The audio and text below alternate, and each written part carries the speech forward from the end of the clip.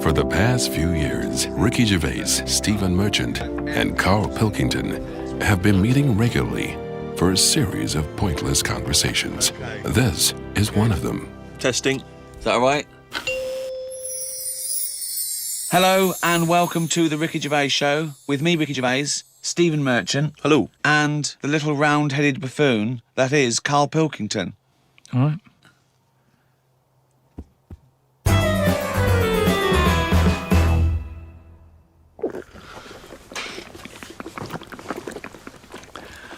What are you doing? Try to calm my gums down. We don't do it with water. What do you do it with? You're trying to calm your gums down? You do it with meditation and hard drugs. What's the problem with your gums?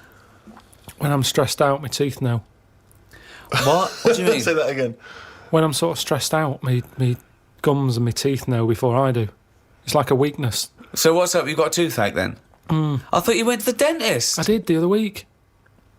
Well, what's wrong with your teeth then? It's just I don't because you're know. stressed. I don't know. Why I are don't you know. stressed? What have you got to be stressed about? I don't know. That's what's weird with stress, isn't it? No. Your body can be stressed without you realising. That's what No, you're kills people. stressed. No. You're stressed because you feel stressed, and then your body gets weak because you're. No, because I'm pretty good. I never feel stressed. That's part of my problem. It's not I a am problem. stressed, but I don't know about it. That's But why that doesn't make any sense at all. It's number one killer. What do you never mean? get stressed. If you don't feel stressed, how are you stressed? But you must be stressed if your teeth Right. are telling It's you you're like stressed. saying, I didn't feel I had a pain, but apparently I did. Listen, Go on. I was in Israel recently. I had a bag put over my head, chucked in the back of the van. Now the thing is, I kind of thought, well, It wasn't a blind date, by the way, and he wasn't being arrested or kidnapped. It was a training thing, wasn't it, for Yes, kidnap but situations? I didn't know. What, you didn't know they were going to do it? No, they don't tell me anything, do they? So what happened then? So the thing is, that happened. I had a panic on a little bit. Afterwards, they took the bag off. I realised everything was all right. I was calm. My body was shaking, and that's what I'm That saying doesn't make to you. any sense. My body, as far as my body was concerned, it had just been kidnapped. Right. But I knew I hadn't. You know the bag they put over your head? Was it like a tennis racket cover? What shape was it? You sure they just didn't go and thought, oh, I thought I just bought the world's biggest orange? Do you ever get recognised much? Yeah, now and again. But I haven't done anything of any worth, have I? It's almost like recognising a neighbour or something, because they sort of go, it's him. And then the other one might go, what's he do? No, I don't know. It's not like I've done something Right, of any worth. yet. Yeah. I think you're forgetting all those emails I pass on to you for those people that have had traumas in their lives. You know, the earthquake victims. There's people that have lost relatives or had, terrible life-threatening diseases, and they say the podcast got them through. Doesn't that warm the cockles of your heart? Well, normally it's gone straight to you, hasn't it? And you just forward it me on, so it's almost like spam to me. It doesn't feel as special because it's like, here you go, look at this, Unbelievable. I've watched the World Cup a few times with Ricky. The last time we qualified, we were doing a project, and we watched it together in a hotel room. But, of course, in the hotel room, it was just like a big bed. So we sat on the bed together, and we thought that was a bit intense. So I put a line of pillows down. But I don't understand what... he was putting a line of pillows between us. Now, he knows I'm not going to jump on him. No, I know. He's not going to jump on me. No. But he's still terrified that some kind of paparazzi is going to sort of parascend down the building and peer in and take a photo of us. And that's before we've got time to explain that we're just watching the football. It's already printed going, well, this is clearly evidence of their game. Yeah. There's no way that they could possibly be sat on a bed just as friends. No, but hold on, though. Why were we naked? Why didn't we just pop some trousers on? But I seem to remember that you, even though it was my room, you forced me to sit in the chair. It was one of those really uncomfortable box chairs. I said it's weird. I can't get excited. We're having a beer, okay? So now we're drinking. Now we're drinking in bed. On the bed. In bed? No. We had our clothes on. We're on the bed watching football. But I couldn't go, come on, England, with a little man sitting next to me in bed. Not little man at all. No, big man. And so I just thought, let's pop the pillows down. That wasn't enough. I said, Steve, I can't do this. I can't watch football with a man on a bed. I said, so go in the chair. And he sat So I in the sat chair. in his chair, which is, if you're a man of my size, those tiny little crappy hotel box chairs are no good. It's 90 bloody minutes plus the interview. It was my room. I was furious. I felt like I was, an old rich man just waiting to die, and my little manservant used to come and sit and watch football with me Exactly, in the last days The last of my days. time. Carl, would you sit on a bed, right, with Stephen in a hotel room, right, watching football? Okay, you're pouring each other wine and beer and champagne. Well, no, there wasn't that music playing. There was the roar of the crowd and John Motson doing commentary. It wasn't. It's not a sexy sound at all. What do you think, Carl? Someone said, "Oh, come to my room. We're watching football." You got there and he went. Well, who was on the bed That's not what first? happened. Who was on the bed first? Well, he probably got up to answer the door. So I don't know. I came in. I thought, well, there's only a bed here. We sat down. We thought, yeah. No, well, it wasn't. There was a chair there. So Well, yeah, but you know full well that if you're in a room with Ricky, he's the one who's going to leap straight on the bed and demand that you. I just took the chair. Well, why would you be concerned with lying on a bed next to me? What's up with that? Just a bit weird, isn't it? Why is it weird? I don't understand this. Because I've changed my tune. it's a bit weird lying on a bed with a mate just watching football. Yeah, you don't do that when you go around a house, do you? Yeah, You but don't it's pop because up you have a sofa and things. We didn't have that in the Yeah, room. but when you visit someone in hospital, you don't say, move over. You don't pop yourself down next to him, you sit on a chair next No, to because him. you're not there in a relaxed situation for 90 minutes enjoying a game of sport. It's just a more formal environment. Because you're quite a sport fan, aren't you, Karl? Yeah, but not in. I don't like getting into things too much because it can Well, only that's be true. disappointing. I've never seen him get into anything, to be quite honest. No, I am a football fan, but I've got it now to a point where if they lose, it only bothers me for about half an hour, Yeah. and then I move on. Because the thing is, I'm not in control of it. There's nothing I can do to alter that team. If I could go in and say, listen, you're lazy, you get your finger out, you move up front, but it's different. But it's totally. It's like getting annoyed with nature. There's nothing you can do. So let it happen, watch it if you want, but don't get annoyed about it, because it's totally out of your hands. Interesting Yeah. that Karl's team tactics also sounds like he could be directing a gay porn.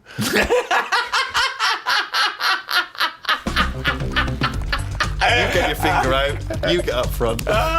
You're lazy. Oh, that's amazing. What do you think of these people, though? I love it that everyone's an expert. Everyone's a pundit. You see these fat people in pubs going, well, he's lost a few yards up front. Yeah, you'd be great. You fucking score a goal then, fatty. Wearing a football top. Yeah. I hate that. Exactly, yeah. They shouldn't make them for them. They shouldn't make them in that size. It should be one size only. If you're fit enough to play football, you can wear one. If you're a fatty, you're not. It looks ridiculous anyway. But what's that? That's what he was talking about. So you were a big fat slob with his belly out in an England shirt going, I could score from there. Go on then, let's have a go. If Fat Bob in the pub, he's got his football top on, Just. he gets all annoyed when England, lose. Yeah. What difference does it make? What difference does it make if they lose there or lose in the final? Well, What's the point? Well, I'll tell you what difference it makes. I knew a Fat Bob, okay? That wasn't his name, but I'm changing the name to protect the innocent. And him. And he's not innocent, right? Was it Fat Dave? It was a big fat bloke, right? And he worked on one of the crews that used to bring in equipment where I used to work at the Students' Union, okay? And he was massive, right? And I think it was 1992, the Euro, right, when England got knocked out. And he went mental. And he was so angry, he went out and he wanted retribution, okay? Luckily, there were no German people around, but the closest he could find was a sausage van, some poor bloke who delivered sausages, and he turned it over. He got the van and he turned it over, because it was selling sausages, so he thought, that's German enough. No, well, if he's fat, he's probably just annoyed that it wasn't open. I think I first became really excited by the World Cup that famous year when Maradona did the handball. Do you remember what was that, 1986? 86. Yeah. Oh, that was so exciting. Because obviously he'd been so brilliant in that tournament. And then he did cheat, as we all know. Yeah. Isn't cheating part of all games now? Hang on, here we Oh, go. hold This is on. controversial. There's a lot of young people who look up to Karl as a role model. Yeah. Yeah, but it's the world we live in now, isn't it? It's get what you can, how you can. But what's your feeling? Are you the sort of person... I mean, have you ever cheated in a game? Are you that sort of person? I just think my dad does it a lot. What, in board games and that? Yeah, just cards, Monopoly. How does he cheat at Monopoly? Just nicks a lot of the money. Oh, I'll just straightforward nix the money. I hadn't thought of that. I love that. But how do you not notice him doing it? He doesn't. I'm busy looking at, what properties I've invested in and stuff, and the money's just there, isn't it? See, I don't see the point of cheating. No, I don't. I Monopoly. say that to him. I say, you're kidding yourself. Kidding yourself. But to him, he's broke the system, hasn't he? He's got round the rules. What do you mean I can only have that much? Who says I can? Bosh. Get some more money. Buy some more hotels. And in a way, that's life, innit? All people with loads of money now, you kind of go, have they made that honestly? Right. I pass big houses in London and I think gangsters, got to be gangsters to have a house like that. Yeah. There's no way a normal job, someone who's... Because I know I'm trying to make money and I know how hard it is to make money. Because the more money you make, the more hands are out there taking little bits. So how the hell has this man bought this house? It's got to be a crook. So do you yourself cheat? Would you consider yourself a cheater? Are you honourable? In games? Well, just generally, do you cheat on anything? No, do you know what? The other week, I'd had a cup of tea and some fish and chips at this pub, and they only took for one. And I went back the next day and said, oh, you didn't charge me for my fish and chips. What a fucking moron. I paid. No, I didn't tell her about the tea then. Got a free tea? The free tea, yeah. I just thought, well, it's pretty good that I've gone back to pay for that. How much is a tea bag? The water's free. Yeah. I'll have that for free. So that, again, that's just me. It's like the Mars bar and the paper round. It's me going, well, I've been good. The fish would have cost money. Potatoes are pretty cheap, but I'll pay for it. But for my goodness is a little gift. Have a free cup of tea. If she was good at her job, she'd have remembered. I thought she would have done. In a way, it annoyed me that she didn't go, oh yeah, so you did, well done, thank you very much for coming back. Right. She just was like, did you? Not She enough looked at me. gratitude. I know what you mean. She looked at me like we didn't even know. Yeah. I was worrying about a staff member Getting sort fired of or getting something. done Yeah. or having to pay for it. I know where you're coming at there. One of my first disappointments with football, I was 10 years old, okay, and one of the teachers was in charge of the football team, my junior school, and I went down to Tutty's, it was, a shop in Reading with my mum. So it's white socks, black shorts, white shirt, got that. Knocked on his door. I said, I've got my kit. He went with the trouser yesterday. We missed it. That was it for a year. Right? Next year, I wear the trousers, got the trousers, okay? He was going, everyone, I want to give it 100%, right? Really try hard. He's watching people play, right? I made sure that every time I ran by him, I was out of breath. Like, really trying. Every time I ran by him, he sort of looked at me, I think, yeah, right. Came to it, he said, the team is this, I'm left out, right? He went past me, and he went, you've clearly got asthma. So you didn't make that team either? Yeah, and I didn't, and I vowed that day, never try hard at anything. Yeah, well, you've certainly kept that up. Yeah. What's your thoughts on that, Karl? Do you play sport at school? A little bit, but it was never taken seriously at school anyway. It was, I think the PE teacher was a geography teacher as well. So it's like, what does he know?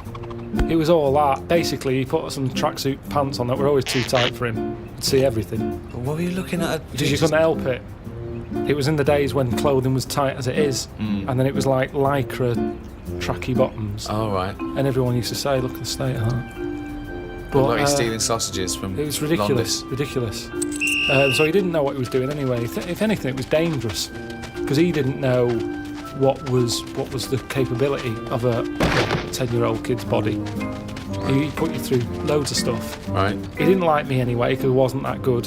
If you're not that good, teachers don't like you. I thought you'd be pretty good. I wasn't interested. That's the thing. I did relay and I got done for swearing. Got whacked on the arse with a baton. Hold on, why were you swearing in relay? When did that come into it? When do you need to swear in relay? You're running round, don't they? Because the lads wouldn't slow down, so I couldn't pass it on. So I sort of said, fucking slow down. And then he heard me and then went mental at me. But yeah, so it was never... I mean, Darren Campbell, the athlete, I've told you, I don't know that I was involved in his training. No. Didn't know about this. Yeah, Darren Campbell, I think he won a gold medal. Didn't he used to push you around in a bath or something? It's not last of the summer wine. It was in my go-kart. Right. And it was a motorised go-kart, and you had to like pick it up at the back, run with it at speed, and then drop the wheels down. Well, no, we should explain, people don't know, he was the bloke who used to push the bobsleigh in the Winter Olympics, wasn't he, for the England team? No, he was a runner. Well, how is that part of his training then, pushing a fucking go-kart? What was he doing? Because it's running. But he's running about a yard. No, sometimes more than that. Quite a lot. And it's just, God, what do you want? It's Darren Campbell pushing me go-kart. Yeah, but you seem to be taking half the credit for his gold medal. All you've done is sat on your arse, you lazy twat. I just kind of think he was at the age where it's important. He could have made a decision not to go into it at that point, and I think he was never keen to get in the go-kart. Yeah. He was always keen to push it, and I used to let him. Now, if I said, no, I don't want you pushing me go-kart, who knows? I'm just saying I was there at the start. Doing nothing. Providing nothing. Sitting on your arse. Sitting around. Letting someone else all right, do it. what athletes have you helped? You've not helped him. I bet if he ever did a book, an autobiography, he'd go, the early years, Darren Campbell. No, I want to know if he has done an autobiography, because we're going to be looking this up. I remember the training. I'm making a note of that for the next time we do anything. Round at Pilkington's. Darren Campbell.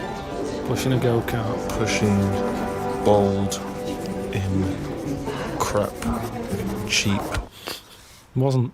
go-kart. 120 quid it was. You know how many paper rounds that is? What I like when you're watching football on the television is if it goes to a close-up of a footballer, it's just kick the ball out, missed a goal, it's gone for a free kick or whatever. If you stay on any footballer for more than 10 seconds, they will either swear or gob. Yeah. Yeah. I mean, that's a fact. Oh, yeah. I've never needed to gob that much. I don't care how knackered I am, I'm never gobbing like that. It's weird, though. The other week, I just sat in the garden, slavering, just to see if it would ever run out. And it's amazing. I don't know where it all comes from. What is the strangest... extraordinary. That's amazing. Just to see if it would run out. So now he's got to the point in his life where, as a hobby or a pastime, or just to count down the minutes before he dies, he sat in the garden creating sputum, slavering to see if he'd ever run out. I mean, that's amazing. Where's it all Karl. come from? Well, you create it, don't you? But from what? I'm always getting done for not drinking enough water. Salivary glands. But it's amazing. Honestly, I just sat like that with my head forward and just let it drip. Wow. Me! So Suzanne comes into the garden like and all an she sees is her lobotomy patient. boyfriend sat like something from One Flew Over the Cuckoo's Nest. Yeah, like someone who'd dribbling. been battered around the head with a cricket bat. No, she was reading something. Did you She answer was back sat to a there. dictator? Yeah. What did he do? Battered me. But You got a trench up your arse as well. Yeah, that makes me slather.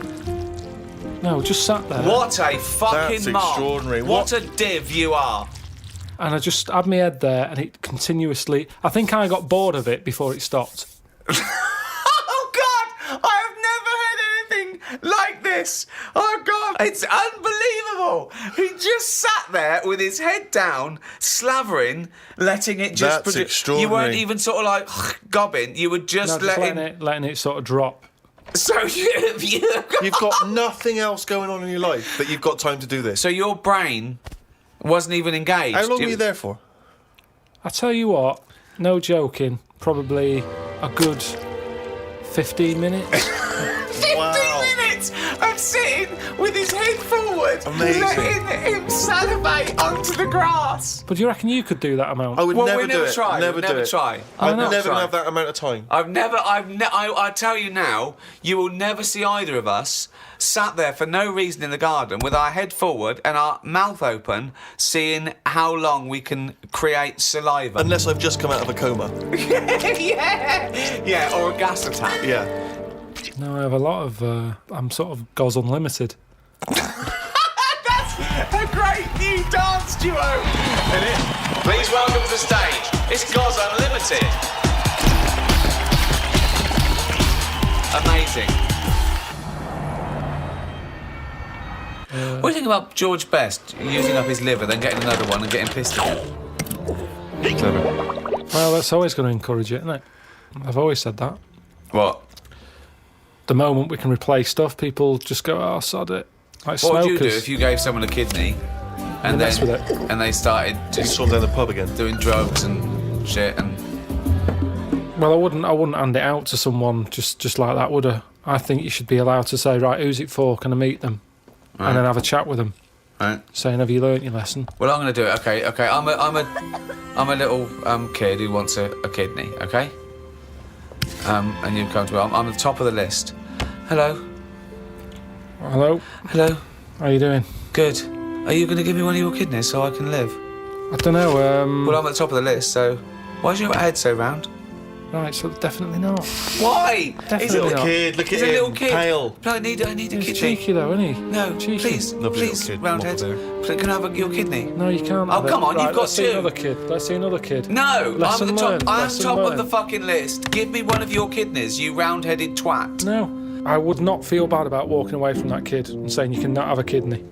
So you're gonna. Do you know what? I'm going to take this kidney out and bin it. Hey, wait. Do you know who that kid went on to become? Go on. Winston Churchill. Right, well, maybe I helped. It's like Darren Campbell all over again. I made him stronger. I was tough with him. He saw how tough the world is. No, but he didn't. This is an alternative universe where he died because you never gave him that kidney. Yeah. Well, you can't worry about that then, can you? If you're gonna start going that far back and forward and stuff. But I think I don't know what I'd expect someone to be like. Just want them to go, what do you eat? I'd say write down your diet. Oh yeah. I'm gonna treasure this kidney. I'm gonna treasure it. Yeah. Yeah. I'm gonna really work hard, and I'm gonna make something of my life more than you did. So I'll. Your kidney is gonna be a lot better off for me than you lazy tosser. I'll tell you that. If you want achievement, then I'm gonna go to school. I'm gonna do really well. Unlike you thick little round-headed shit. So the quicker you get the fucking kidney out of your Eustace body and into mine, we'll all be happy, won't we? Okay. Well, I'll go away and think about it for a month. Well, no. There you go. Don't have to get nasty. Sick of it. I'm always helping people out. That's a big ask, isn't it? Would you give anyone a kidney, Karl? Suzanne? I'm sure he would give Suzanne a kidney. It's tricky. Well, obviously you'd give Suzanne a kidney, wouldn't you? Yeah. Well, would you, or are you just saying that? Suppose I would. I don't really like the idea of it. So if what are you saying to Suzanne right now? Bit of good luck. I need a kidney, and it's got quite rare. Well, we've got the same sort of blood group and everything, so yeah, you got two, I got none. Bibbidi bob, one each. Let's have a good life. Yeah. Don't know. Yeah, you'll have to have it. Which one are you thinking of going for? Because I think the right one's a bit dodgy because they had the kidney stones. Well, you keep that. Do you want that one? I'll have the left one. No, I'll tell you what. You have that one because when I was in all the pain, you were going, it can't be that bad. So you have it. It's in good working order. They've looked at it. Yeah. But it is prone to stones. But he's using this to get back at her for saying it can't be that bad. It's like poetic justice. He can give her the kidney she didn't believe was that painful. Don't like talking about it. It's all... it freaks me out. It's all doing stuff now. The kidney's doing stuff. Yeah. My teeth are hurting still. Still got a little bit of toothache going on there. I've got a sweat on. All stuff's going on without me knowing. Germs whizzing round. I've had jabs for rabies. I've had hepatitis A and B. I don't even know what that does. I've had A and I've had B. That's whizzing round my body. Body's in shock, innit, at the moment. It doesn't know what's going on. I've had... How is it notifying you of the shock? Well, I think, like I say, I keep getting this sweat. And what else have I had? Typhoid. All this stuff shouldn't be in my body, should it? And we don't really know, do we? You're saying, yeah, have this, have that, shove it in your arm, it's all right. But we don't really know. Long-term effect. I've got rabies in me. I never thought I'd have to have that. Tetanus. TB. One for if I get bit by a dirty monkey.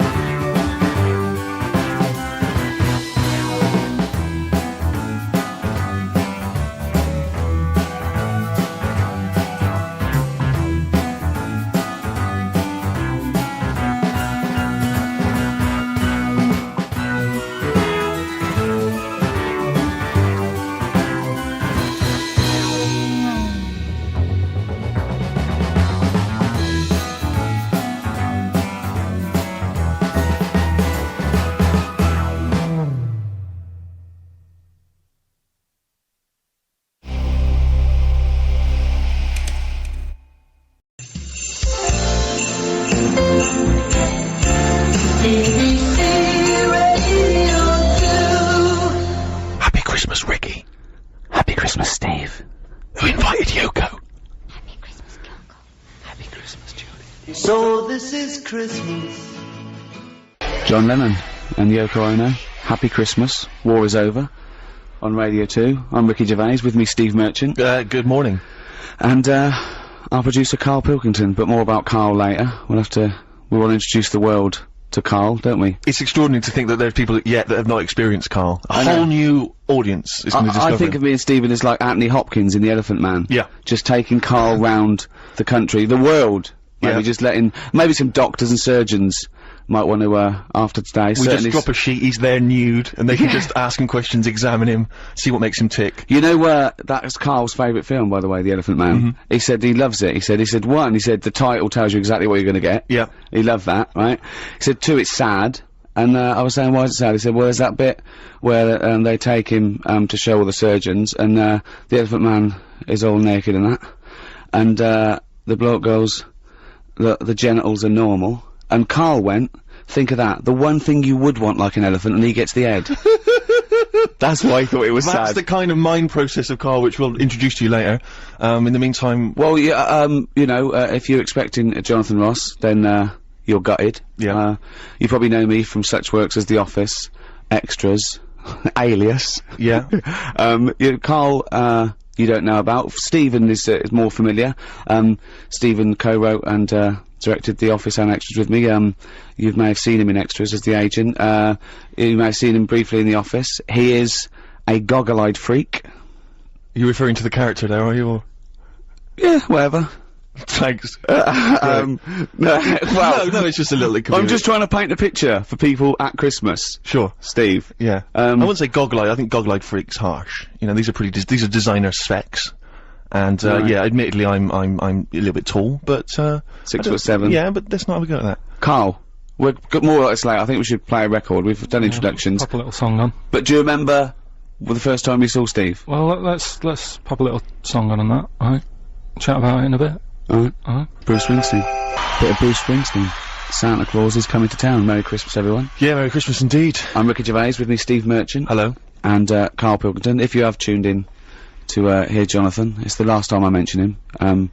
We haven't got him today. You've got, us for the next, couple of Saturdays.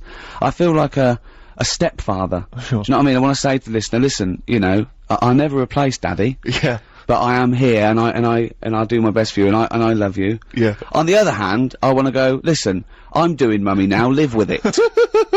Yeah. Yeah, no, that's exactly right, yeah. And hopefully that people will appreciate us and enjoy us just as much as Jonathan. I don't care if they don't. In fact, I intend to shave millions of listeners off this by the end of the You're doing 2 a good hours. job. But, the ones that have stayed listening to the end, they'll love it. Yeah, both of them. Yeah. And I think I've got to have Christmas dinner with them tomorrow anyway, so I could just have a chat. So we were introducing ourselves. I'm Ricky Gervais, Steve Merchant, Karl Pilkington. Now, it's difficult to describe Karl. I just think you'll have to get to know him over the next, 2 hours. But, we have, taken the liberty of getting some stuff ready for you if you want to find out more about him. If you go to rickygervais.com, we've put up a special little page. Go into Who's Karl. We've got a little biography up of him and loads of pictures, and you have never seen a head rounder than he looks like Mr. Spoon from Button Moon. Yes. Do you know what I mean? Yeah. Or Bod. Bod grown is up. almost like There's a it, little yeah. bit of Charlie Brown in there. He's even got a little striped shirt. It's perfectly rounded. It's balding and it's not a sort of like a good balding. It's sort of like he looks like a worn tennis ball. Do you know what I mean? He's got a little bit of growth. It's not that sort of Telly Savalas cool bald. No. It's just a scruffy little, I don't know what it is. Happy Christmas and that. What do you think of that then, Karl? Your introduction to the nation? Well, you know, if we're gonna start picking on looks and stuff, like you mentioned before, we can go over everyone in this room. What? I mean, let's make it fair. What? Let's have a chat about Steve over there. What are you talking about? Well, you know how sort of I felt when I first saw you. Right, don't go mad, Steve. Let Karl speak. Right, this is his platform. No, I'm just saying you just said about painting a picture. Yeah, go on then. I wouldn't paint a picture of that. No, I'm not, Steve, you know I'm not having a go, mate. What do you mean you're not having a go? It sounds like you're having a go. No. Well, what did you think when you first saw him, when he first walked into that room all those years ago? Sort of thought he looked like a cartoon. No, Steve, you know that you look a little bit odd. This isn't like a shock to you. You've had this. How old are you now? 31, Right, but I so don't you're 30. What do you look like as a baby? I mean, Why is this a character assassination? No, I'm not having a go. I'm just saying what it was like. No, I'm used to, you know, when I see you, I don't sort of double take anymore. I just... He's coming out with this? No, but, you know, when you popped in and that, it was just a bit of a shock, and now, you know, I've got used to it and that. Good, you're happy now, you can cope now. Hold on, you were shocked when you saw Steve Merchant. You told me once you went to school with two fellas who had big heads and webbed hands and feet. Yeah. And they weren't related. Why were there two people like that at your school, and yet you find Steve freaky? You never said freaky. You said freaky. You said freaky. Madonna hung up. Now, she's given us a platinum disc to give away. Nice. We've got big prizes for Madonna, and if people are rushing around today on Christmas Eve thinking I wanted to buy a Madonna platinum disc for my mum, there's no I can't find one anywhere in Boots. We'll give you things you can't buy in the shops. Perfect. And that's coming up. But Karl, just I don't want to. I'm not stirring it, right? You started a little bit of a war with Steve. Well, you always are have. stirring it. Well, no. Well, this is stirring right now. This is the terminology. But do you know that the fellas in your school, the big heads and webbed feet and webbed hands? Webbed hands. Yeah. But they hung around together, did they? I don't think they did. And they were nothing to do with each other. No, I think people expected them to sort of knock about together. But they must have thought, oh, that'd be too obvious. Do you know what I mean? But where did you live? Near a power plant? Well, I mean, why did you have... I don't think it had anything to do with that, though. Just sometimes you get a little... Look at Steve, he didn't live near a power plant. No. Listen, can I just stop you there, right? Let me just stop you there, because it always happens, as soon as we you know, it's supposed to be a nice day, and suddenly you're having a go, right? Now, this got sent on the email, okay? Now, this is not me saying this. This is someone who's forwarded a review that was put on the web. It was a review of your appearance on one of Ricky's stand-up comedy DVDs, okay? I'm quoting this. This is not me saying it. It says that, Karl, through a combination of his intriguing way of thinking and slightly less than human appearance, right, Karl may just be the proof needed to muffle the cries of creationists the world over, as this missing link demonstrates that not only did man evolve from apes, but the process isn't quite finished yet. Okay, now that's someone else, an external person's opinion of you. But the terrible thing about that is, Karl's feelings aren't hurt because he didn't understand a word of that. I said the word creationist, that lost it. That's it. You've got to remember that Karl, you know when people say they're talking to their cat and they go, oh look at him, look at this, it's like he can understand what we're saying. Well, Karl's got that look, but you know he can't understand what you're saying. Alright, Karl? No, but I mean, now we're talking about your head and that, right? When you go back to, say, your mum and dad, it's Christmas time, right? There's a lot of people travelling up and down the country, going back, seeing the mum and dad, they probably haven't seen them all year, right? When you go back, is it a shock to them again? No, do you know, like, how you get used to how someone, like I say, I'm used to you, I see you a few times a week, I don't do the double take. But what I mean is, when you go back, do they sort of go, oh, here he is. You know what I mean? Play a record. Let's leave it then. Let's move on then, because I'm gonna get angry, and we haven't even got. It's not even 25 past it. Christmas. A little bit of Simon and Garfunkel. Yeah. Oh, this is beautiful. Simon and Garfunkel. April comes she will. Looking forward to spring already. Yeah, it's a bit premature, but fine. Well, I thought it'd be nice. You know, it's like, if it's a bit let's cold. Get Christmas over first, alright? Christmas over. I love that. My mum used to go, oh, that's not over for another year. Yeah, like used to look forward to it all year. You know, buy things out of the catalogue, pay for it for the next 12 months, and they go, oh, that's not over now. Like, you know, 5 o'clock Christmas Day, that was it. When is Christmas over? I would say Christmas is over once you've seen the Vicar of Dibley Christmas special. Really? Yeah. See, I think it was earlier than that. I think it was when the elderly ones fall asleep about 3:30. They wake up because the kid's playing with something noisy. Yeah. A game that goes something like that. Yeah. That's when Christmas is over. You know what you're getting this year then. Exactly. I do. Alright. I was shopping with Karl. Don't give anything away that I bought, right? Because you know. But I've got to tell you something. We went into this one shop. I didn't get anything from it, so I can talk about this, for looking for a present for my girlfriend Jane. And it was a beautiful shop in St James's. They're all beautiful around there. And it was this shop of sort of iconoclastic sort of antiquities, and it was things that this guy, you had to ring a bell for the bloke to come down. Karl was just so confused about that. He's used to someone standing there going, can I help you? Yeah. What size do you want? Right, and he came down and he loved his stuff. He absolutely loved his stuff. And what sort of stuff was it? It was sort of stuff that he'd got from sort of like churches. It wasn't tat. Old stuff, it was carvings. It was from the 16th and 17th century of saints, right? And I said, this is beautiful. And I was talking to him. I said, what's this news going on? That so and so. I was going, oh, that's wonderful. Look at that. Right? And I overheard Karl trying to make conversation. He said to this guy who's so proud of this stuff, and it's you know, at 16th century, 17th century, he went, what's the newest thing you've got in here? Brilliant. And the bloke went, we've got a statue, I think, from the 60s of then. And he went, alright. He went, when was the last time you got something in? Bloke went, we get something in every day. And afterwards I said, why were you asking those questions? He was going, it always confused me with antiques. What happens when they sell that out? They're not making any more. I just thought it was a sort of good business to get into, that's all. Do you know what I mean? Why? There'll always be antiques, Well, Karl. you said it yourself. The place wasn't buzzing, was it? He had to pop down. He couldn't even be bothered sort of sat in the shop waiting for a customer, because probably days go by and nothing's happening. Doesn't it? For you to ring the bell to wake him up to say, oh, I'll come and look at this old stuff. Forget it. You know what I mean? So you've got all your Christmas shopping then, Karl? You're bang up to date, you don't? Yeah, I've sorted, you know, most stuff out. But here's one for you, right? Here's a little question. Go on. Right, I've finished a job, right, where I've been working somewhere for like about 10 years. You can say it. No, XFM, I've been working where there. we met. It was a good little place to work and everything, but I've had enough. You know what I mean, after 10 years. You're moving on. We've gone up in the world. Move on, haven't you? You've got to, you know, try. We're on Radio 2. Yeah, no, it's good. Right, so you're moving on, yeah? Right, and so they gave me a present, right? They sort of said to me, "What do you want?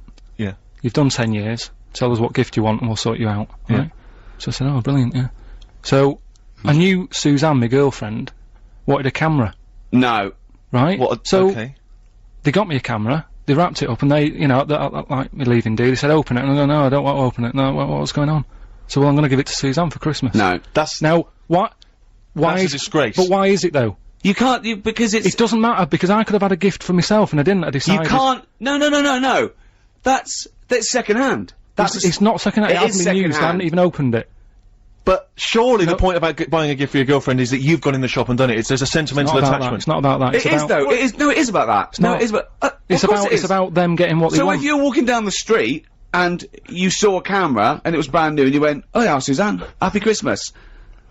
So are you going to tell her it was a gift? Well, no, she's at work today, so she doesn't need to know. So you're not even going to tell her? No point. So you've got deceit as well as meanness. Doesn't matter, does it? She's got what she wanted. That's disgraceful. Okay, I want to get the people on the text. Do you think that Karl's in the right? 882921. It should Karl be giving a gift to his girlfriend, which he's passing off she's getting as anyway. his own present? Wait a minute, right? It doesn't matter what the... You cannot... The thing is, it would be okay if you were giving it to a mate or something, but I'd still tell them. I'd even say, look, I didn't pay for this, but I know you wanted a camera. But you're not going to tell her, so she's going to think you spent 700 quid or something on it. 250. He's not even a £700 free camera. She'll never think that I spent 700 quid on her. That is brilliant. Well, it's an improvement on last year. Do you remember what you got last year? I'd rather he told us. Come on. What did you get? What did you get? Your partner, your life partner, your lover, your last year for Christmas. How long have you been with her first? 11 years. 11 years. What did you get her last year for Christmas? Some condoms. I mean, that's unbelievable. Bang up 2 packets. Yeah, no, you bought her a big bumper packet of condoms from Boots or something, and you got 1 packet free. Yeah, and they've all been used.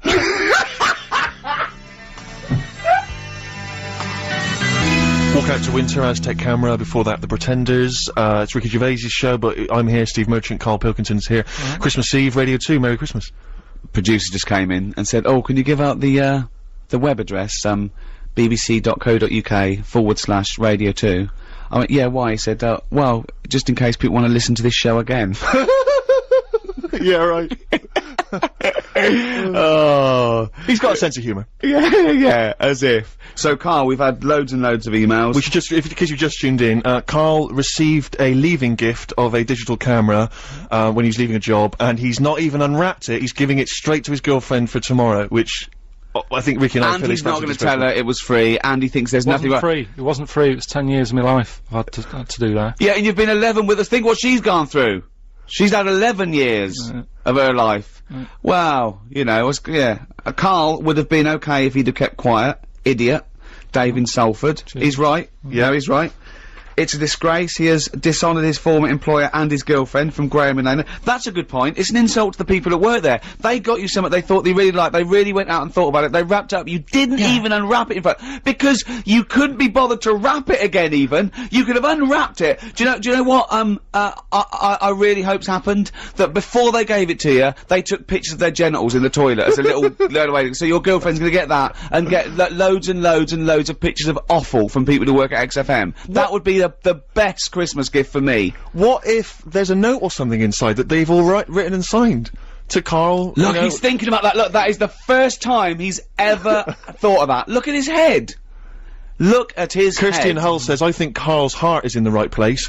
Don't know about his brain, though. Good point. A fair point. There's one here. I once got a frozen box of fish my husband found whilst working in a chip shop. Karl's girlfriend should be grateful. Yeah, I suppose so. It's staggering. This one's from Jane. It says, better his girlfriend has the camera, as it looks like he hasn't got opposable thumbs. And that's people having a dig. They don't even know you. But you know why I'm not a sort of big fan of sort of Christmas and buying presents and that anyway, because I've had bad experiences in the past when, like, you know, buying stuff for people. Go on. You know, like when I was a kid and that, right? Yeah. And you know, you put a lot of thought into buying presents, don't you, when you're a kid? Because you know you haven't got that much money to. How old are we talking? About 8. Right. Okay. Yeah. About 8. Right. So you look like you did, but you had hair, I assume. Yeah. Right. So 8 years old and that, I'm putting a bit of planning into it, thinking, oh, you know, what will my mum want? Yeah. Right.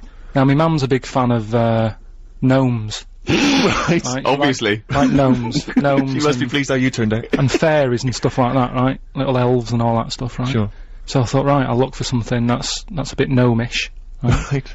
And there was You a got shop. a Noel Edmonds. There was this shop sort of down the road that sort of sold a lot of tat, right? Oh, good. Sort of you know, one of them shops where everything's quite cheap. It's sort of they sell things individually that shouldn't be, like toilet rolls and that sort of thing. They used to be called everything's a pound. Now they're saying that everything's 99p. Because a pound wasn't cheap enough. They're undercutting the pound shop. Yeah. Yeah, go on. So anyway, so I had a look in there, thinking, right, let's have a look, see if they've got any gnomes and that. And the closest thing they had, right, was this figure that's called a Victoria Plum. Right? Victoria Plum, right? Yeah, it's like a little woman. No, Victoria Plum. Right, did it right. It's like a woman gnome, right? Okay. So I thought, I shall love that, right? So save that. I think it was about £2, right? Yeah. Invest in one of them, take it home and well chuff with myself and that, wrapping it up, pop it under the tree, thinking I can't wait to see her face light up when she sees this. Yeah. Anyway, do you know, like, when you're a kid, I bought that like 2 weeks before Christmas. Sure. Right? And do you know when you're sort of excited and you want to give someone a present earlier? Yeah. You know what I mean? Yeah. I sort of took my mum into this shop, right? And we're just walking about, and the Victoria Plum was sort of there on the shelf. And I said to her, I said, look at that up there, do you like that? She said, no, it's bloody horrible, right? Oh. So it's too late, to go back. You spent all your money. It's money spent, it's wrapped, it's under the tree, right? I'm thinking, oh, I can't believe it.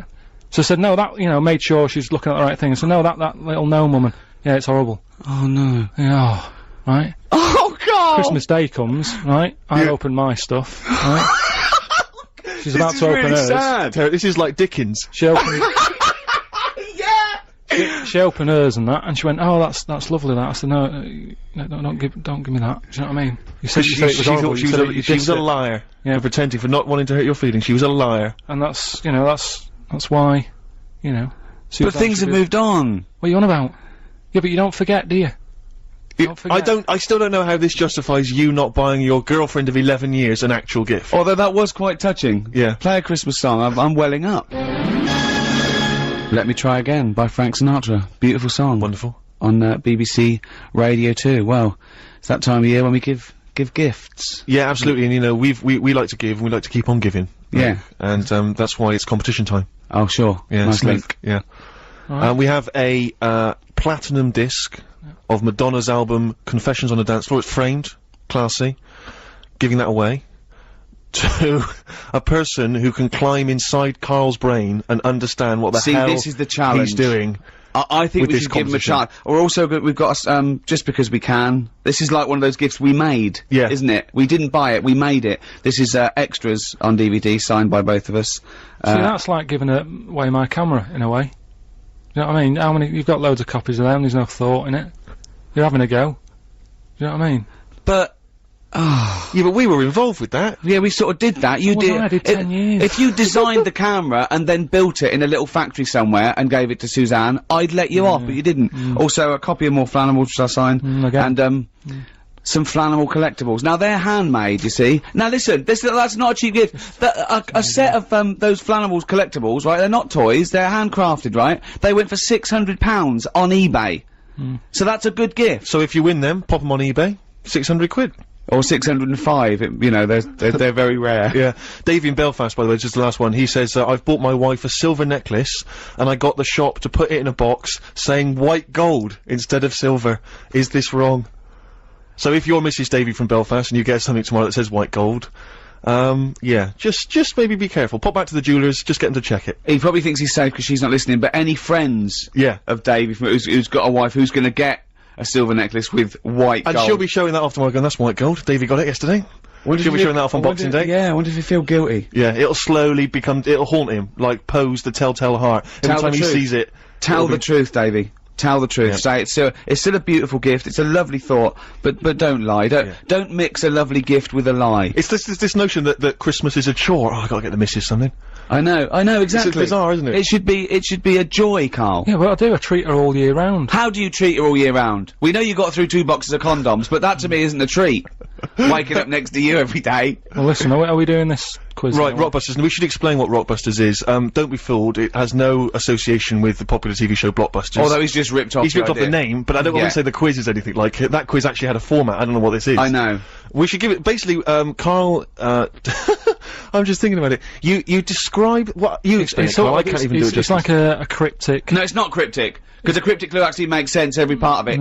You might as well call this "What band am I thinking of?" Yeah. Right, Go on, well, then, so what explain I do is let's sum it up in an easy way, right? I give Yeah. you some initials of an artist or a band, right? Like they play on Radio 2. If you listen to Radio 2 a lot, right, you'll know the sort of songs we play. Big, good songs, right? And what I do, I give you like a little description, like a cryptic clue Right. about that band, right? Yeah. So say like if I said, if I gave you the initials WH, right? Sure. Yeah. This And is I a classic said- one, isn't it? This is a classic Rockbusters clue, right? WH are the initials of the artist of the band, Yeah. right? And then like you say, right, I was in Texas, right, having a wander about. I was over there on holiday. Yeah. This is the Think of clue, this. by How the way. long a clue is this? Imagine this on for the TV. gold run. Yeah. All right, but Yeah. so I was in Texas and that, and it had been raining. I fell over, right? Landed landed on me leg, right? Yeah. So that's the clue, and then I say WH. Right. And the answer would that be... would be like wet knee in Houston, right? Wet knee Houston. There's no artist called Whitney Houston. Whitney Houston. No, don't try and make wet sound like wet. No, but I'm just saying that's well. It No, worked, didn't it? People got it. People Who's got it Whitney right. Houston? Who's Whitney Houston? Alright, forget that one. Here's another one, right? This is what you're dealing with. This people. is extraordinary. This is This what is- you're this is- dealing with. No, right. Here's another one then, but easier, right? Right. The initials. Well, no, don't make it easier. Make it work. Right. Okay, come on. The initials ND, Yeah. right? And the clue would be something like, oh, someone's stolen me garden tool, right? Someone's stolen me garden tool. So you think about it, right? What's a garden tool? Oh, what's going on? Someone's stolen it. Nicked rake, right? Nicked rake. Nick rake. Nick Drake, you mean? Yeah. Nicked rake. That nearly works. Yeah. So that's the sort of thing we're going to be doing. I don't know if you want to. Well, let's play a record and then we'll come back with the actual clues and you can win yourself this platinum disc. It's exhausting. Madonna It's album. good. Nick It's Drake. exhausting. Nick Drake, isn't it? Isn't Radio 2 brilliant? It is. It's good. yeah. I'm loving it here. Yeah, it's just nice to be off a Tin Pot station. Don't slag it off. No, There's come on, enough that's out not- there for everyone. Yeah. This is Christmas and everything's lovely. Isn't it, Carl, in your world? Right, Rockbusters. Let's get on with it. Okay, right? these are the genuine clues. You can win yourself this Madonna platinum disc plus some other goodies. And the clues are, please, Carl. So there's 3 clues, by the way. We've got to get three Okay. right to win this. Oh, good this stuff. is so hard. I mean, the worrying thing is if you do get these, you think like Carl. Yeah, which is So really you scary. might want to give up all the goodies, just to not admit that you got a so-called Karl cryptic clue. Right, here we go. I'm ready for it. You Okay, ready then? they better work. No, they good. better work. They always do. Because They always do. Whitney Houston doesn't work because her name's not Whitney. Well, they got it last time, didn't they? So, right, first one. Put the. I mean, it's just not. Imagine that in the Times crossword. But the Listen, do you know the little information? What are we doing? No, listen, what are you let's doing? hear it, let's hear the clue. Is this still the clue you're reading? This is what I'm giving it. Rick, to you we now. want to get this done before Christmas. Let him hear it. Oh, Right. Karl. Listen, do you know the little information card you get in a mobile phone? Oh, sorry. Is this the clue? This is the clue. Okay, fine. Work out what you're going to say. Rick, you're annoying me. Okay. Be quiet. Now let's hear it. The little information card you get on your mobile phone, right? No, what's that? Well, this is the question. What is it, right? But put that. Shut up! Will you be quiet? We got to do the news in 5 minutes. We got to get Right, 3 clues out. You put that little card right on a spider's house. The initials. This is the ramblings of a madman. Listen. Oh, The initials. If they don't hear the initials, they can't play along. It's important, right? SW. Right, I'm making a note of this. SW, right? So that SW, little the card you get. information card from the I've got phone. it. I've got it. Right. Put that on a spider's house, right? Second one. Diana Ross isn't feeling that good. Right? That's the clue. Yeah, that's the clue. ID, right? Diana Ross isn't feeling that sort of good at the moment. It's different. How can it be cryptic if the clue's different the next time? Diana Ross isn't feeling that good. ID, right? Okay. Right. And then the last one, that stuff that I put on my toast, right? Right. It doesn't taste sharp enough, right? That stuff I put on my toast, doesn't taste sharp enough, right? Bob Holness, eat your heart out. The initials JB, right? So there you go. There's the 3 clues. And Okay, so Right, I've got that and it doesn't work. Well, Does not work. you've got until I'll after the quickly- new. I'll Hang quickly on a whiz sec, through Karl. that. Let me give out how the people can get in touch. Alright, Come go on, I on. know you're excited to on do then. the clues again. You can text us 882921. You can give us a call 0500 288 291, or you can email gervais@bbc.co.uk. The clues again, then, Karl. well, quickly, that information card you get on your mobile, just pop it on a spider's house, right? That's SW. Yeah. Second one, Diana Ross isn't feeling that good at the moment. What's up with her? Right? Oh, added stuff. What's the initial? ID. Yeah. And then the last one, that stuff I put on my toast, doesn't sort of taste sharp enough, right? What's going on there? JB. Right. T-Rex Christmas Bop on Radio 2. After the news, we've got the answers to Rockbusters. Good luck with that. Still time to get those answers in. Plus, we've also got some more stuff to give away. Second competition. And, of course, Monkey News. If you've never heard Monkey News before, you will not believe your luck. It is truly extraordinary, Rick. Am I right? You are, but this is the real news on 88 to 91 FM. This is Radio 2 from the BBC.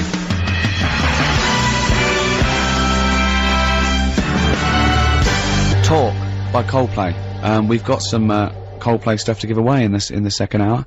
Coming up soon, some collectibles and some signed stuff and albums and everything. But this is the Madonna one we're playing for. The Madonna gold disc plus Platinum disc. Platinum disc. Is that better or better than work? That's better, yeah. Is it better? More yeah, sales? yeah. Well, it's a gold one, but I just got the shop to put right platinum Sure. on it. Yeah. So it's a wonderful gift. So whoever wins this is sorted out, and we got some other stuff that me and Steve have made for you as well. So Karl, give us the clues again and the answers. So we're doing it now. This Yeah. is it, Karl. This is it. This is the final moment where we actually get to see how your mind works. And you've got a winner and everything. We're The ready winner's to go, here. right? Right. First one was, you know that little card you get Yeah. in your mobile, right? Yeah. You put that Yeah. Okay. on a spider's house. Yeah. Okay. Right. So I got that one. The initials were SW. Yeah. So it's web. It's sim on web. Simon Webb. Yeah. Sim on web. I've never Simon heard of Webb. him. I've never heard of Sim on Is that a web. French artist? That's Simon Webb, isn't it? Oh, no, you said Spell that sim though, mate. No, but it still works. No, it doesn't work, mate. No, it does. Doesn't, mate, because you said sim on web, mate. Doesn't work, Well, they got mate. it. We've got a winner, so don't Yeah, it worry doesn't about work, don't right, worry mate. yourself, Next, right? let's see if the Second next one works, because that one doesn't work. Right. Sim on web. Right. From the pop band Blah. Right. Diana Ross. Right. She's not looking that good. There's something wrong with her. What's That's up with her? changed. Right. That's completely All right. changed. Diana Ross isn't feeling that good. Right. Right. That was a clue. The initials were ID. I've no idea. Right. That was ill. She's a diva. Ill diva. Ill divo. Right. That sort of opera type. Honestly, I'm speechless. again, they got it, so don't worry yourself It's about it. absolute nonsense. Diva and Devo are two different words. You're an idiot. Right. You really are a stupid idiot. So well done, if you got that and that. Last one. That stuff I put on my toast. Yeah. Right, sort of doesn't taste right. It's not sort of sharp enough. No, well, I got it to be blunt, and I got jam blunt. But there's no article called Jam. There's no Blunt. jam. No, there's no. It's called the jam. No, but look like Jam's Blunt. Jam's blunt. I James. don't know anyone called Jam's blunt, though, mate. So there's your answer. No, what's the answer?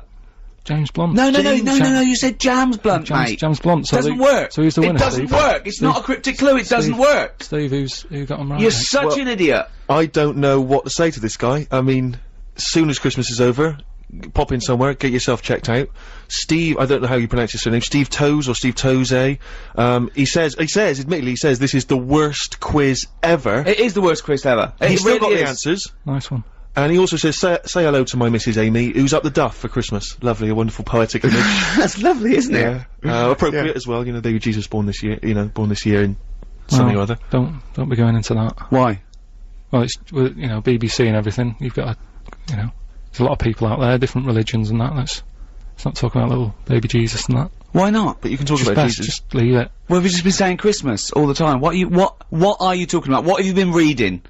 I'm just saying. This is like last year when I was at the Christmas dinner table with my parents, and my sister is religious, I'm not, and we were arguing about Jesus, the meaning of Jesus, and my mum said, "Will you stop arguing about Jesus? It's not the time."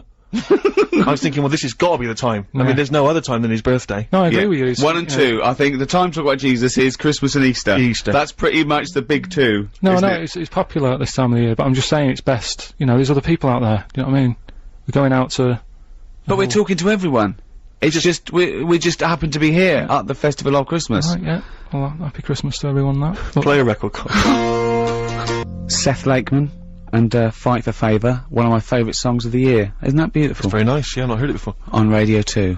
Ricky Gervais, Steve Merchant, Karl Pilkington, Christmas Eve. You know that already, I don't know why I'm We're mentioning giving gifts. We're giving the gift of song that. Yeah, and chat. the gift of chat, the gift of Rockbusters. The gift of the gobbledygook. The gift of Karl Yeah. to the nation. You cannot buy that. You can't bottle it.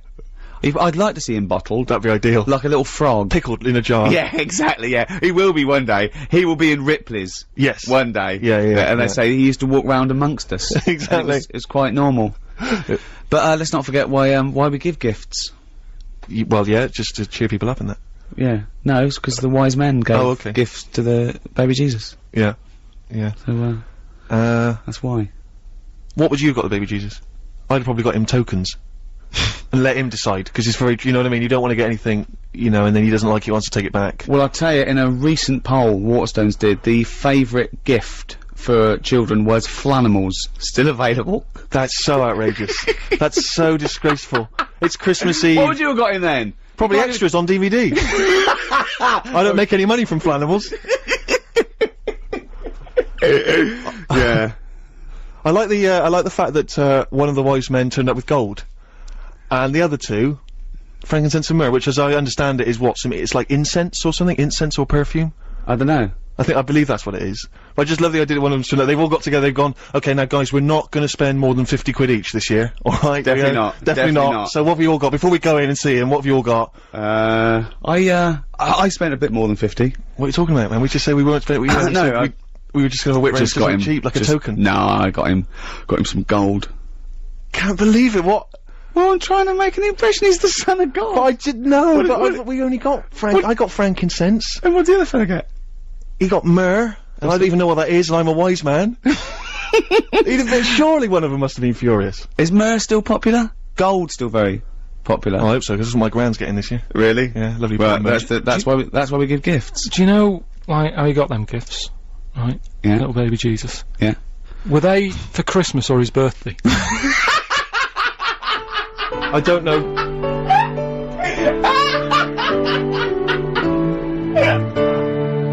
Radio 2 indeed. You heard the Pogues, Fairy Tale of New York. One of the best Christmas songs ever. I think the best Christmas song ever, and one of the best songs ever. Absolutely. No, there's no question. about it. It's brilliant. Do you like that, Karl? It's alright, yeah. Yeah. Enjoying yourself, Carl? What, being here? and Yeah. that?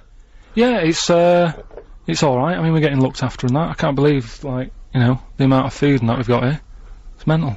Yeah, mince pies, fruit, it's all going on. Just like a little harvest festival going on. Yeah.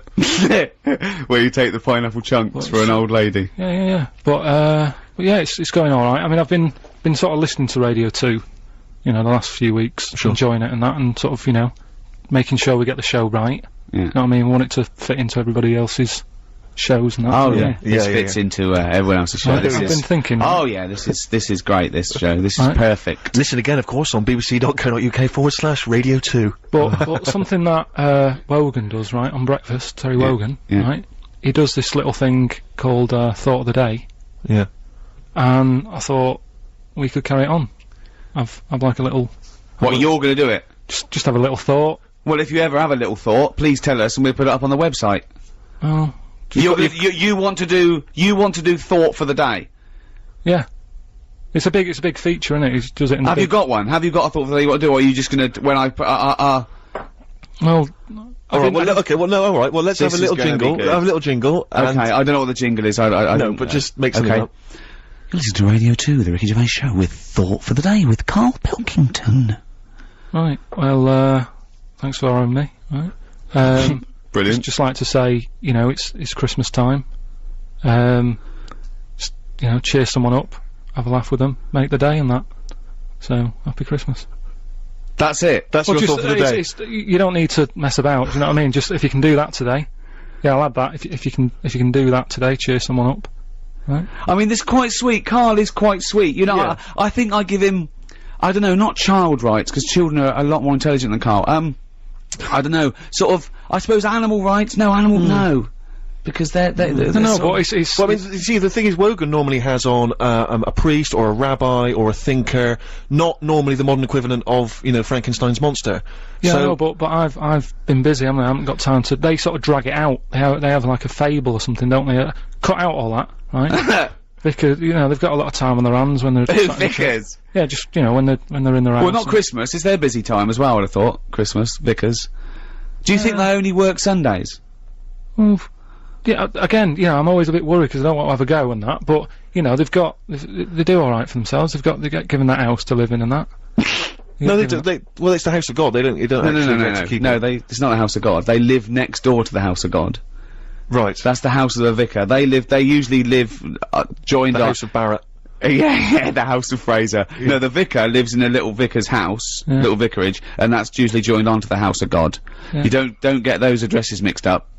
He doesn't get all God's mail and he's going, ooh, for you again. Well, I mean, you've heard now the way that Karl's mind thinks. You've heard over the last hour and 25 minutes. We've got these, Coldplay collectibles and stuff to give away. If you have a question for Karl, okay, you've seen the way he thinks. Brilliant. A question that you want to ask him, you want to get his opinion on something, you might want to get his opinion on, the supernatural, on, you know, civil rights. Anything you want. Just get his mind work, because he loves to learn, he loves to be educated, he loves to ask questions. You can text them in, 88291, you can email them in, gervais@bbc.co.uk. This is an example of how Karl thinks. Once, me and Steve were talking to Karl, and we told him that, they're gonna be able to bring back a mammoth soon. Bring a mammoth to life. He went, you're joking. And we thought, oh, that's interesting, is it? And then we realised, I said, what do you think we said? He thought we said man-moth. A man-moth. Right? Yeah. And we said, what were you thinking when you thought it was a man-moth? He said, I thought of a little moth with a fella's head bumping into a lamp.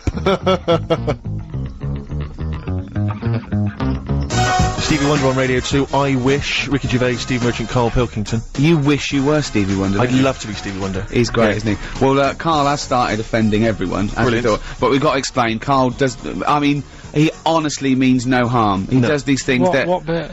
What? What for said? Well, this is from Reverend, Gwyn Owen from Stockwood. Yeah. A vicar, okay? When I'm tired of being a vicar and working one day a week, maybe I'll become a DJ and do bugger all week. And that's a vicar swearing. Yeah, you made a vicar swear! That's how infuriated well, hang on a minute, then. Why does he listen to the radio if he's busy? He's done you, Reverend. Oh dear! No, anyway, if you have a question for Karl, we're going to give away these Coldplay collectibles. If you have a question that you think will really pique his interest, really make his mind work, then you can get in touch with us, and the best question will win those Coldplay collectibles and a few other odds and ends we got knocking around. gifts. Yeah. But did Time I ever of tell you about giving. the gift I think my father's favourite gift he ever received one Christmas? It was and I was so jealous of it because I was a kid and I thought this is How old this were is you? How old were amazing. you? Probably about 10. Right. And I thought this was dynamite. I was so jealous.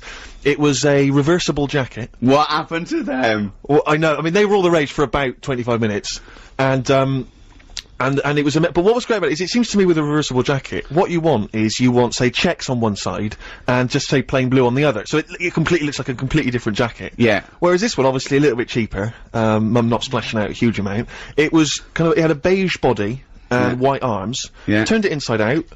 Beige arms, white body. It looked almost identical. And I could never quite understand when he was ever going to utilise that. When people would think, do you know what I mean? When he'd walk to a party, they'd say, Well, I think it was having two jackets in one that was the buzz, not there. So he'd go into a party, and I go, all right, Ron, new jacket. He goes, yeah. Notice before I go to the toilet that this is a beige body with white arms. Yeah, all right, whatever. One. No. But when I come down, notice that when I came in, I was wearing a jacket that had a beige body and white arms. You got that? Yeah, all right, yeah. He comes down, I go, remember that jacket I came in wearing? Yeah, the beige body, have another look. Have another look. That's what. Wait a minute, that must be a completely different It jacket. is a completely different You must be jacket. one of the richest men in Bristol. But hold on, but you weren't carrying anything, you didn't have a bag or anything? No, well, okay, if you're not saying it's a reversible jacket, alright? It's the best. But the only idea of a reversible jacket must be so that people think that you've got two jackets. That's the whole point, surely. I know. I don't understand what's the appeal otherwise. One black, one white, one furry, makes one... sense. I know. Yeah. Yeah, so reversible, that's why they died out. Yeah, clearly. Like the dinosaur. Like the dinosaur, Carl, we didn't need them. Didn't need them. Still be here if we needed them. Well, they're bringing back a mammoth, though, aren't they? So, Yeah, they are bringing back a it's a different mammoth. thing. But listen, you know, we're chatting about presents and all that, and before my little thought of the day about... It was a little thought. Just, you know, cheer someone up if you can. Brilliant. Right? I mean, it's a nice sentiment, but it's... Yeah, okay, go on. Well, there's an old woman, right, who lives In a next shoe? door... Who lives next door to my mum and dad, right? And this is what I mean about, you know, the old people, they might not have that many people cheering them up this time of year. So, you know, if you can, get them a little gift and that, because what happened was, this old woman living next door to my mum and dad, How old are you? this was only about 2 years ago. Okay. Right? And, you know, I think her son's left home, doesn't keep in touch, you know, doesn't even phone her, I don't think, and that, right? Quite sad. And, I thought I'll give her a bit of my time, have a chat with her, try and cheer her up and stuff. And, I said, alright, how's it going? She said, yeah, not bad, I need a new, you know, dishwasher, right? I was going, yeah, and she was saying, but I don't get a chance to get out these days, you know, I can't get about like I did. And all that, I'm going, yeah, it's bad that. Anyway, I go to, like, one of those big superstores where they sell all electrical stuff and that, right? I'm in there, I think, oh, I'll get her a little catalogue so she can have a look, right? Got back, gave her that, I said, there you go, whilst I was in the superstore, get you a little catalogue so you can have a look at dishwashers and that. She's over the moon, she still goes on about it. It was years ago. What, that you got her a catalogue? I got her a catalogue, she's I always thought you saying said you still were got going a to buy her catalogue. a dishwasher. No, just the catalogue and that. Oh, but your life is sort of like just bittersweet tragedy. That's what I'm saying. It's like something from Shameless. I know, but it is though, because you've got in the street and there's people knocking around with big heads and webbed hands and webbed feet. I mean, that must have been. Well, she's pretty weird. Anyway, this old woman, because she was. And telling that's me, coming from you. No. Well, after I got her the catalogue and that, she opened up a bit and she was saying how, you know, she's a bit odd anyway, because she woke up one morning with blood sort of falling on her head from a dead rabbit hanging over her. So I mean, she's a nice. What are you nice- talking What about? are you talking about? No, that's what she went on to. She sort of opened up a bit and said, What oh, street? What street were you born in? Where is this place? Is it Elm Street that you live on? she just said a man was a witch or something. So it was like, Oh, my God. like normal. Like you said, like it's normal. It's just a bit odd, isn't it? But you know, I mean, but talking about like where I live and all that, right? One story that I've told you before, and everyone's always like, that didn't happen, right? Just a couple of houses sort of down from where I lived, there was this family who had a horse in their house. They what? They had like a horse in their house. I'd been out with my dad, right? And I drove back into the, my dad was driving, he went back into the avenue, sort of went down to the bottom to turn round to get back to our house. Sort Just of via looked the in, OK Corral. just sort of did a little glance and I saw this horse being led in. He had a horse in there and stuff. Well, have you been back to visit your street?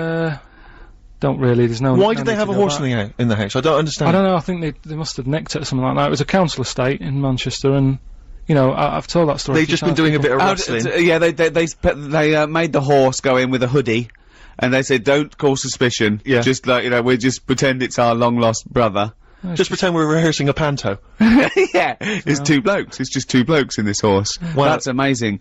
The little old lady who gave her a catalogue. That's very sweet. You see that? brilliant. And it's that just a little thought. That's your thought for the day, innit? That's what Just I'm saying. cheer someone up. So nip down to Argos. There's free ones stacked up. Go and hand them out to the elderly. They love it. The Jayhawks on Radio 2, bad time, is it? I think it's called Bad Time. So we were so distracted by all the questions that come in for These Karl. are great. Thank you so much for emailing and texting. They're brilliant. Here's one from Reverend Rachel Harrison. I'm also a vicar, and I'm making mince pies. We know our demographic now. We got a load of vicars listening. Yeah. Well, you know, they're good at spreading the word and that, aren't they? You know, tell people about the show and stuff. And also mincemeat, clearly. So, yeah, all vicars listening, spread the word. Tell them about Karl. And have a great time tomorrow. It's your special day. Although does Karl go against creationism or for it? I don't know. What do you mean? Would he have evolved or did something make it? All I'll say to it, would God have bothered to— is that in God's image? I mean, that's surely the most blasphemous thing you could say. No, Bod made him in his image. See, I He's sort made in the image of Bod. is he the one who sort of decided Who? Are we God. talking about God or Bod? God and that? Okay. Is he the one who decided that, you know, we should move out of the water and walk on land? Did he decide that, or once he made the little egg, did he sort of go run free? I don't know where we are. I don't know what part of the— Could I just say, if there are any vicars out there, could Karl come and do a sermon one day? I mean, we do a big donation to your roof, but can Karl just talk to 5 minutes to a really sort of, I'd like an upper middle class educated parish somewhere, and Karl just comes and talks for 10 minutes. the about only God? time that a congregation anywhere has heckled the person doing it. Get off! Yeah, then they're chasing to the castle, carrying pickaxe Flaming handles. torches. Yeah. So we've got some questions for Karl. These are amazing questions. Okay. And just right. give your immediate response to them, Karl. Not too much thinking time. Yeah, Okay. right. What would happen if insects were bigger than us? Who's that from? Vicky of Milton Keynes, maybe. I don't know. It ran out, so I don't think there is a place called Milto. It's from Vicky. Karl? What would happen if insects were bigger than us? She's going into the possible winner file there. Would David Attenborough still like his job? Do you know what I mean? Would he start worrying? Because Why I've would he got worry? that point, just because, you know, insects and that, he's always messing about with them, but would he be that keen to, like, 8 foot? Is what I mean. If they look like me. Sure. Brilliant. Okay. Yeah. Look, this is a nice one. This is from Jason. Can Karl do something to prove you are on live and not recorded? I'm sure that will tax his little bald head to bursting point. What's his name? Jason. How can you prove that we're live on air? Come on, how could you prove that we're live on air? Happy Christmas Eve, Jason. No, we could have recorded this a week ago. Yeah, but then it wouldn't be Christmas Eve. No, but... Happy Christmas Eve, isn't it? No, but we'd have No, recorded Karl, it and think! Alright, it's nearly 11:45. Yeah, but we could have started with the clock knowing that we were going to record it as live. We could have done this last Wednesday. Alright. It's Radio 2, it's a nice day out there, sun's out. Well, that's a guess. And do you think? Oh, it is sunny. Yeah, it is sunny. But, Yeah. generally it's been but sunny. hold on, wait a minute. We're in London. Someone listening in Manchester, it might be raining. It probably is raining. Look, he can't work out how to make sure it's live. Look at him looking up in the sky. Look at him. His head is going to burst. There's a little bit of blood coming from his ear.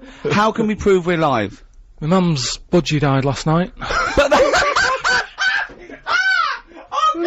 Don't laugh about it. Don't laugh. only your mum that can confirm Yeah. No one knows whether your budgie died or not. Was he pictured holding a copy of today's paper?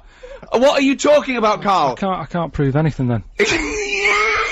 You're so right. Next question. Oh, that's amazing. Oh God, Karl. Where would you go if you had a time machine? That's Bob from Manchester. Where would I go? I can go to any time. Yeah. And how long, once I get there... Oh, Yeah. No, but I'm just saying, what am I doing? Am I staying in the little box and just looking out of a window? Or am I... Let's assume you can wander Okay, around we do the entire- both. First of all, you're wandering round. I'm just and I've typed in the year. Oh, And Yeah. to be honest, I'm not that good at history, so I don't know what happened when. So I'd be better off just sort of letting someone else have a go and asking them when they get back, just saying... Carl, where would you go? What do you fancy? Just think. would you like come to see dinosaurs? Would you like to see the Roman Empire? Would you like to see the 1960s? Would you like to go back and see your nan as a kid? Shouldn't really mess with time though, should you? No, you're not. It's Okay. not actually going to happen. No one's actually invented one yet. What period of history are you interested in? Probably... I mean, I sort of like the 60s.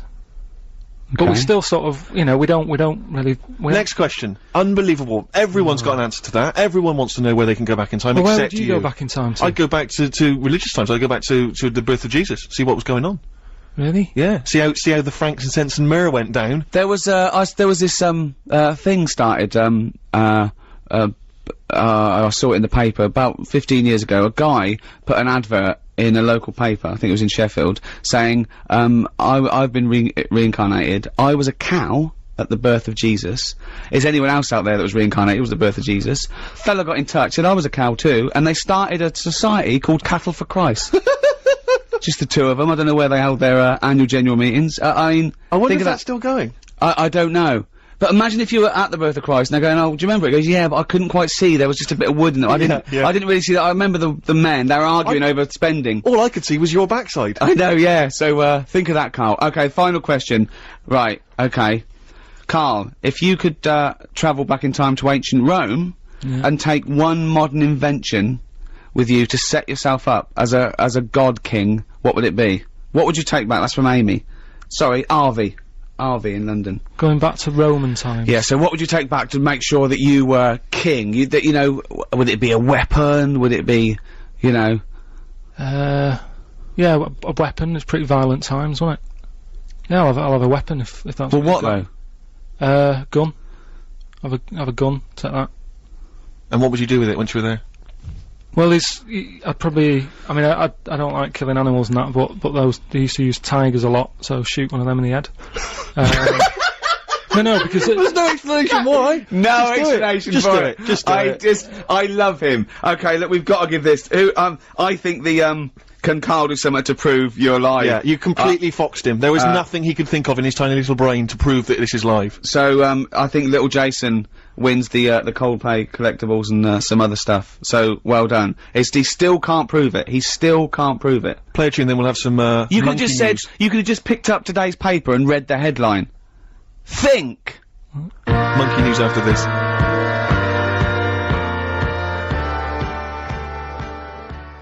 Karl, we have just had a communique from Gillian Oliver, who's the communications director for the Church of England. Okay, she wants to take you up on your offer. She would like to take you to Manchester and let you give a sermon. About what? Well, don't you think that's she's in charge of the press and communications for the Church of England, and you've got to do this, Karl, for my sake. I'll go to church if you do this. I've been. I didn't really like it. I had to go once to What do you mean? church. It was years ago when I was a kid, and I swore. Right, my mate Jamie said, "Right, if you don't come with me to church, because he was Catholic, he had to go." Right? So if you don't come with me now, I'm going to tell your mum that you swore. And That's how to get people into church. So I went. Right. Didn't enjoy it. Sort of got kicked out in the end because I was bouncing my tennis ball in the aisle and it rolled down. I better tell Gillian Oliver that may happen again. Yes. That's if you don't take your yo-yo or your Ninja, you've got to do it. I'm going to make sure. We want a campaign. Please email us if you want Karl to do a sermon. And I mean, I'm sure we can film this and put it on the web for you to see. Oh, please do a religious come on, sermon. then. Are we, Listen, we've barely got any time now for Monkey News. Now, a lot of people are probably unfamiliar with Monkey News because it's the first time we've been on Radio 2. Rick, how would you summarise summarise monkey news? I mean, obviously Karl is fascinated by monkeys. Karl believes everything he reads. He goes on websites that don't get verified at all. It's mostly nonsense, but he believes it because there's about monkeys doing incredible things, and Karl thinks that you know, monkeys can one day talk. He wants to live in the Planet of the Apes, basically. That's his dream. He thinks the Flintstones is a documentary, and Karl, let's do monkey news. Sorry, the jingle. Do the jingle live. Oh, chimpanzee that monkey news. Right, well, I thought we'd go for sort of a Christmas feel, right? So, this one, it happened in Stockholm, right? A couple of years ago, around the Christmas time. There's this little grotto, right? Oh, everything he says is funny, isn't it? A little grotto was set up and stuff, right? And, it was getting busier and busier, right? This little grotto, there was only one in Stockholm, right? The queue was massive and stuff. Well, that's not true. And this, that's not true, there's not one... fine, just listen. But that's not true. A couple of years ago, if you'd have said 1,000 years ago... Yeah, it was busy in that. And there was this bloke who had a kid, and the kid was saying, Dad, you know, can I go and see, you know, Father Christmas in the grotto? Yeah. And he was like, I don't want to join that queue, it's too big, right? And loads of the Father Christmases who was in the booth, they kept jacking it in because the queue was that big. What do you mean loads of Father Christmas in the booth? What because booth? they got through loads in the grotto, the Father Christmas and that, right? They couldn't act the pressure of the queues. The queues were massive for this grotto. This is rubbish! Right, so they kept getting through like loads of Father Christmases. They just kept walking different on. people, they kept saying, I can't handle this, you'll have to get a new one in, right? Right, okay. Anyway, so this fella, right, the kid kept asking every day, can we go in there? He said, no, look, the queue's big. Anyway, one day, the queue was suddenly a lot shorter, right? Because they got a new little Father Christmas fella. Right. In the right, grotto. Karl, if this Father Christmas turns out to be about 3'6" and hairy... So anyway, right, so he's going, come on then, we'll join the queue, right? So he joins the queue, and he's you know, the queue's going down really fast, people are going in and out really quick, and he's going, how's he managing to do this, right? And he sort of looks through the curtain, he can just see a little slight thing, and he can see the bloke who's, like, dressed up as Father Christmas, he's handing him out with his hands and his feet and that, right? So they're going, no, look, if you don't... I'm going to die! Anyway, so... Please don't interrupt the news, Rick. I want to hear the news. No, just... So he's queuing up, right, and he's going, oh, he's good on him, you know, he's got a new method of handing out the presents and that. Whilst he's queuing there, there's a little fella selling, chestnuts, so he thinks, oh, I'll buy some of them, and, you know, something to munch on whilst I'm in the queue and stuff. Yeah. And, so anyway, he's queuing up, he's eating the chestnuts, comes to his turn, right? It's absolute rubbish. What are you on about? It's absolute rubbish. So cut long story short, you reckon that they hired a chimp to hand out presents for Father Christmas? And so he brought the chestnuts in, and the monkey attacked him, and he went off, right? And he's going, why is it all going mad? And you're talking rubbish. There's a little fella that sat there with like a little beard on and that. Yeah, you're talking rubbish. You're talking rubbish. Well, it's not worth me carrying on then. No, it's not worth you carrying on, because again, it's absolute rubbish. That didn't happen. There's no way they'd hire a chimp, and there's no way people would go, they'd say it was a chimp! Forget it. They'd say it was, absolute rubbish. If you wanna, find out more about Karl, what's the website address, Karl? bbc.co.uk. And I've drawn a little picture that you can win of Karl, and it really sums him up. Alright. See you later then. Alright. Next week, innit? So, yeah. Alright. It's coming on. See?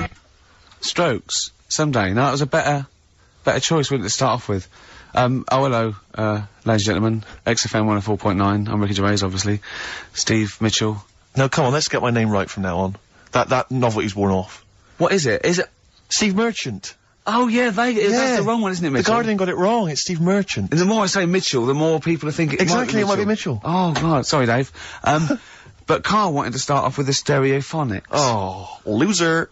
Because it was a newer track.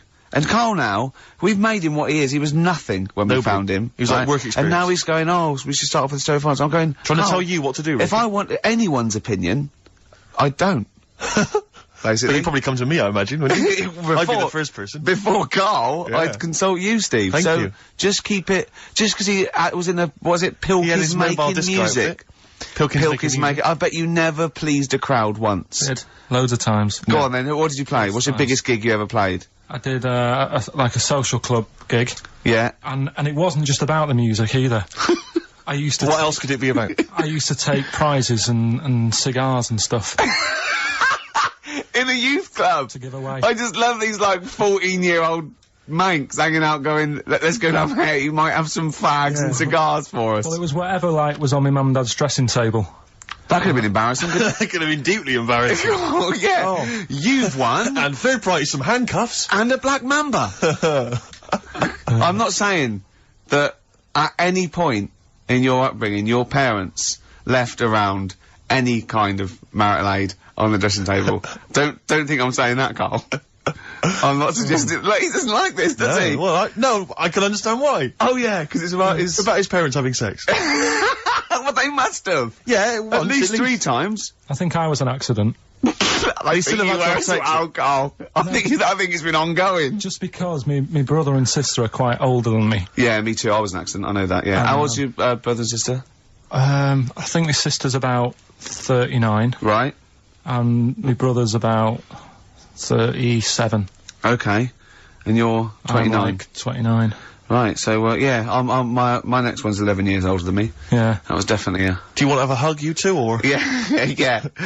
You're dealing with it now? You got over it? Well, would you like to see us have a hug? Oh. You had a mobile rubbish. disco as well, didn't You're you? having a laugh, aren't you? Every single gig I did, it's dynamite. The people loved it. It was storming. What was it I called? ran it from about the age of 14 to 18. What was it called? Was it called in The name of our mobile disco? Yeah. It had 2 names in its lifetime. Yeah. It started its life as, bear with it, Go on. the rock and roll DJs. Oh my god. The rock and roll that's the worst. I mean, that's the worst. Yeah. That's the most appalling. But then it became pretty bad after that, when it became the Fantasy Island Roadshow. Why? I don't know. Because everyone up to you looked like Tattoo. Partly that, and because I liked the programme Fantasy Island. Why did you like the programme Fantasy Island? Well, it was about love on an island. It wasn't. It was about a midget on an island. No, the midget was a minor character. It was about people going to find It's love a and minor romance. character. You obviously switched off once the midget had gone off and said, there's the plane. Oh, that's that then. Your parents went, that's over then. It's only 5 minutes long. Yeah, well, it's... Let's watch that fantasy midget. Yeah. What happened then? Because didn't they acted out their fantasies on an island? People didn't would pay to go to the island, Yeah. to live out their own romantic fantasies, and invariably that's they? what Was it happened always each week. romantic? It was always about getting Yeah, off it was with a kind people? of love island, yeah. Was it? Well, no, not don't- always. Sometimes they might be... Maybe I didn't watch the whole one. Maybe I did just see him, like, smack a you little probably tattoo did. round the head. I think you just saw the trailer. Oh, really? But, So what did they sort of go? I've always wanted to have someone in... Well, no, it might be something like, I've always wanted to sort of, live out, being a gunslinger in a Wild West frontier town, so you might kind of create that fantasy. But what's that got to do with... Well, love? he invariably would find love, or he'd sort out some emotional problem he had. It was much more a spiritual, emotional journey than So, it was but about basi- little midgets running around. But was it like, I'd like to be a cowboy and, like, Remember the Shag? Yeah, it was and like while Jim will I'm fix there- it. Like those letters you wrote to Jim will fix it. I'd like to meet 5 Star, and if something happens, so be it. Well, But no, I have to just say once though, Go this on. is about this is my DJing credentials. I was once playing music at a Scout Jamboree. Yeah. When I was about 17, Big 16, gig then, 17. big Big gig. gig. There was 1,000 scouts there. Yeah. Right, Yeah. and I'll tell you this, we were playing on stuff, they were loving it, they were dancing, it was in a big marquee, Right. right? I slapped on Smells Like Teen Spirit, Yeah. right? I went mad. They went mad for it, they were moshing, they were climbing up the poles, the organisers were going, switch that off, right? They're going crazy, and I was there going, no, that's what they like, I'm gonna do it. It was like Footloose. It was unbelievable, it was just like Footloose. Then I came in with Rage Against the Machine, Killing in the Name of, the place You went were- wild, Yeah. and they were trying to get me off the decks, it was like Bill Grundy interviewing the Sex Pistols. And then when the head of the Abbey had you killed, Exactly. like, there was some sort of mafia thing, and it was all hushed up, that the scouts went there one night with all candles, and they stood by a grave, and that was the end of the film. It was a film, I assume. You're No, not this trying to- genuinely happened. I assume this didn't really happen. Yes, You- it did. I swear to God, I was playing Smells Like Teen Spirit, and it went wild, and the organisers were going, switch that off, they're going crazy, and I was going, no, it's what they want. Could I say something? It was brilliant. That, to me, I've known you for about, 4 years, Yeah. and I've heard all those things. That must be the highlight of your life. Unbelievably so, yeah. You've never had anything that good or exciting since, have you? One day I hope to sleep with a lady, and hopefully it'll slide into second place. Rock the I Casbah. love the fact you had at least 3 minutes to get that right. I to know. prepare and get that right. I know, but my mouth was full of Maryland cookies. Yeah. You know, last week, this would blow your mind. He came in, do you know what he bought? For himself, about 10 penguins. Who buys penguins still? I know. All wagon wheels. Oh, I've never liked wagon wheels. You not been a fan? No, but I'm sorry about that. It's The Clash and Rock the Casbah. Talking about records, have I told you that time my brother-in-law, he was moving out of his place, I think moving in with my sister, and I was about like, I don't know, 13, and so he was about, 30, and I moved in, and he brought round all, his records when he was storage to leave them at our house. Right, and he had all these old sort of records, 50s and 60s records, no, I was right, and they, put them upstairs, and I was looking through them, and, it's just all like Elvis stuff and Beatles stuff, and there was a mate of mine who loved Elvis, okay, and he had, loads of chemicals, yeah, he had loads of chemicals, and I was into chemistry, and, he said, let's swap me some chemicals for them, so I sort of nicked about 5 Elvis singles, and I got all these chemicals, and then just guilt. What sort of chemicals? Just things like, you know, just things like from a chemistry set, just, you know, crystals and metals and manganese, all that sort of stuff that I just like to muck around with. And then the guilt just hit me. I just thought, well, he's gonna notice that. And one night, I just came downstairs and I confessed to my mum, and she went, alright, well, I won't tell him, but you've got to be good. And it's sort of like I was just really, really good for a year. And then I was, have I told you this? And No, you haven't. You've just reminded me of something. And then I remember, when I was about 18, my brother was talking about it, and he said, did you ever, play those records I left for you? Brilliant. He told my mum, he said, these are for Ricky. She just didn't tell me. She was sharp, wasn't she? She used opportunism there. Oh, that's genius. And, that was it. That's why I was good. But you've never stolen anything since, have you? No, I don't. Except that spate of shoplifting after that to teach your mum a lesson. yeah. Well, I went round, arson. No, I just couldn't believe it. It was terrible. I remember, I think all kids go through a phase of shoplifting. Well. And when I was going through it, I used to just little things, just like magic markers and, magazines, Mars bars, that sort of thing. Yeah. And cigars and dildos. And one day, right? Same thing. My mate, Anthony, his mum called up my mum and said, I've got to meet up with you. I've got to have a word with you. And, she said, what about? She said, I don't want to talk about it over the phone. So she goes, oh, right. Well, yeah, come round tonight then. So anyway, my mum sees me. She don't want to be in an awkward position and, like, be a bit embarrassed and what have you. So she sees me and she goes, right, Anthony's mum's coming round.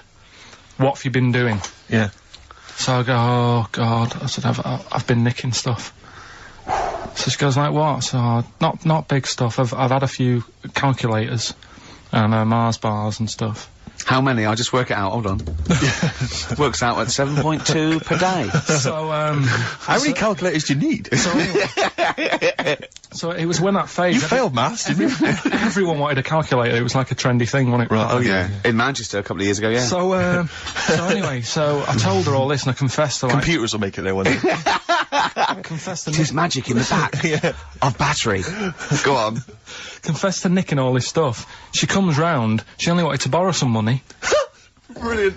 She said, oh, I don't like asking. I was a bit embarrassed to ask you over the phone, but can I borrow 20 quid? Oh, that's fantastic. And there's me. That's great. And it's similar sort of thing to yours. And did you? And he went, hold on, Mum, let's just work out the interest on that. I bank 10%. She'll owe you £4.40. Oh, so your mum was a loan shark. yeah. And did she mention? She went, I just with that other, because what I'm saying is presumably you got your mate in trouble. No. Right, you didn't. No. She went, no worries, I'll just go and get my purse, it's on the dressing table. Exactly, yeah. Carl! Do you want a cigar? What other things you used to give away at your disco then that you'd find on the dressing table? You used to go into your parents' room and go, what can I give away tonight? It was stuff like cigars. My dad liked cigars. Yeah. I had a pair of tights. What do you mean? Unopened. You know, you get them in like a long... Who did you give that to? Just whoever did the prize. It was stuff like, you know, we did like a little raffle. Just imagine Carl going, this is for a pair Who's going joyriding this Pretty week? Polly, sheer. Exactly. Yeah, who's doing a bank job this week? Exactly, that's what it was used for, yeah. Just little bits, you know, unopened makeup, just stuff like that. And did their parents not notice? No, because it's stuff that you're not that bothered about. If a telly went missing, they'd notice it. They would, wouldn't they? They'd be staring at a wall for 3 days. But a pair of tights and a cigar and that, you got away with it. Yeah. But it's funny as well, because like, you had 2 names, I just, like, remembered. I started off as, Dazzling Darren's Disco, just because the first lights I could afford belonged to someone who had their name put in lights. Right. So I went along with You that had name to for a bit. pretend you were called Darren. That's lovely. That's great. Is it worth it? Brilliant. And then it went on to Pilkington making music. Yeah. Jeez. That's great. Anyway, should we have some more music? 'Cause, Yeah, we've go been on. waiting for hours. What are you going to play, Carl? We've got the Cooper Temple Claws Oh, lined up. brilliant. Yes, Steve Merchant Steve here. Merchant. Steve Merchant. Yeah. Okay, don't keep saying it. And Karl, obviously, yeah. Now, Stop fiddling, Karl. We've been digging around in Carl's office, haven't we? As ever, Rick. He's a little bit nervous about this, well, but he doesn't need to be. I don't think he is. You just need to because- trust us, Carl. Just trust us. Trust us with the music. Trust us with the speech output. Trust us Yeah. with the... That's easy for me to say. Yeah. But Go on. I'm conscious, Rick, that sometimes perhaps we're a little ill-prepared on Sure. the show, and I just wanted to make sure that we were sort of keeping ourselves abreast of developments, changes at the station, You policy. said breast. Thanks. Policies particularly, and I was lucky enough just to stumble across this, and I feel that actually a couple of weeks back we were a little ill-prepared because we Yeah. hadn't read this. Yeah. This is the XFM information. It's the guidelines, if you will. Sure. On how to react to deaths, disasters, and other news emergencies. Yeah, and there's very important ones, like important a royal policies. death. There's like, you know... Well, there's you certain have to- you criteria. have I mean, to- obviously, the general guidelines state that occasionally something will happen in the world that prompts XFM to break away from the normal programming and react to our audience's feelings of shock or grief. As broadcasters, we have a duty to think They're carefully not talking about our show there, are they? They're Yeah. talking about something happening No, there. all shows. I mean, no, like people being caused grief, just Carl's on the air. Right. You mean like, you know... I mean, a bigger event. A royal yeah. dying. A royal dying or some kind of, major disaster. Sure. We should be able to tailor our output to show that we feel the same way as the audience in Yeah. these times of trouble. No, definitely. That would never involve the station shutting down completely, Rick. No. I want to reassure you of that Yeah. now. And it would never involve playing classical music or stopping all speech content. Sure. Because they put that in there because a lot of stations, that's exactly what they do. Exactly. But, wouldn't happen XFM have deemed it, that we don't have to go completely down the line there. We have Well, to do it in let me our own explain little why. way. Go People on. need company at times like this. Yeah. And should be able to look to us for both factual information and emotional reaction. Sure. We simply have to change our tone and our playlist to show that we're all feeling the same thing. Right. Be it, oh my god, I can't believe this is happening, or, well, it's pretty sad, but she was 101 after all. And that's actually in that That's document, what it isn't actually says in the general guidelines. That's as they are stated. If you should hear about the death of a major royal, Yeah. this is information that... You're actually reading this, by the way, Yeah, aren't I'm you? reading this Yeah. out. What you should do is say nothing about this on air under any circumstances. Drop all the ads and promos from your schedule. And if Chris Smith, the news guy, is in the building, get him in the studio immediately.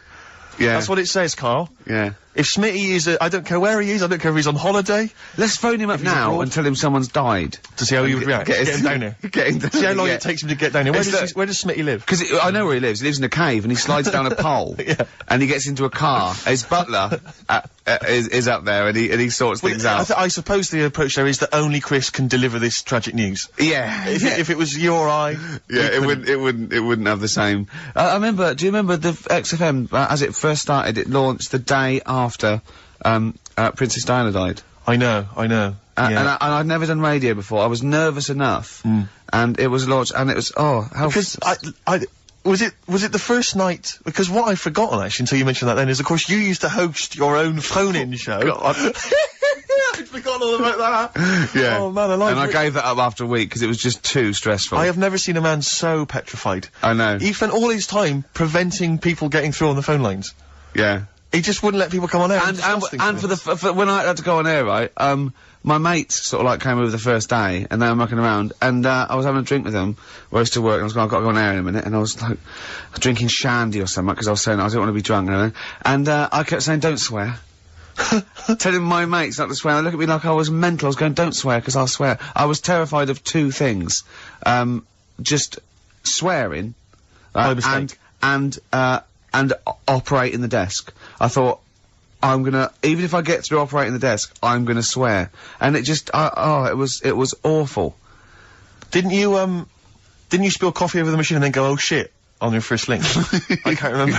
But I know it wasn't a triumph. No, I started off with I was really like the music, and I started off with a classical piece by a bloke called Kuntz, who's a German composer. Brilliant. So I knew it was okay. You're then. off. You're I was off, yeah.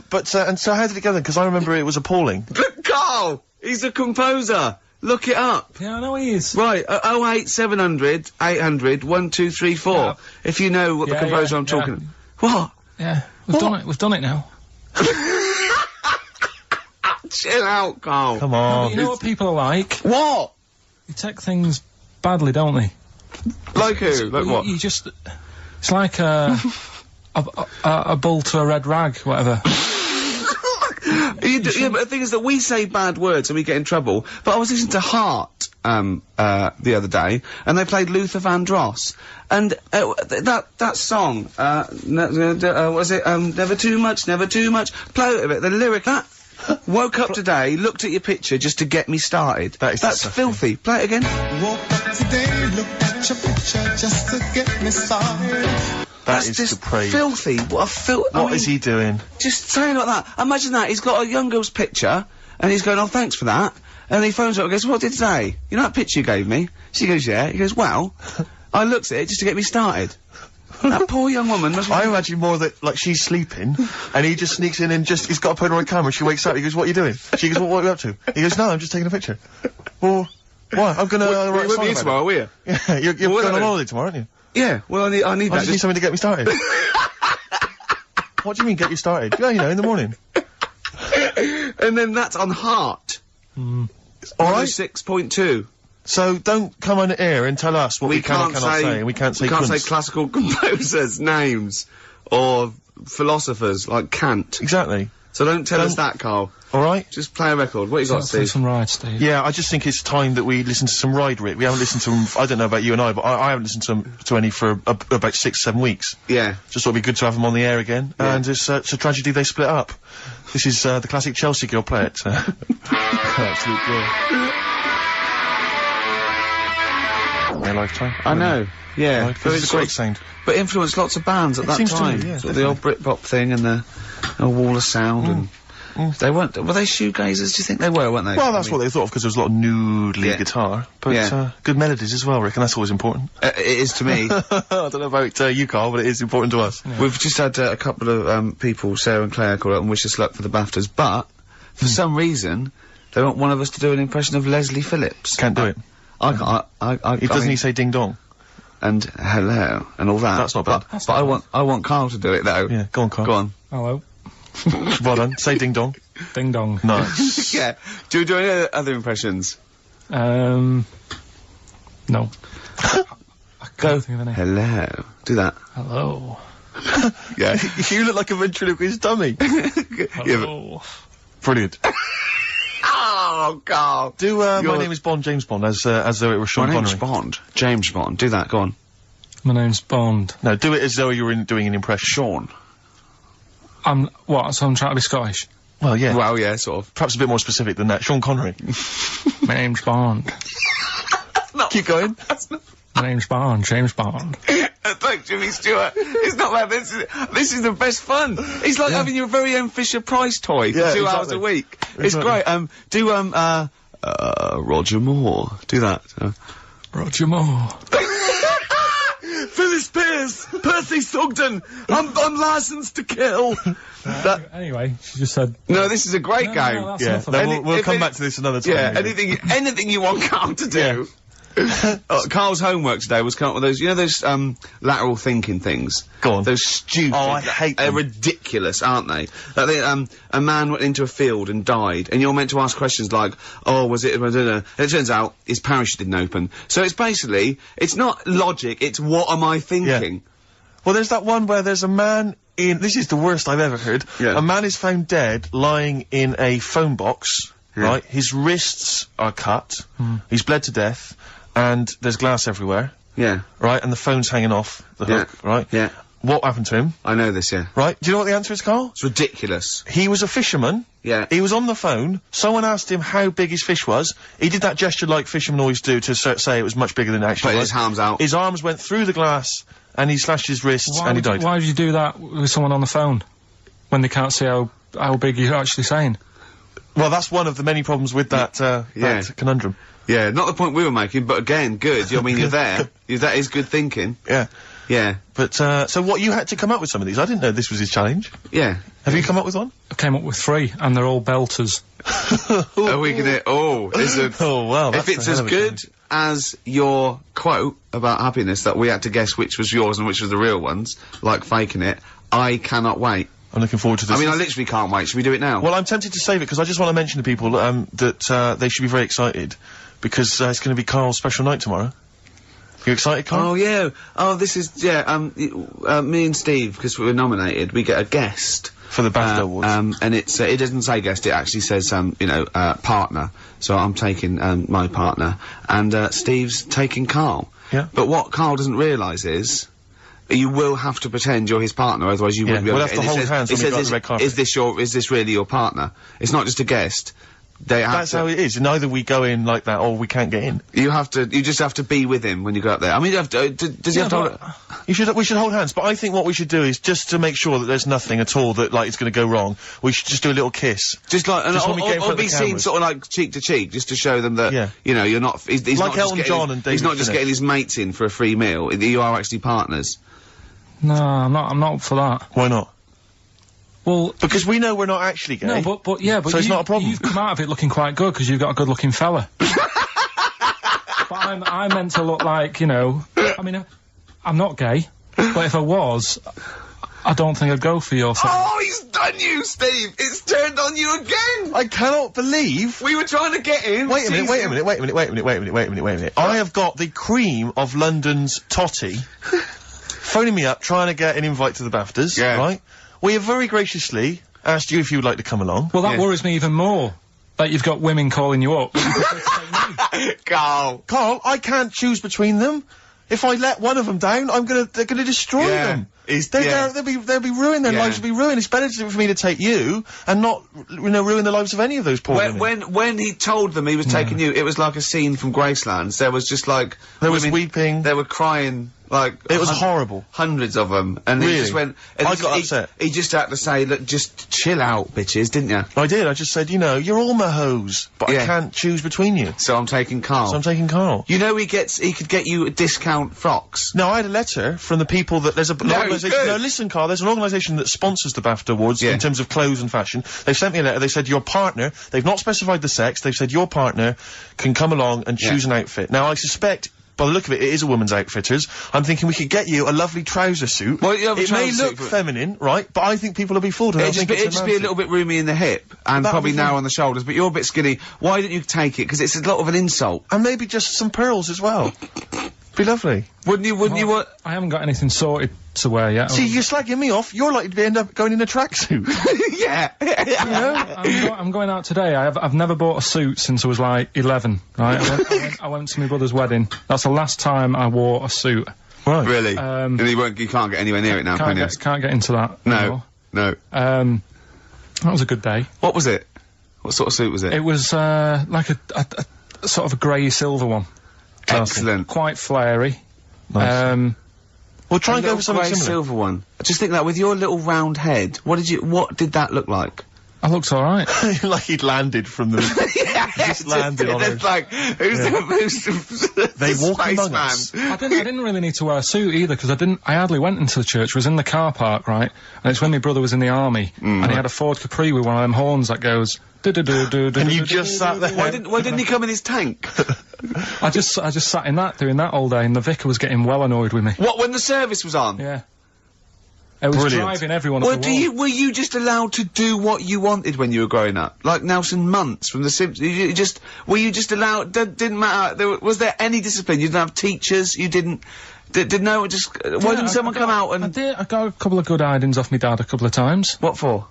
Just being mopey most of the time. If I had a strop on, he'd hate that. He could go out and burn something down or nick something, but don't wander around with your head No, down. well- Didn't he smack you for not liking a castle once? Yeah. No, what's that? What's that? Went to Carnarvon the other day, and I was bored. I was at that age when I just wanted to go in an arcade, and my dad was saying, come and see the castle, you know, there's history here, and I still don't like castles. It's one of them things that, again, just too far back to sort of even think about people living in them. Yeah. Do you know what I mean? So I was just like, look, it's a wreck, you know, knock it down, flatten the thing. Sure. And I was being really mopey. Isn't that great? And it's weird, because now, like, my mum and dad have retired and gone to Wales. Yeah. And now and again he texts me there, and every time we get to the point where he gave me a clout, he goes, "You're getting flashbacks, son." Yeah. Well, it's a sobering lesson for you. Yeah. You're not on the British Heritage Committee anymore, are you? This is the National Trust land. Tarmac it. The biggest car park in Britain, for Christ's sake. So look, you're looking forward to the awards, are you, tomorrow? You better say yes, because otherwise... No, it'll be alright. I mean, I've told a couple of people and they got like, God, you're dead lucky. Yeah. But in a way... Oh, they're dead lucky. It's like Santa's coming, isn't it? It's, the way people talk to Karl, you're a lucky boy, aren't you? Yeah. Going to the BAFTAs with Steve? It's just a posh raffle at the end of the day, though, isn't it? Do you know what I mean? In a sense. It's, you know, there's gonna be some... They give away some tights and cigars. Yeah, exactly, yeah. It's Chris Tower. It goes, I went to my parents' house, I found these just lying around. Oh, but winners and losers, and, but and what- food. Well, quite, yeah, but what is exciting, surely, is the razzmatazz and the, brushing shoulders with the rich and famous. I'm not into that. You're not? No. I don't feel you're going to appreciate this like we thought It's you would. weird, because Suzanne said to me this morning, who would you like to meet there? Is he anyone who, like, you know, you can get close to, and it's like, God, you know, I really admire your, you know, big fan of yours, whatever. And it's me and Steve, so you're here now. Well, you know... I really admire your big fanny. I didn't... What did you say? What did you say? You know, if you're a big fan of it. Oh, right. Oh, right, yeah. And, Sorry. there isn't anyone, really. Do you know what I mean? I Isn't like, there? you know, you two are alright. Thanks. Jonathan Ross, is he going? He might do, I don't know. But He's hang up on, for wait a minute. I something, can't help but feel we could have exploited this more. We could have maybe run a competition to let someone win. You Yeah. know, if you're not going to appreciate it, Karl. Yeah. Are you going to get a trouser suit? Are you going to get a ladies' trouser suit? I just think then, if you go sort of like looking macho and walking down with him, you know, they know that you're not really partners. And I just think it's a slap in the face for BAFTA. That's true enough. No, it doesn't matter what you wear, though. Look at Elton Can't John's. you mince a little bit? Can't you at least sort of walk a little bit mincy? Because you've got such a macho What's sort of the mank matter? walk. Elton John's fella doesn't look gay and the stuff he wears and that, does he? Do you know what I mean? It means nothing. No, but that's because Elton's doing the work for him. No, but... By dressing as, like, some kind of restoration dame. Yeah, I love the fact he dressed as Anne Widdecombe for special occasions. And had his hair done like her. That's great. Anyway, music. Yeah, this is a very underrated album. It's Richard Ashcroft's Alone with Everybody, and I know it got a bit of a slag and it didn't sell as well as it was because people were going, oh, it's no urban hymns, and it maybe it's not, but he got criticised for being pop, but this is a great tune on here. You On My Mind in My Sleep, and I think it's really good. Ashcroft there, and You On My Mind in My Sleep. Is that one, Karl? It's alright. Yeah. Good, okay. nothing- What I did want to do is, I want to play some, adverts now. There goes the fear on XFM 104.9. Well, into the last hour, and then only 2 more shows. That's true enough. And we're away for 3 months. I'm Ricky Gervais. Obviously, yeah. Steve Merchant, little Karl. Now, Karl, his homework was to come up with those stupid lateral thinking problems. We maybe should give an example of the, genre. Romeo and Juliet, right? Romeo's asleep on the bed, Juliet's on the floor, covered in water and broken glass. What happened? And you ask all these stupid questions, and it's Romeo's a cat and Juliet's a goldfish. Again, Awful. what am I thinking? Yeah. Yeah, come on then, Karl. Right, first one. Yeah. There's a bloke lying on the floor, right? He's cut his head, blood's coming out of his head, and all his mates come running up, and they're all stood round him. Yeah.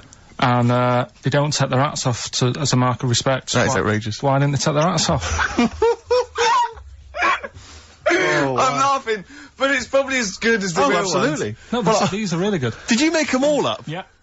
No, I mean, did you make up all the ones that already exist? No. That would make a lot of sense. Right, a bloke's fallen with his... Yeah, He's lying on the floor. yeah, He's dead. yeah. His mates come running up. Was it important that his head was cut? I don't know. I mean, Would it have been okay if he'd have been wearing a hat? He wouldn't have been dead if he was wearing a hat. what's your answer? No, you meant to answer a question. You don't just go, what's your answer? You say, where's it turns out, you go, no, and I have to guess. It's obviously like sort of motorcycle stunt team or a parachute. Why didn't they take their hats off? Because they're probably still on the motorbikes or something, or... Well, yeah, but if you mark a respect to someone, you could take your helmet off. I'm getting angry! What? They're parachutists. Why couldn't they take their helmets off? Because they're coming down from the sky.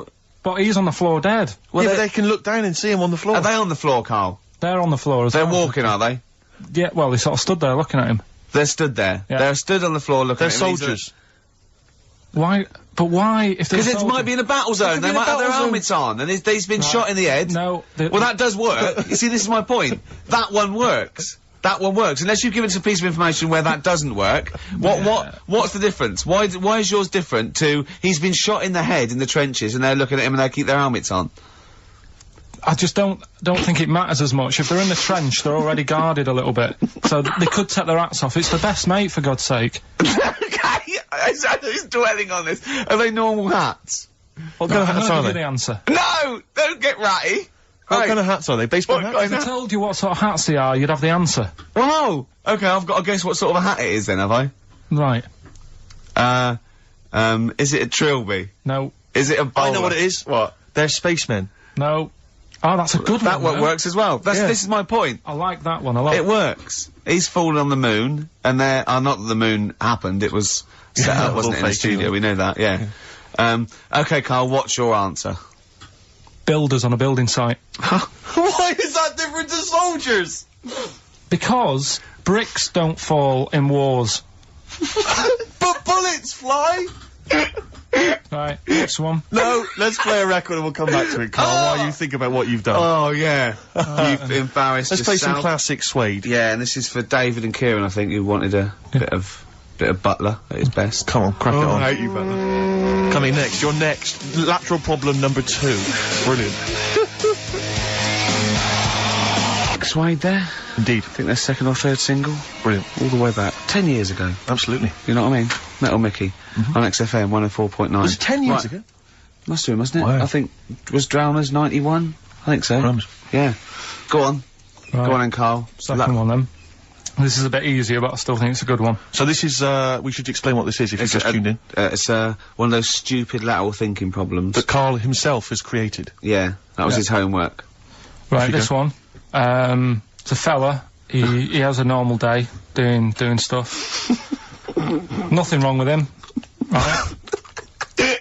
And It's the twist in the tale. It's just like Tales of the Unexpected. Just a normal day, nothing wrong with him. Hold on, though, he's got the legs of a fish. Go on. So, That's why he's been hiding his legs. so Go on. he does his The normal, legs of a fish. Sorry, Karl, carry on. He has his working day and that, Yeah. and then he gets a bit tired. Goes to bed. He puts the light on, leaves it on, goes to bed. Oh. That's crazy. That's mental. I can't think what's happened. Anyway, here's Radiohead. Right, okay. The question is, why does he put the light on when So he's a going man, to bed? he's had a normal day, he's come home from work. Is that right? He's come home from work or he's not been working? Yeah, he's just been no, out? it's been working and stuff, I think. You think? You've made it up, Karl, you can decide. So is the question is, why has he put the light on when he's asleep? There's a reason that he's put the light on when he's asleep. Has he gone to sleep? No, Karl, don't shrug. You're meant to answer these questions.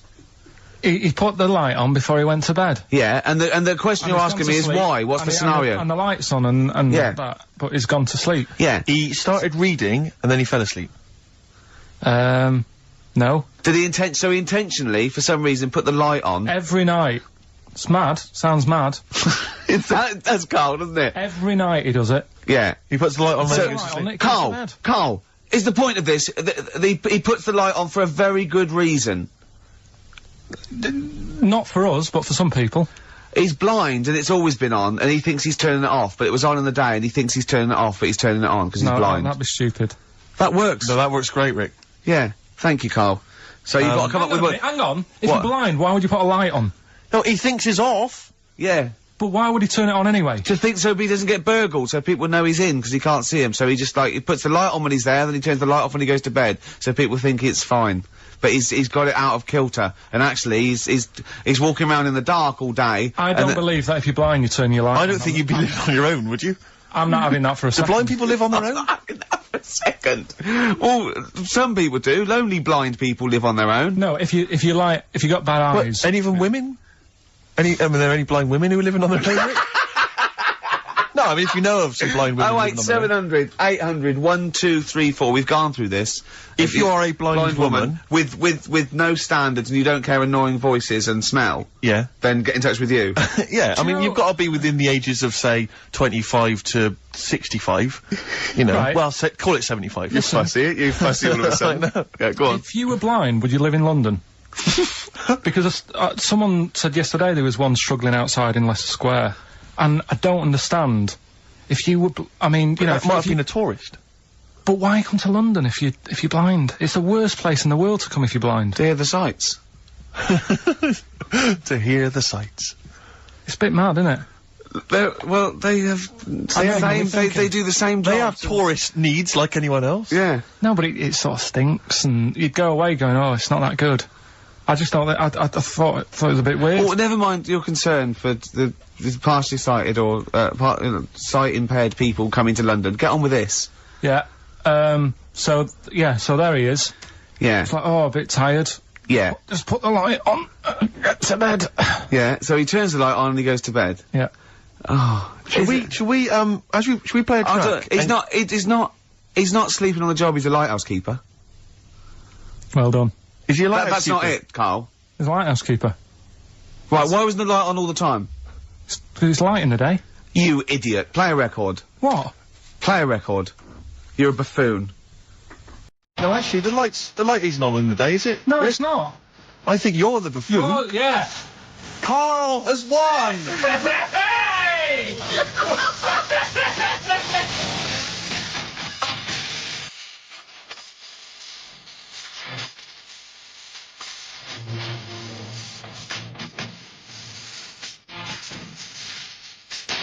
100 Reasons and Silver on XFM 104.9. I love the fact that Karl went a little bit mental then. So happy that he thinks that a lighthouse keeper pops the light on at the same time every... Are you telling me it was never foggy? Everyone has a routine in the job.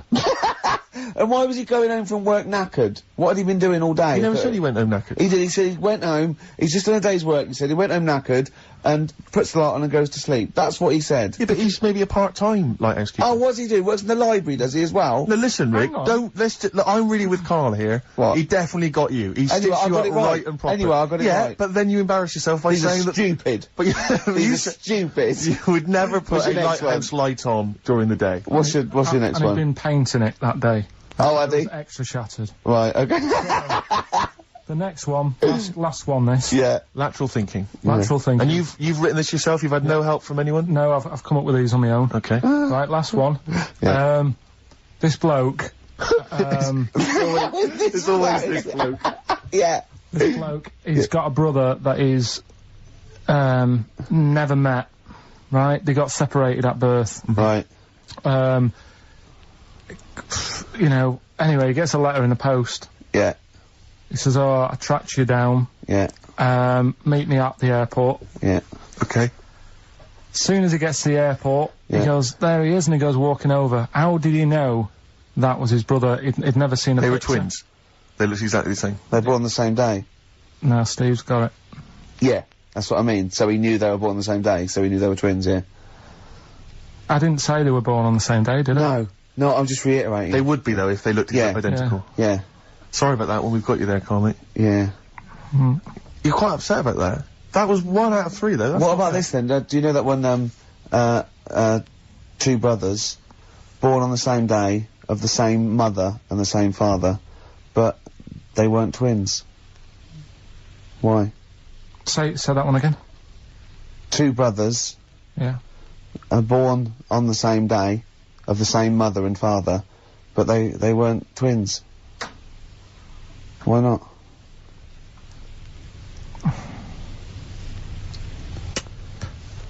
This is good radio.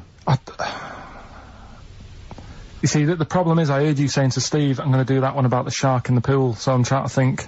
This has nothing to do with that one, though, is it? Clearly. Give him the answer, Rick. The answer is they were two of triplets. Right. I had another brother. So do you want to do the one about the shark in the Yeah, go swimming on. pool? Yeah. Okay. A bloke, just in his swimming trunks, walks into a swimming pool full of man-eating sharks. He walks around for a bit and slowly gets out the other side, and he's not bitten or anything. Why not? Because they'd already eaten. No, they're starving hungry. He walked through the water. Yeah. He wasn't like a bridge. No, he actually was in the water, soaking wet, the sharks. He had like a metal suit on. No, Naked apart from swimming trunks. There were real sharks. Real sharks. Swimming about. Swimming about. Man eating hungry, yeah. They were really hungry. Yeah. This fella gets into the same pool. Yeah. It's the same pool. Exactly. He walks right, he gets in the steps, Yeah. he walks down, he walks across. Yeah. He's in the water. Yeah. Up to his neck. Yeah. And the sharks are near him. Yeah, they're attacking him. They're attacking him. They're actually attacking him. But he still gets out, okay. Yeah. Walks out the other side. And hasn't got a mark on him. I don't know. Go on, Rick, what's the answer? Yeah, I was lying about the sharks. There weren't any sharks No, I there. was lying about the sharks. Completely lying, just made up. Just an empty pool. That's just stupid. That's our point! They're rubbish. Oh, dear. Oh. Oh, dear. Rubbish. Look at his face! He's so offended. Oh, offended and confused. Come on, play a song. No, go on then. Good Fortune, PJ Harvey on XFM 104.9. I'm Ricky Gervais, obviously. Steve, Karl. I've got a real one for you. This is a logic question, not a stupid one. Just very quickly. Go on. 10 black balls in a bag and 10 white balls in a bag. Yeah. How many balls do you have to pull out to ensure you've got a pair of the same colour? Well, what's stopping you putting your hand in and pulling out? Jesus. Because I asked for the minimum number. So how many do you have to pull out to ensure you've got a pair? That doesn't say all of them, that'll Right, ensure it. no, What's the minimum number you have to pull out? 11. Because if the Why chance- do you need 11? What? Because No, go on. there's 10 black balls, 10 white balls, yeah? Yeah. Say if you're, for some reason, you pulled out all the 10 black balls. Yeah. Right? Yeah. You'd have a pair, wouldn't you? You'd have a pair. After the first two. Yeah. So what's the minimum number you have to pull out to ensure... Two. No, because you might pull a white one and a black one. Yeah, but... I don't understand what you're saying. Sometimes I get that impression, the way you look at me like Helen from Big Brother. Yeah, but I've this always assumed that. Look, Right. right. What's the minimum number you have to pull out to ensure you have two of the same colour? 3. Yes. Yeah. Yeah, that's good. Yeah. Yeah. You can use that one. Yeah. That's a good one. So what's the minimum number you have to pull out to ensure you have 4 of the same colour? Oh, God. 8. Was that a guess? I don't know. I understand the first one. We've done it now. Okay, alright, we'll leave it get there. that, it's good. Good. Okay. Now White van, Karl? this is this is where we Oh, it's too much. If you'd have seen his face then, Steve, his eyebrows sort of went down while you were doing that face. He genuinely looked pained. It's like you're back at school, isn't it? He's starting to get hard work now. No, okay, we'll just do White Van Karl then. This is your opinions. You can't be wrong on this, can you? There's no right or wrong answer here. Okay. Right. But so this is where we ask Karl his views on the big news stories of the week. Basically, we've stolen an idea from the Sun newspaper, and So this isn't cruel, this programme, is it? oh, I don't think so. Picking on me. It's not, is it? It's weird because a few people have said, "Oh, you're picking on me." It depends how you look at things, isn't Sure. Yeah. But you do like it. I mean, we could look at it like it's a laugh, so Yeah, it's not a but problem for us. You know we like you. You know you're our favourite. Yeah. I'm going to say thing in the world, but I don't mean that. In a derogatory way. No, I'm cool with it. Yeah. Yeah. Right. Okay. So your views, please, on the fact that attitudes are changing to the possible marriage of Charles and Camilla. Oh, what do you think of that? The roars at the moment, because the recent tragedies are apparently high in the polls, and people are coming around to the idea of Charles and Camilla getting hitched. What's your thought? Whatever, really. I mean, if they're happy with it. The thing that comes out of it most is it just goes to show, right, that there is someone for everyone. Just because, I mean, no disrespect to Camilla, I'm not a good-looking person either, but she isn't a stunner, and yet she's gone and picked up a royal. Right? Yeah. So I think it's good for things like that to happen, because it cheers you up. Do you know what I mean? Gives you a bit of hope. Thanks, Karl. So yeah, it's good. If they're happy. If anyone's happy, it's a good story, innit? Yeah. You know what I mean? Yeah. He's had a bit of bad luck. and now he's got someone else in his life. So While he's doing this, I'm just doing a list of questions to ask him what he thinks of things in the world. Okay. Is that all right? Yeah, no problem. No problem. Okay, what do you make of? Well, now listen, this may be a non-story, or it may be the biggest story that's about to break. Ulrika Jonsson and Sven Goran Eriksson's affair. Are you familiar with this? It's over the papers today. Apparently, Ulrika and Sven are going out, although there appears to be no evidence for this.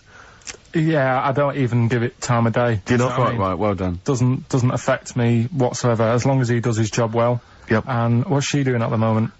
Presenting Dog Eat Dog, I think. Right, you know. As long as she does her job well. As long as they both do their jobs well. Well, yeah, at the end of the day, Yeah. that's going on with a lot of people out in the world, isn't it? Do you know what I mean? Just because he's an England boss, as long as, you know, we win the games and that, he's doing his job. If she's, you know, gets a dog winning a prize or whatever. No, okay, it's not worth it. Carry on. Do you know what I mean? Yeah. So, It's a dog winning a prize. I haven't seen Dog Eat Dog. What's it Okay, about? it's all right. It's Right, no, go on. so that's it, yeah, it doesn't matter. Okay, what about this then? Are you disappointed by the nation that a third of us are apparently unaware of St. George's Day? 23rd. Is St. George's Day the one with the snakes that we've talked about? No, that's. Are you one of that third, do you think? St George is the patron saint of England who killed the dragon. Yeah, I mean, there's too many of these days, isn't there? That's the problem. If you make it a bit more special, like Christmas, so you buy presents and that for each other, then people will remember it. But there's so many of these days, with Easter and Pancake Tuesday and all that. So, it's not surprising. I think as time goes on, we'll find that a lot of these days will just disappear, because, you know, people are busy. There'll be new ones, won't there? I don't know, people There'll are be that like busy. Gareth Gates Day in 50 years' time. It's just weird. I mean, I remember being a kid, right? Going out on a Sunday and shops would be shut because it was like, you know, the day of rest and all that. People don't care now. It's like, well, we can make some more money, we'll open the shops. Yeah. Do you know what I mean? It's Is that a all good or a about- bad thing, Carl? It's good, because I remember I used to have to get up early to go and get some bread if we didn't have any in. Because the shop would only be open for a couple of hours in the morning. Yeah. Whereas now I'd be able to... Yeah, I lie remember in. that. I remember that. Shops, and you couldn't get aspirin and stuff, Exactly. certain things, Nightmare on a Sunday afternoon. Yeah, So- that's right, yeah. And pubs didn't open till 12. Do you remember space operas? Yeah. Yeah, shut up. Can I ask you something? Go on. Okay, I've got a little list of things. What do you think of, like, those pug dogs that are bred and they can hardly breathe? Evil. Yeah. What do you think of, gays? They're alright. Do you know what I mean? Just like straight people, you get bad ones, you get good ones. Exactly. Right? We've learnt a lesson today, haven't Absolutely. we? Let's play a record. Yeah? What do you fancy? A bit of Radiohead? Yeah. XFM 104.9. Wow, near the end of the show, isn't it? You had a good time, Carl? It's been alright. I knew it wasn't going to be a belter today.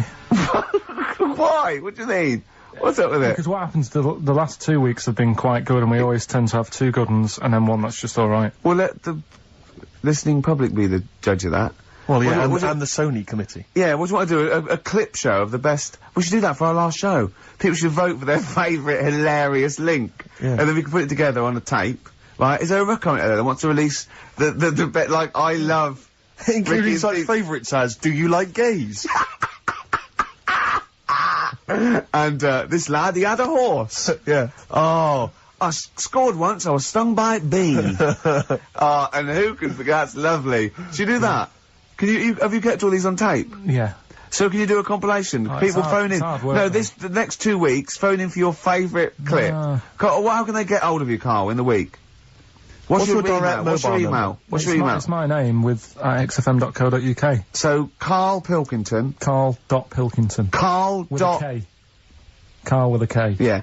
Karl.Pilkington at xfm.co.uk. Yeah. Vote your favourite link of the last 3 months. And we should make a little compilation and sell it. And we get like Radiohead. They'd love to be on the compilation with us, wouldn't they? Wouldn't they?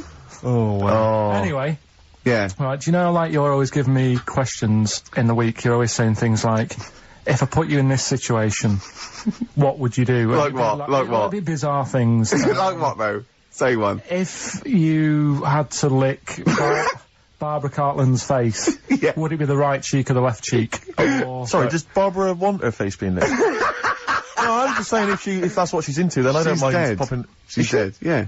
So, Isn't she? Isn't she? I don't think she Just is. be careful, because you can't libel the dead, so I want to make sure she's dead before we start saying horrendous things. But I don't think she is dead. I'm almost certain No. she's not. I don't think so. No, she's not. Phone, is Barbara Cartland dead? 08700 800 1234. We'll have to get Chris in. So listen, right? So anyway, he always calls up with like bizarre stuff like that. And I was watching a programme the other night about snakes. Right. And it was like, don't walk through a river that's full of snakes because Good work, good advice. they if you got a kid in the car or in the house, turn your radio down if you don't want them to hear stuff like this. But yeah, they go for your tackle. Why?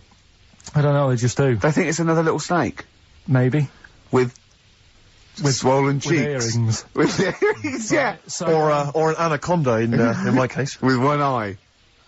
so, I'm really joking. So yeah, and I said to Ricky, what would you do, Although right? it's very scaly. You two in the woods. You're having a wander, Steve. Having having a wander. Oh, yeah. Oh yeah. You walk through the river. What, me? And yeah, Okay. because you're tall, so it's like you can check out how deep it is before Ricky goes through. Right. Yeah? Which you do sounds right. You do that sometimes, don't you? Yeah. But a snake bites your tackle, Yeah. Yeah. and Say penis. yeah, It's the correct word for I it. It's know, not but I don't- offensive. it doesn't sound nice. Say it. Say Yeah, it. penis, but I don't. Oh, like you the sound of it. dirty little. No, You no. dirty little slut, Carl. You're a dirty It's little. just one of those words. Right, Yeah. carry on with the. Let's carry on. What's the story? I'm wandering through a river. Yeah, Yeah. and the snake Bites. bites your penis. Right. And You know, Ricky like doesn't leave like WC1. Why on earth we're going to be anywhere near a river where there's sort of Well, anyway. Snakes. Yeah. anyway, Yeah. you are in this situation. Yeah. Okay. The snake bites you, and I said to Ricky, if it was a matter of life or death, would you suck out the poison? What do you think he said? And the bit I made, because he was thinking about it, you know, like, oh God, well, he's my best mate and everything, what will I do? And I said, and then Steve starts sort of groaning like he's enjoying it. I'm just trying to remember what I did do and what did happen in that instant. Okay. So I've been bitten on the penis by a snake. Yeah, there's poison in There's your no cock. poison in it. Yeah. I've had a go at trying to suck it out myself. Yeah. Yeah, but That's not you've worked. never mastered that I've never one been yet. able to master that. Yeah, yeah. It's just such a long spine and such a short, stubby knob that he's got no chance. Yeah. Yeah. So What so would I you have do? to get. He's even had lip extensions. Haven't you? Yeah, go on. And would Ricky suck it out? Almost certainly not. Yeah, that's the answer. Yeah, he'd let me die a I'd hideous, horrible I'd death. go, is there anyone you want a towel? Do you want me to call your mum and dad? Yeah. How should I tell them you died? Is they tell them I died taking a bullet for a lady? Yeah. Yeah, I was beating up some nasty people. Yeah. Would you at least run into the woods and try and find some kind of animal that could do it for me?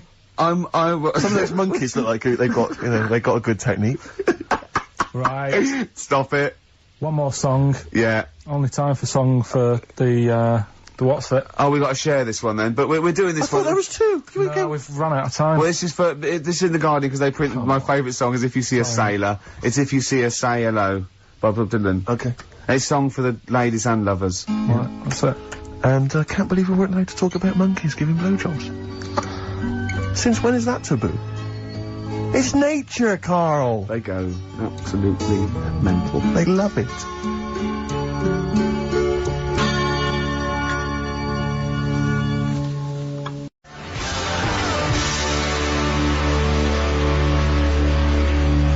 God. I don't believe this. He's got one day. He's got it. Carl's really grumpy and all stressed because he didn't have the record. We didn't want to play so I won't say it. We didn't want to play a certain record he had lined up because it's rubbish. I know, but you do this every week. Because most of them are rubbish. So that's why we choose up. No, but 30 seconds to go on the track and you're saying don't want to play that. And you're going, oh, it's stressing me out. You're meant to be at our beck and call. We've got made out you. of- We've made you. We got you out the gutter, and now you're getting greatest mind in the world Yeah, and all but that. that doesn't mean you can mess me about. If you were a doctor and you saved me life, Yeah. right? There comes a point. In a way, we have, Karl. Yeah. Where were you Go going? on, go on. before we Say. came Go, along? no, what was he going to say? He was going to say something wise then. No, I was going to say, right? If you were a doctor, Yeah. and you'd saved me life, Yeah. there's only so much that I could give back to you, right? Okay. What would be can't unreasonable? keep- What would be unreasonable? Well, you know... Forget doctor, don't forget because no, the doctor's, that's its job, right? Supposing I was just walking along and I saved your life, I gave you a kidney, or I, you know, resuscitated you, or I dived into icy water. What could I hope from you then, before you started going, hold on, what would you be willing to do for me until you sort of got, lost your rag a little bit? Because I was asking too much. So, didn't I know you before you've, like, sorted a lung out for me? No. I just gave you a lung, for example. Well, I'd be a bit sort of... I'd be thinking, why has he done that? Suspicious! But what I love though, Rick, is the idea of you jumping in icy water to save someone, giving them a lung. I can guarantee if someone was lying on the floor screaming they needed your help, you'd affect a foreign accent and go, I know, understand, and run off. Do you know what I did once, right? We went out a few weeks ago, right? And some woman had her handbag nicked, and she was all distressed. He said, chase the fella, Karl. You stole that. Let's be honest. Imagine Ricky chasing a criminal. Look at his little legs. He'd never get anywhere. I mean, he started to run, and then he passed Starbucks or something, and nicked for a short. How did this turn on me? I'm a bad man because I don't give lungs away. No, because no one would want my kidneys or my lungs for a start. Did you chase the criminal then? I did for a bit. He walked. No, you didn't. You? No, I did a little bit. Yeah, we sort of spread out. We missed him. Where was it, and what was the situation? It was. Did you see a bag get snatched? It was Karl. No, she was sort of crying, and she was running. Some blokes came in, sat next to her, and then just ran off with her purse. And you walked after them. No, they'd gone, Steve. They'd actually gone, but it was just like a bit distressing because she was devastated. I know how she feels as well because I'd had a jacket, and you think, I've just got to find them now. Yeah. Where are they? Who are they? You know? So she was really off her head with sort of like she was angry and sort of crying. Yeah. And it was horrible. It was horrible, wasn't it? Wasn't it, Karl? He's broken his mic now. Oh right, play a record, This Karl. is Karl, what are you pathetic. doing, mate? I don't believe this. There's only 2 weeks to go. These should be special. Karl, play the record. We've asked you to play the record. Like you. Fine, live.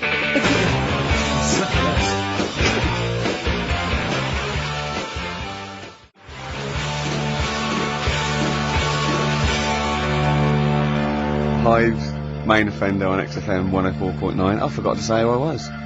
Go on, who are Ricky you? Gervais, who are you? Obviously, Steve Merchant. And who's that little fella over there, little round fella? Tiny little Karl Pilkington. The funny little thing from the Smash adverts. Say, they smash them with their metal knives. Oh. You do? Yeah, you're right. He does, doesn't he? Yeah. I was asking if I'd seen a rounder head than him, and that's the only one someone come up with. That is the only thing they come up with. Oh look, you're actually a little bit stressed today, aren't you? Because you had to drink last night, didn't you? I had a couple of drinks. Yeah. I was down at Steve's night. He was doing a bit of DJ. Yeah. Went down the store. And that's why you're all grumpy. What? Did you hear what he just said? What? I was DJing last night, obviously that XFM evening. Yeah. Hour and a half, my friend and I split the time on the decks. Yeah. What was the word you just used? He went down a storm. We went down a storm. Right, 3 girls, I was walking to the toilets during my set, 3 girls went, you are a genius. Right? What's his name? Dane Bowers, Zane Lowe. Because you played records in a certain order. Yes. Sorry Rick, if you can't deal with that. Sorry if you're a little bit jealous, because this time you can't share the award. Alright? Dear. But it was my credit this You time. can tell he hasn't been a DJ. Because it's not just about It's not just about that the songs you play, it's the way you play them. Oh, the yeah. way you play them, whether it's 33 or 45, very important. Yeah, leave your hand on them as they're trying to go round. But so 3 girls there, charmed by me, they loved it. Yeah. Zane Lowe, XFM DJ and MTV presenter, probably one of the coolest blokes alive. He came up, gave us massive respect. He said, I'm loving your set. He actually used those words, right? There were people coming up, they couldn't believe their luck. It was roaring. We'd stick on a track, people would cheer as it came on, right? My particular favourite, Karl, I think you'll agree, my particular triumvirate, LL Cool J, Mama Said Knock You Out, leading straight into House of Pain, Jump Around, then straight into that current Elvis track that's been re-released, remixed by Junkie XL. I played the original, which I'd already played on XFM before. I'm already there, cutting edge. Yeah. Right? 3 old tracks, you mean? 3 old tracks. In a row? Yep. And, what I think the words that would best sum it up are, I kicked ass.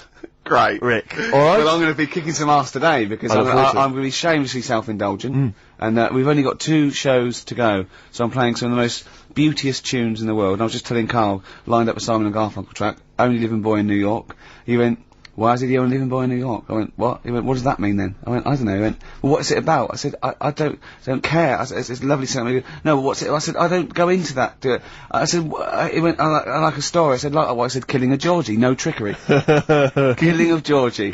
I think we should play that at the last. It's good. I heard it the other day on Radio 2. It was cracking. It sounds like well. It's really good. Tell them what it's about again. It's about little gay fella. A little what? A little gay fella. Yeah. Right. Who I haven't heard it for a bit, so it's all off memory. This, but gay bloke. Is he from Scotland?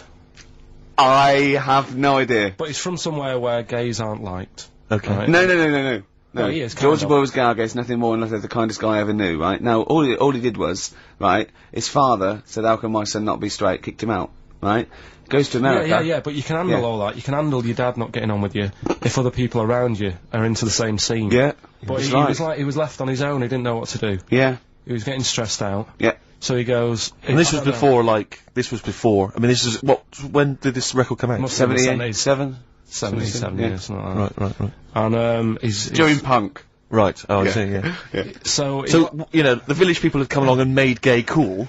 Yeah. That had already happened. Yeah. But it wasn't respected. But he was watching the telly or something, and he saw that New York had loads of them over there, and they're all having a good time. Sure. No, sorry. At no point in the song does Rod Stewart say little gay Georgie was watching telly and saw loads of gays in New York. At no point in that song. No, but this is what I like about that song. You sort of picture what's going on. You make it up. Yeah. Okay, so the little gay fella was watching telly, and there was presumably the and now from New York, the gay show. Yeah. Or whatever, because he was a big scene over there, wasn't he, in the 70s? Yeah. Okay. Right. Go on. So he goes over there, and he's having a great time and that. He went to New York town, very quickly settled down, soon became the toast of the Great White Way. Yeah, they loved him. All the old queens blew a fuse. Yeah. Yeah. And then, I don't know, he was out late one night. Yeah. And he's walking home. Yeah. And gets attacked, gets killed, and he's lying in the gutter. They didn't intend to take his life, they just pushed Sarah like a little too far that night. Yeah, you see? So... Yeah. But what's good there? Is it good that he had a bit of a good life, and was able to be himself? Yeah. Or should he have stayed in Scotland? He didn't come from Scotland. Again, I really... Well, I think, is there any way we can get this song before the end of the show and play it? Because I've heard it recently. A lot of people listening will have never heard this song. They won't have any idea what we're talking about. Can I say what you said when we were talking about that song once before? Is it bad? It might be. Because we were talking about, you know, Georgie Boy, and he, you know, got it. I don't know. What? It's when you said... Well, it's a fact. I don't think if... Well, he said, so it's for King Georgie, he gets out, dies, right? He goes, well, they do go out late. I know. What, gay people I go know out a few late? gay people, and they start to party late on. That's what, in Soho, right? Girlfriend got in a cab, right? Suzanne was in a cab, and the cab driver was taking her to an early start, right? She works at the BBC. Yeah. Early start, 4 in the morning. It was going down, it was mental in Soho at 4 in the morning. Yeah. They were all still, like, starting the night out. How do you know they're gay? It's Soho, isn't it? Fair enough. Okay. Play a track. I'd love to be able to try and dig this out. Yeah, we will. This is Simon & Garfunkel, The Only Living Boy in New York. It's lovely.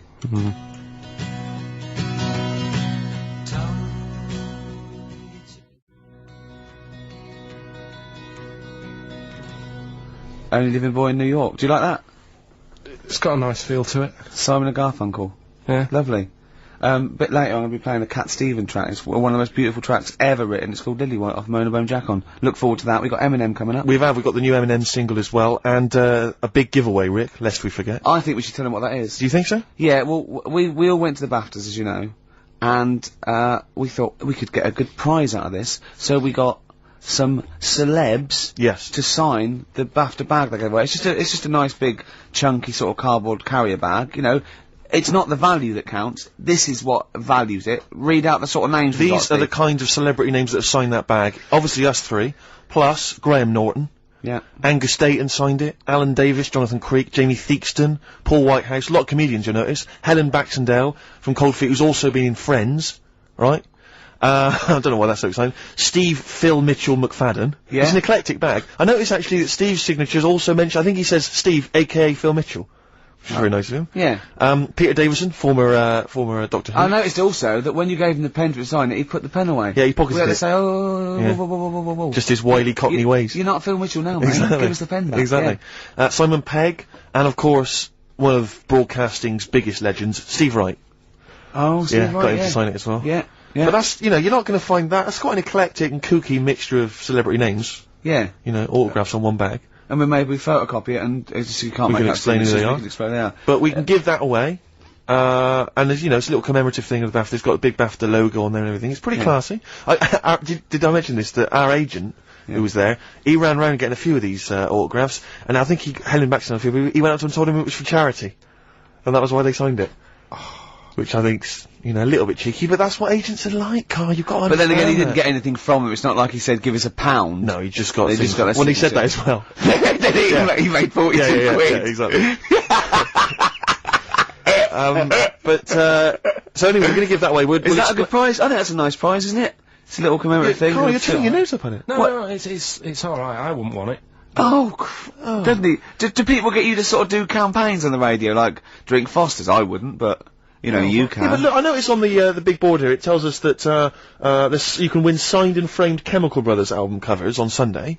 Well, that's just 2 geeks who signed that. We've got like We've got 3 alone in this room. Exactly. Plus, we've got some of you know, the cream of Britain's light entertainment who've signed that bag. No, I'm appalled by you that you're just so disrespectful of us. No, but it's like how when I went to the BAFTAs with you, and I wasn't really enjoying it. You were like, can't. He's what? No, you you didn't are tell such us an this. ungrateful. There are so many people. You're like a little charity case. You're like, oh, I had God. chicks queuing up Yeah. around the block. You'd wanting to usually come. have to. but I Someone told like you you. would have to write to Jim or Fix It or Esther Ransom to get to meet us sort of people. And now it's on your doorstep. I'm amazed that you didn't enjoy it. Why didn't you God. enjoy it? You got to walk down the red carpet. You went in. There was George Best, one of your footballing heroes, was there. A load of other big names. You sat there in prime position. You came backstage with a load of other big names. Hey, you had a lovely bit of You were grub. filming this thing for the DVD we're making. That's you, a cameraman on our DVD. And yet you think, now you look grumpy because you had a couple of pints and I can't believe So it. tell us why you didn't enjoy it, because the ceremony, what didn't you enjoy about that? It was interminable, wasn't it? far too long. Wasn't it awful? 3 boring. hours. I thought you were going to say something. Really? Sorry. 3 hours. Yeah. I mean, I suppose for you two, at least, you know, you were going to get something. Sure. Yeah. But with me, it's like, I mean, I've never graduated or anything, so Have you not? I'm trying to think of a situation. Basically, I sat there for 3 hours knowing that I'm not going to get anything out of the night. Yeah. Right? Now... Did you, sorry, when we invited you and you said yes, did you think you were up for an award? No, but I thought we were going to be sat round tables, having a nice bit of food, Yeah. whilst people are going up there winning awards. Yeah. But 3 hours of the same thing over and over again. I mean, if a film's 3 hours in the cinema, Yeah. you go, well, it's long, but, you know, I wonder how it's going to end. Yeah. But this was just like the same thing over and over again. Some guy going up, thanks a lot, cheers for the bit of brass. And then going down, sitting down, the same thing over and over again. I wouldn't, honestly, right, I'd say it was one of the worst things I've ever had to do. No, I enjoyed the night afterwards when we did have a bit of lamb and a nice bit of veg and that. That was alright, and I went home and I was happy, and I got the little freebie bag that you're talking about that we're giving away. Yeah. Which wasn't much good stuff in it. Oh, alright! right. No, What would you have done on that Saturday night? Suzanne What said would you have done or the Sunday night rather, what would you have done had you been at home? I would have stayed in with Suzanne, right, watching telly, having a nice bit of pate on toast or something, cup of tea, watching 24, but instead, I had to buy an expensive suit, so I didn't show you up, right? Yeah. How much did you spend on your suit? Well, in total, right, because, you know, the shoes and the suit and the shirt and the tie, it was about 600 quid. That's the most expensive evening ever! And that's what I'm saying to you. And the daft thing is, it's dark in there. I don't know why you've got to wear a nice suit. You can't wear a tracksuit, for goodness sake. It's dark in there! No, just the shirt and that. It doesn't make you a better person wearing a suit. No, doesn't You make you a know what I better mean? person, no. We're not claiming it made you a better person. No, but that annoyed me. Yeah. I mean, it was an experience, innit? That's why I went, because you think, if I didn't go, if I would have said to you when you invited me, no, Steve, I don't want to go, then I would have never known, right? Yeah. And I've that's my sort of thing in life, right? If something comes up, you should take it, even if you're not going to like it. It's a bit of an experience. Right. You know what he said to me? I phoned him up because we had to meet up, and obviously he had to pose as my gay lover. Yeah. Get in, right? Yeah. He phoned, he said something to me like, I bought a suit, I'm looking good. He said, I'm looking good. People will think, how on earth did he end up with that good-looking guy? So he got into the role. That was what he said to me. Getting into it. Such an insult. Play a record. I just must say that we've had an email from Daryl Foss. Lots of people have emailed in and said, well done on the BAFTAs and well done on your Room 101. They really liked that. Thank you. There's one guy, and it's Daryl says, Ricky, has your dad only got one D-Mob suit? Because I know you noticed that Ricky wears the same suit every single time he appears on TV, because he spent a fortune on it getting it tailor-made. I've only got one. It's a good suit, and I know it all the time. And it's winter as well, it's like a pure wall, so I'm sweating everywhere I go. Anyway, usually it's too much cheese. I won't be buying another. Huh? I won't be buying another one. Ever. Yeah, that's it. Yeah. Yeah. Suzanne told me today, right, because I've handed it in today to have the trousers turned up a bit. Why? Because it was a bit of a bodge job for the night. Yeah. Right. It was just some pins sort of holding it up the other night, but you didn't notice, and I didn't tell you because I thought you'd be getting on the stage and saying, "Look at that freak over there with his pants hemmed up." But I took it to the place to get it done. Suzanne tells me that I'm going to start shrinking now and getting to that age where you start going small. I know that must have been a revelation to you and a worry. Like, how small do you get? How small do you get? Oh, What are we playing now? I thought we'd have a bit of Marley music. Marley music? Oh, Okay. go on.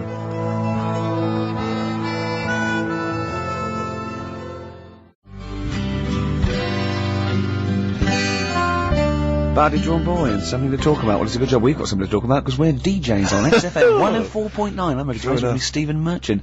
Got us there, Karl Pilkington. How you doing? Of course, you must have been excited at the BAFTAs because we did bump into Dr. Fox. Oh yeah.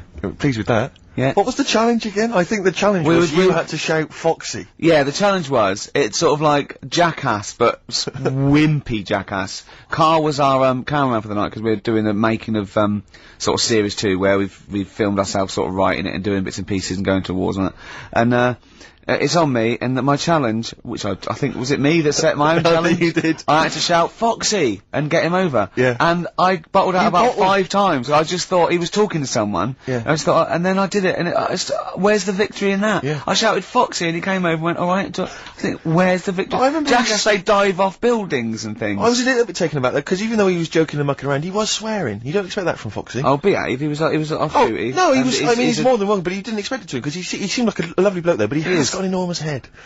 I mean, I'm not gonna. But I'm not got a problem with disrespecting that. him. I think he's a lovely guy, but Yeah. his head is huge. But it's You in think that, proportion with his big body as well. He's a chunky wombat of a man. True enough. And so am I. It was a problem getting him on screen. Sure, because of the huge head. Yeah. I was struggling. No, I know. Well, I know that Pop Idol people have worries about that. They had to get special lenses. Yeah, yeah. I love the fact that us 3 freaks can take this out of anyone. Stop there though, Rick, because I was on TV briefly. There was a thing about The Office on Top 10 TV Bastards on Channel 4, and I appeared on there briefly talking about the show. And there's this girl who's a girlfriend of a friend of mine, and she's like, I saw you on TV last night. I went, yeah. She went, I'll tell you this, you're better looking on TV than you are in real life, and that's good for you. And I was like, oh, I don't know if that was a compliment, because it's like... Definitely not. Well, I'm not on TV, so it's not beneficial in any way. Yeah. But that's like... I'm feeling like you have to step out of the TV. But that's like saying, I normally find you pretty repulsive. Yeah. My opinion changed slightly last night because you were on the box. Yeah. And I didn't know, it sounded like it was a compliment. through the aid of a different... Through the aid of lighting and appearing like for 12 seconds on screen in small doses. Oh, God. They thought I wasn't as bad looking as I am in real A lot life. of people have phoned in and wondered if you are Morph grown up, because they've seen a picture of you on the website. Do you mean me or Karl? Karl. Right. Yeah. What do you mean? No, because people have seen you next to a picture of Morph, and it is if you draw honestly, Karl, if you lay you down and draw around you, it's exactly the same shape as Morph. Yeah. Or the Pillsbury Doughboy. Or, yeah, gingerbread man. You do look like a gingerbread man. That's great. Oh, I love Karl. We think you're brilliant.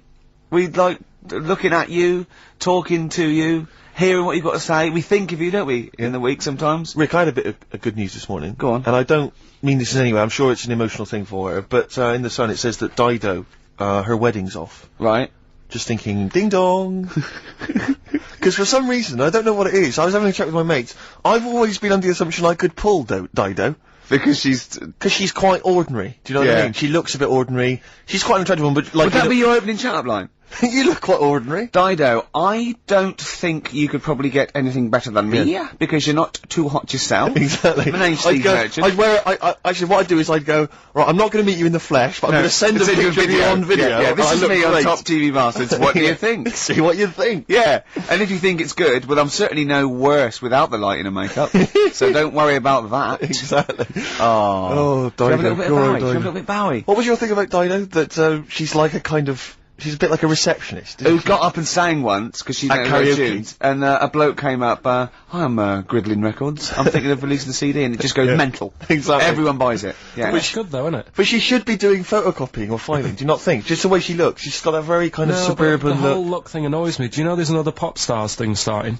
Yeah. Like, it's going on in Ireland. Apparently it's Ireland's version of it. Okay. And today it was like, you saw all these kids rushing in, there was fat ones there and ugly kids, and you're thinking, it's sad and everything, they might have a good voice, but they've no chance, right? And there was a woman there who looked a bit like Britney, and the bloke, straight away, before even hearing the voice, Britney lookalike over there, go and get her in, give her a ticket, she's through to the next phase. And it's just annoying. Dido isn't beautiful, but she's nice enough. Do you know what I mean? Well, yeah, that's why she's fine for me. I mean, you know, I mean, my standards are quite low. So, do you think Steve should go out with her then? I mean, that's what we're asking you. Do you think he should? Yeah. Okay, so a little bit of Bowie. Thanks, Carl. Try and fix that up for next week.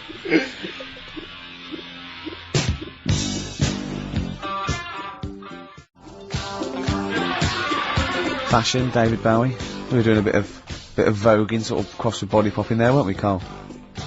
Yeah. Played that last night, Rick, during the set. Yeah. That was described by Zane Lowe as one of the best sets he's ever seen. Well, he didn't say those exact No, words. but I think Zane just sent an email and said he's giving up because there's no point. Yeah, exactly. When he hears stuff like that, he said, I thought I was a DJ. Yeah. After seeing Steve Merchant, I'm obviously not. Exactly. Yeah, exactly. no, so, yeah, Big Boy Jim was down there. Yeah, and he, Big he Boy got very Jim similar. was going, wow, you know. I don't know what I'm thinking. Yeah. But I like the idea, because you know, Fatboy Slim did Brighton Beach, didn't he? And he had like 20,000 people in Brighton Beach. Yeah. And everyone was loving it. Just the idea of me down in Weston-super-Mare doing the same. With 80, the donkeys. 86 people. Have you ever seen, Exactly. have you ever seen that thing, karaoke challenge on Exactly. Challenge TV? Yeah. It's Oh, great, they're all no. doing it, and it's sort of like, Jonathan, what's his name, from Jonathan Bread, Morris, and, yeah. and all those sort of, people there. And the camera falls out, and there's about 8 people there. Yeah, but what I love about karaoke challenge is it's not even night fever. Do you imagine that? I mean, talk about... Wow. Oh dear. We tried to get on that once, didn't we? On karaoke challenge? Yeah, when we were doing that comedy we were lab. gonna I do was it, we doing were it in gonna- character, yeah, wasn't you I? were doing it, yeah, as David And so Bowie. so we'd have a little bit of footage, but Yeah, that'd be they, great. Yeah, They that wouldn't was- even let that you was on. terrible. That was how minor a celebrity you were at the I time. remember once, right, this is how sad we were. We tried for about an hour to get on the Chris Moyle show. They were doing a competition. He was doing this competition. It was about golf, wasn't it? So it was like things with, It was, you had to think of Puns on- a song title, but Yeah. you had to make it into a golfing pun. and people were calling up and going, now what about Drive by the Cars? He was going Drive by the Cars, very good. And it was like, things like, you know what I mean? Things like something T and that. And I wanted to phone up and go, hello, Chris Miles. Yeah, what about, Spandau Ballet Golfy? Just being, and I was just like, we tried, I was just about Hours we 30 tried to quid get through. just to get on and do something stupid. How pathetic and they was wouldn't that? even let us on. What Yeah. were the others? It's a good game, that. What? Oh, God. Phone in if you've got any amusing puns on songs and golf. Yeah, please. What did you say? What was it? What? A Spandau Ballet Golfy. Yeah, do you like that one? It's a good little game. Yeah, you're thinking else? of what you're doing, Carl. What you're thinking on the radio. That's what you're doing. It's a first. You're actually broadcasting thinking. Can we just be quiet and just listen to Karl think? Yeah. Oh. Anything? Got anything there? Any golfing puns? at You all? know, some people say, Carl, it's impossible to catch yourself not thinking. Now, I reckon if there's one man in the world... Hole in my shoe. That fella in the young ones. Hole. And there's one on a golf course. He's got a little... Has he got a little cold as well? Because you're... Yeah, well, I was telling Steve before I went on the tube last Saturday night. Yeah.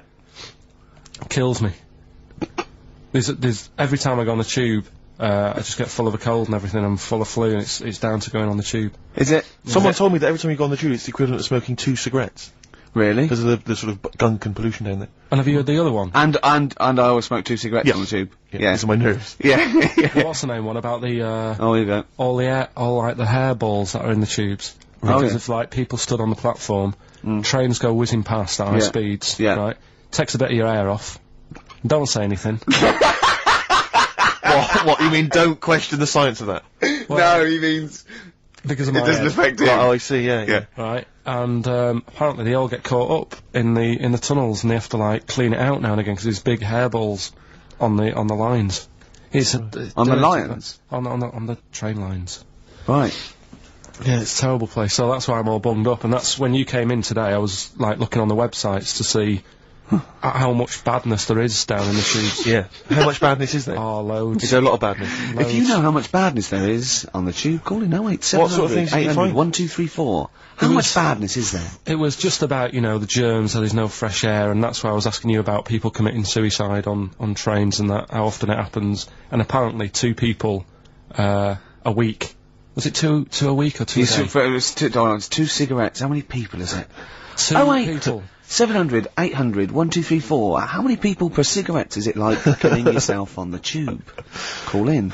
2 people a week try and kill themselves or something. Right. On the tubes. Really? It's bad, that, Yeah, it is. Terrible. Should we play a record? If you want. Have we got the big new Eminem single? No, I was gonna, Oh, we'll tease them with that. We'll play that a bit later. We are going to play it though. We're going to play the new Eminem single. We will. Plus, of course, obviously, we've got this big celebrity bag to give away as well. Oh, Bag yeah, of let me signatures. just quick Well, play no, a let's record play and a I'll record. explain We'll explain what the competition after that. Doves. Doves would be good.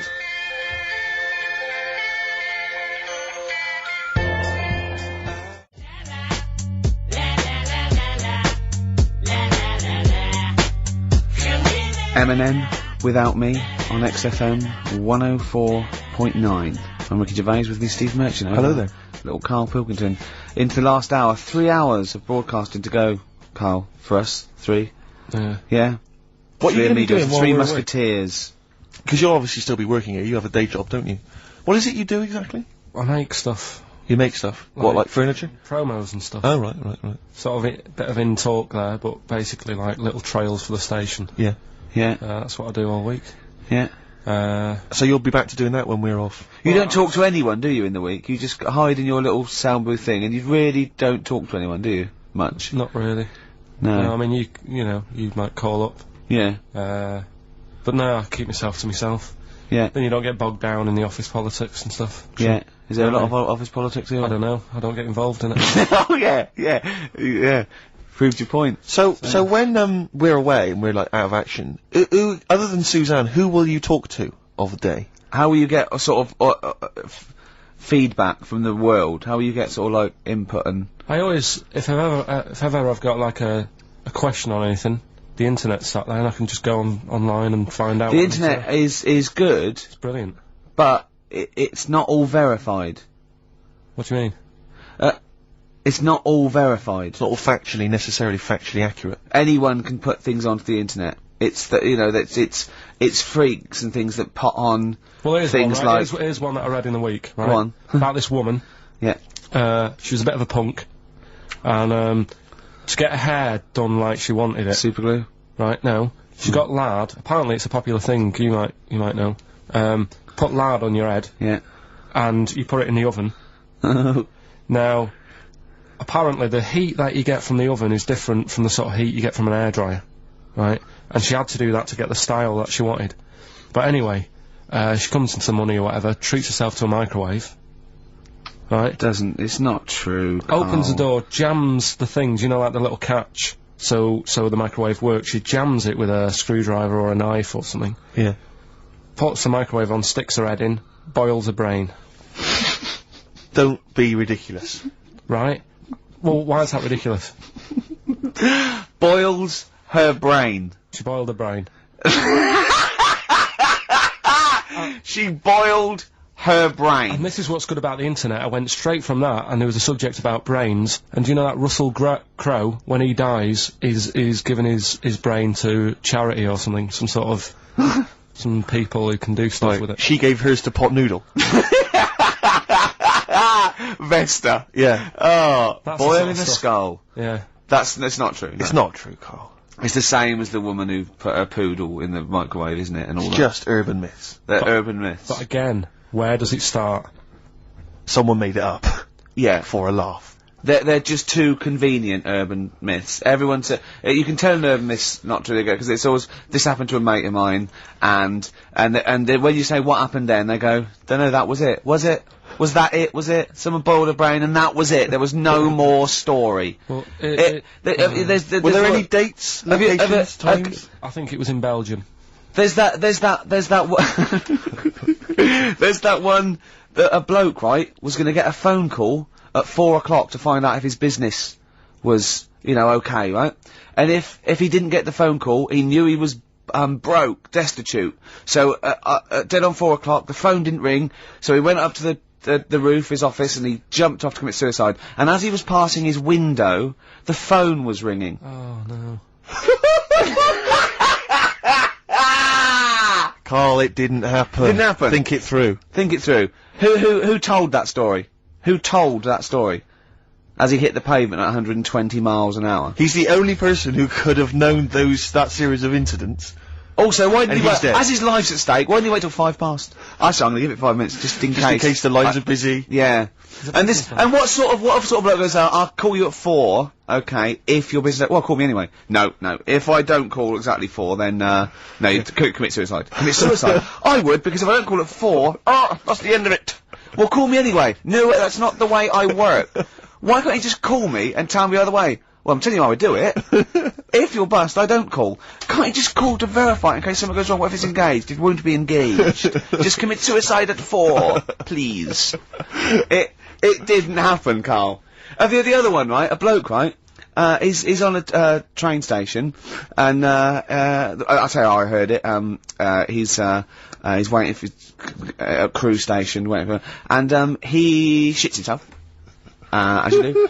And so he goes, oh, my train's in 5 minutes, so he runs across to Millets, and goes, quick, Levi's, 36. The bloke just puts it in a bag, he runs onto the train, he goes into the toilet, takes his, trousers and pants off. He's soiled. Yes. Throws them out of the window, I won't be needing those again. Cleans himself off, open the bags, it's a jacket! Oh. No, it didn't happen, Carl! At what point did he go into it and go, quick, Levi's 36, and the bloke went, sorry, Levi's 36, what, a pair? No, shall I wrap them? Them? It, shall I wrap? Just wrap, whatever it is. Do you want to look? No, I'm not looking when you're putting it in the bag, please. Right? 36 way stories, don't say anything. I've told you 36 Levi's, and put it in a bag and charge me for it. Yeah. I don't want to discuss it further. Yeah. There was one, There we go.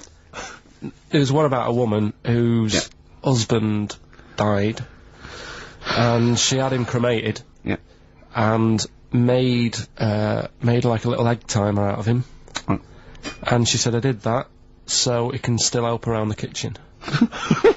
Well, that might be true, that might be a joke. That's quite sweet. That might be That true. is a true story, again. It was all... No, not again, because the ones I just told weren't. Nor is the boiling the brains in a bag curry microwave. Head story, true. Yeah. They're too convenient. Will you be buried or cremated? What? Will you be buried or cremated? I don't know. Cremated. I imagine. Like you see. I don't know, it's out of my hands. Yeah, I haven't thought about I've it. not thought it through, and No, to I be don't honest. care either way. Have you heard the one about... Sorry. I'm just worried that we're getting into a macabre world now of ashes, boiled heads. I think we should play some music, let people just calm down. Levi's. Just think about some of the urban myths they've maybe heard, assess them, maybe they are absolute bollocks. Yeah. And, they can move on from it. Well, Yeah. it's just that... The death thing, right? Yeah. There was an argument on there about... Do you know that Twilight Zone or whatever it was, Tales of the Unexpected? Oh, yeah. Where the woman got buried alive? Yeah.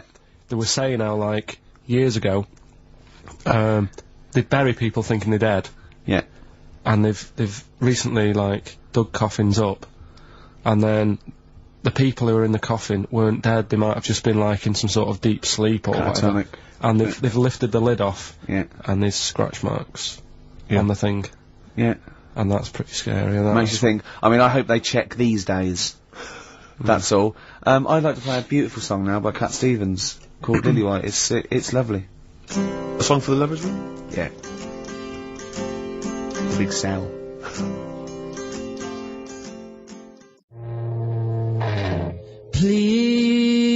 Please.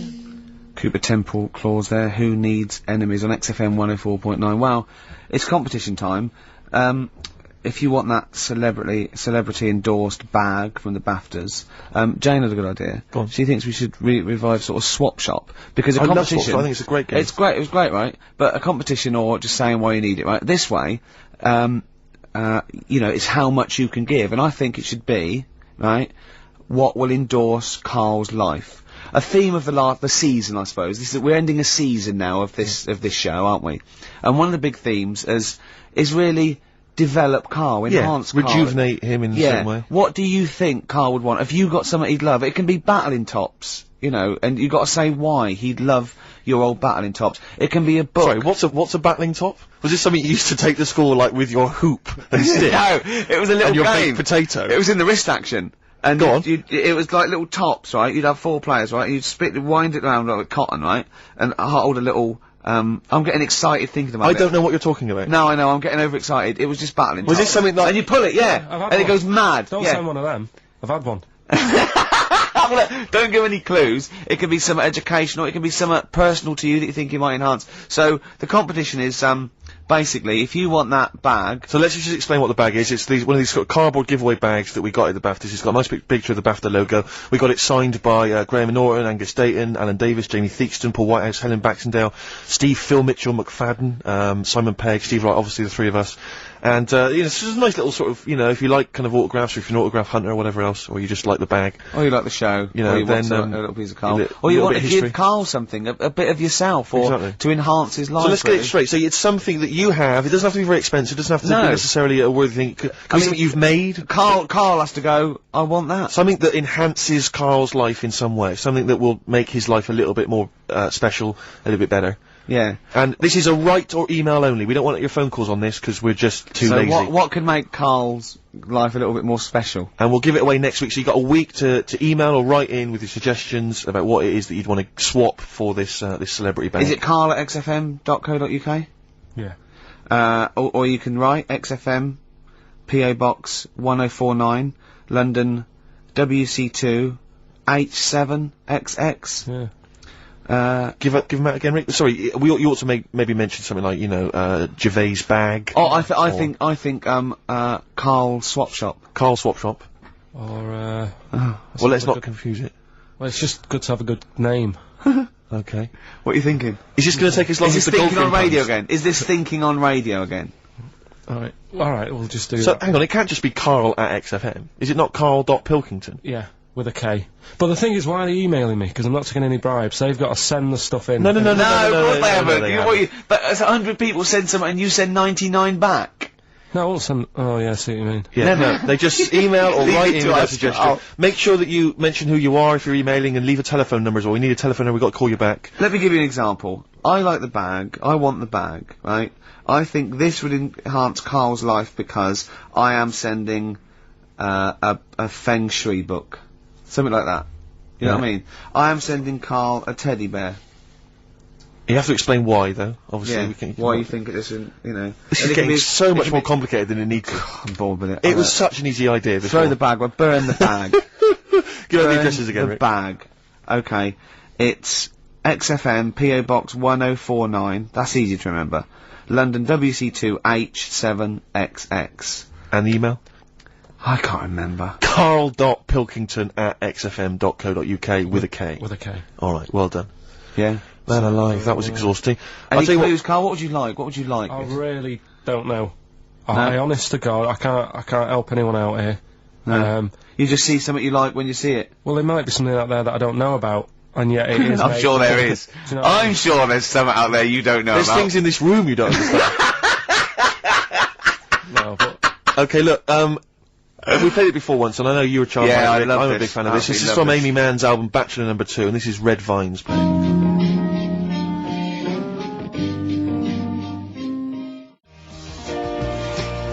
It's beautiful. I know Carl's not impressed, as ever. I don't know what your criteria for music appreciation is at all, Karl. It's just like you build them up as being something really good, and then I hear it, and it's like... Oh, but I don't know what it is that you're expecting to hear. What we meant to say. Really good. What we meant to say. Oh, this is a mediocre track. This is alright. Listen, when you played Simon and Garfunkel, right, they've got their own unique sound. You know it's them when they sing. Yeah. That could have been loads of women who I know. It could have been loads of women who you know. You only know your girlfriend. What I mean, Sheryl Crow sounded like Sheryl Crow to me. Yeah, but only superficially. But Man's been around longer than Crow. Who knows what influences she may have had? That sounds like a fable, doesn't it? Man's been around longer than Crow. Eh? But see, no, I mean that's just there's a number. Let's be honest, Rick. I mean, there's not that many great female artists, are there? Oh, hey, be careful there, Steve. Some of the sisters out there will be disagreeing with you. I'm not saying that they can't sing a beautiful song. I'm just worried they can't write the material. I'm thinking of Bush. I'm thinking of... Aren't we all, Rick? I'm thinking of armour trading. That's true enough. I am thinking of... Anastasia.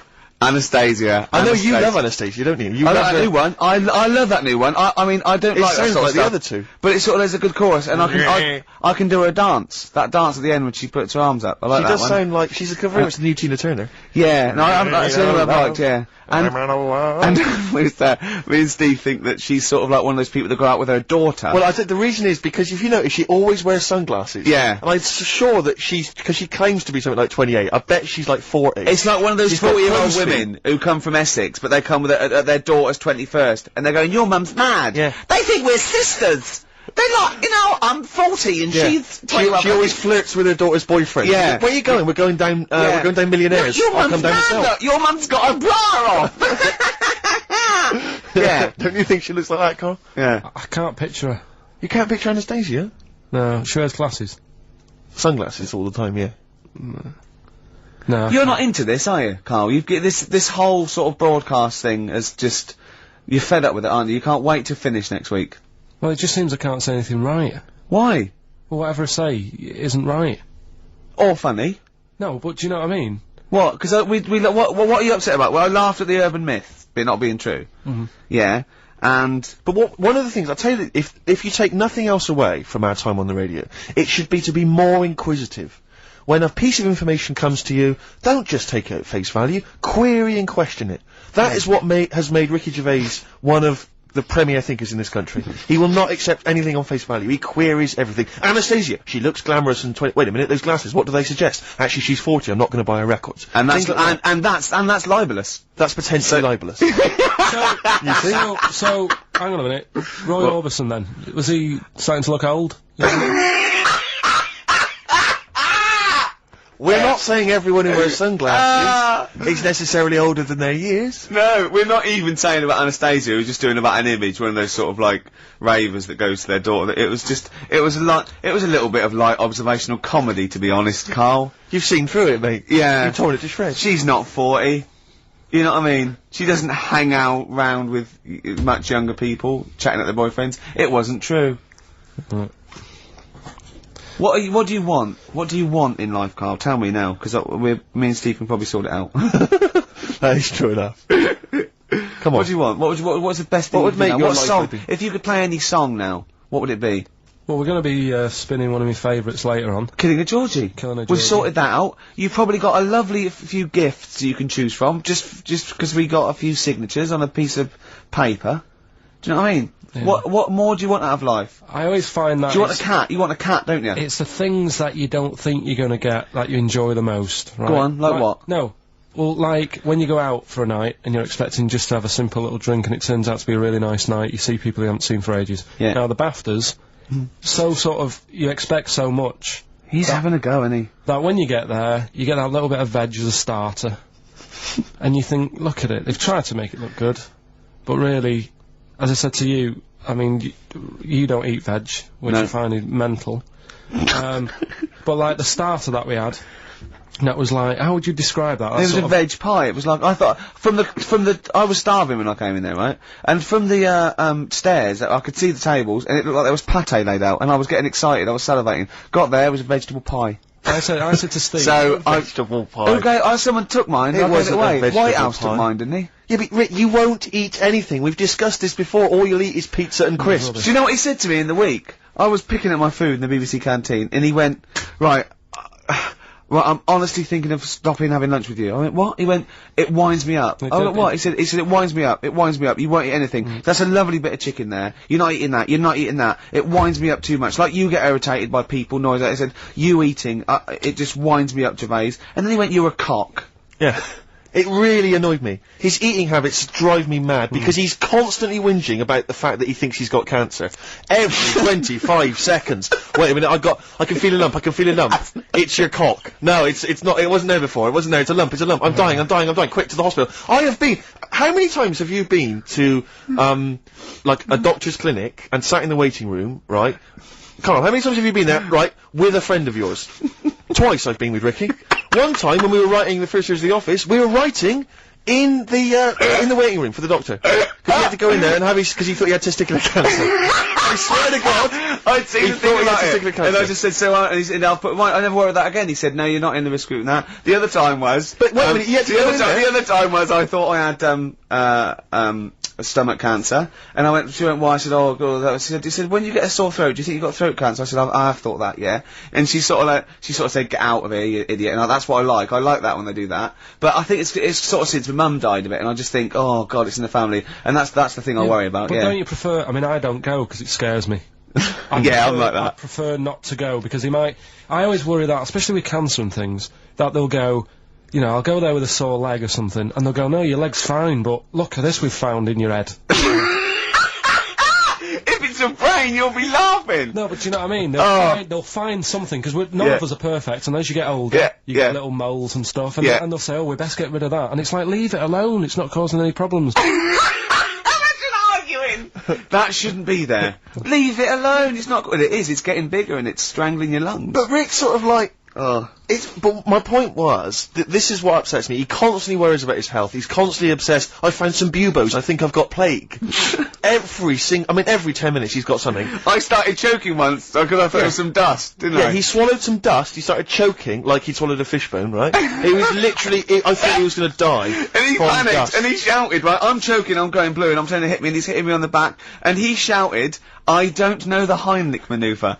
Yeah. And I was choking and dying, but then I wanted to laugh. Because he panicked going, it's like, if he's gonna die, I want him to know that I didn't know the Heimlich manoeuvre. I did everything I could, but I didn't know the Heimlich manoeuvre, so that was why I couldn't have saved him. Dear. But my point is this, he worries about his health, and yet he eats like a child. He eats crisps, constantly, Coke, he keeps going, oh, I've got a headache, drink some water. Yeah. No, boring, hate it. I did say that, yeah. Chips, pizza, sausages, beans and chips. I've never seen someone eat so much. I don't know how he's not bored of it yet. Sausage, chips and beans. Everything's got to have cheese on it. Parmesan cheese, please. On anything. Why don't they leave it in a restaurant as well? Seriously, why don't they leave the Parmesan cheese? It's like it's gold dust or something. The salt, have as much salt as you want, but they come along, and I found myself sneaking. I've said to Jane, look out, is the waiter looking? And I've leant over and did some more Parmesan. I feel really guilty. Just leave it. It was on a trifle. You don't need cheese on dessert. I've explained it to you. Oh dear. So this is why I get angry, and that's why I'll tell you this, if I had to be on, Ricky was on Room 101, if I had to be on there, I'll tell you this, Ricky Gervais would be the first person in there. He'd be straight in there, man, because I got a list as long as you are. What did you think when I said, annoying people, like making noises? Unbelievable. So, you talked about, annoying noises, and people that make noises that are annoying. He is the most irritating man I've ever met, and I swear to God, I don't mean that as an insult, you really are, because you go out of your way to be insulting and irritating. Thanks. And that's fine, but you'd be straight in there. Yeah. In fact, we should do this next week for Karl. We should draw up a list of Karl's hates, what he'd put in Room 101. Oh, Think about that next week, That is genius. Next week, so we've got the competition, we've got Karl, I'll tell you what, let's play a record and do White Van Karl. Yeah. And just let's slam dunk this mother.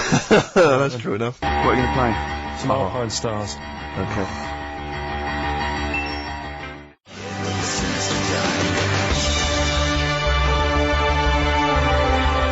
Alpine Stars, Carbon Kid, featuring little Brian from Placebo. Oh yeah. Thought I recognised him. Yeah. So like that. Right. White Van Karl. Karl. It's real. White Van Karl. Yeah, this is where we steal the White Van Man column from The Sun and basically fire those questions at Karl. getting his opinions on the week's news. Okay, Karl. Let me see. Okay, what do you make of this? The average woman, apparently, takes 27 minutes to get ready to go out. Did you know that? Are they saying that's a good thing, or...? No, they're saying that the bare minimum takes... No, this is what surely. No. But I remember reading, I'm sure they said that, it takes them 27 minutes to get ready to go out, at the very least, I think. It's not that bad if it's for a night out. 30 minutes is alright. If it's going to get to 20 woodbines. But, yeah, or, you know, if the house is on fire, and it's like, quick, get ready and get out. I don't think it's in a fire, no. I think, yeah, go on. I think that's 27 minutes, right? I'd take about 27 minutes. I can take up to that. But do they include the getting up, having a bath? Doesn't give me any more details. No? 27 Well, minutes. that's difficult to go by. Difficult to go on that one, isn't it? How long does Suzanne take to go out of the house? Depends, like I say, if we're just nipping out shopping, the old flip-flops and trackies on? Yeah. But if you're going out for the night, it takes a bit longer, doesn't it? Yeah. Yeah, you got wire in the trackies. yeah. Go on. Okay, no, really don't know what the ins and outs of this story are. Is Sven-Goran Eriksson sticking with Nancy rather than Ulrika? Well, it's his wife and that was his girlfriend. Yeah, I don't know if the story's true. No one seems to have offered any evidence for it. Anyway, everyone remained silent. It's rubbish. And, okay, what do you make of this? David Beckham apparently was driving despite having an injured foot and, just further threatening his World Cup chances. Now, obviously you're a big football fan. Well, I'm not that big. I like the odd game. Sure. Would that hurt him? Would that hurt his foot? It can be good. Is it in a plaster? It's not in a big cast, Sure, is it's it? better to drive than it is to walk on it.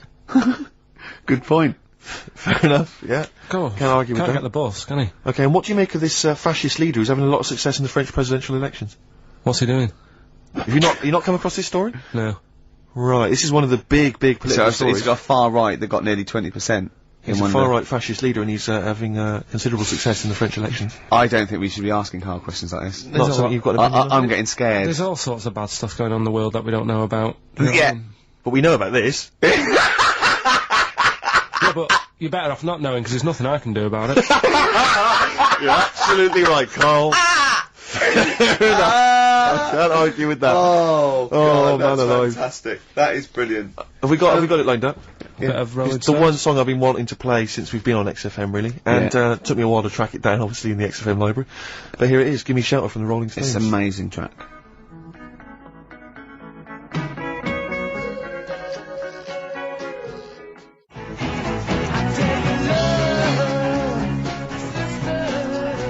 Give Me Shelter from the Rolling Stones. Surely, if there was a soundtrack to the Vietnam War, that would be on there, wouldn't it?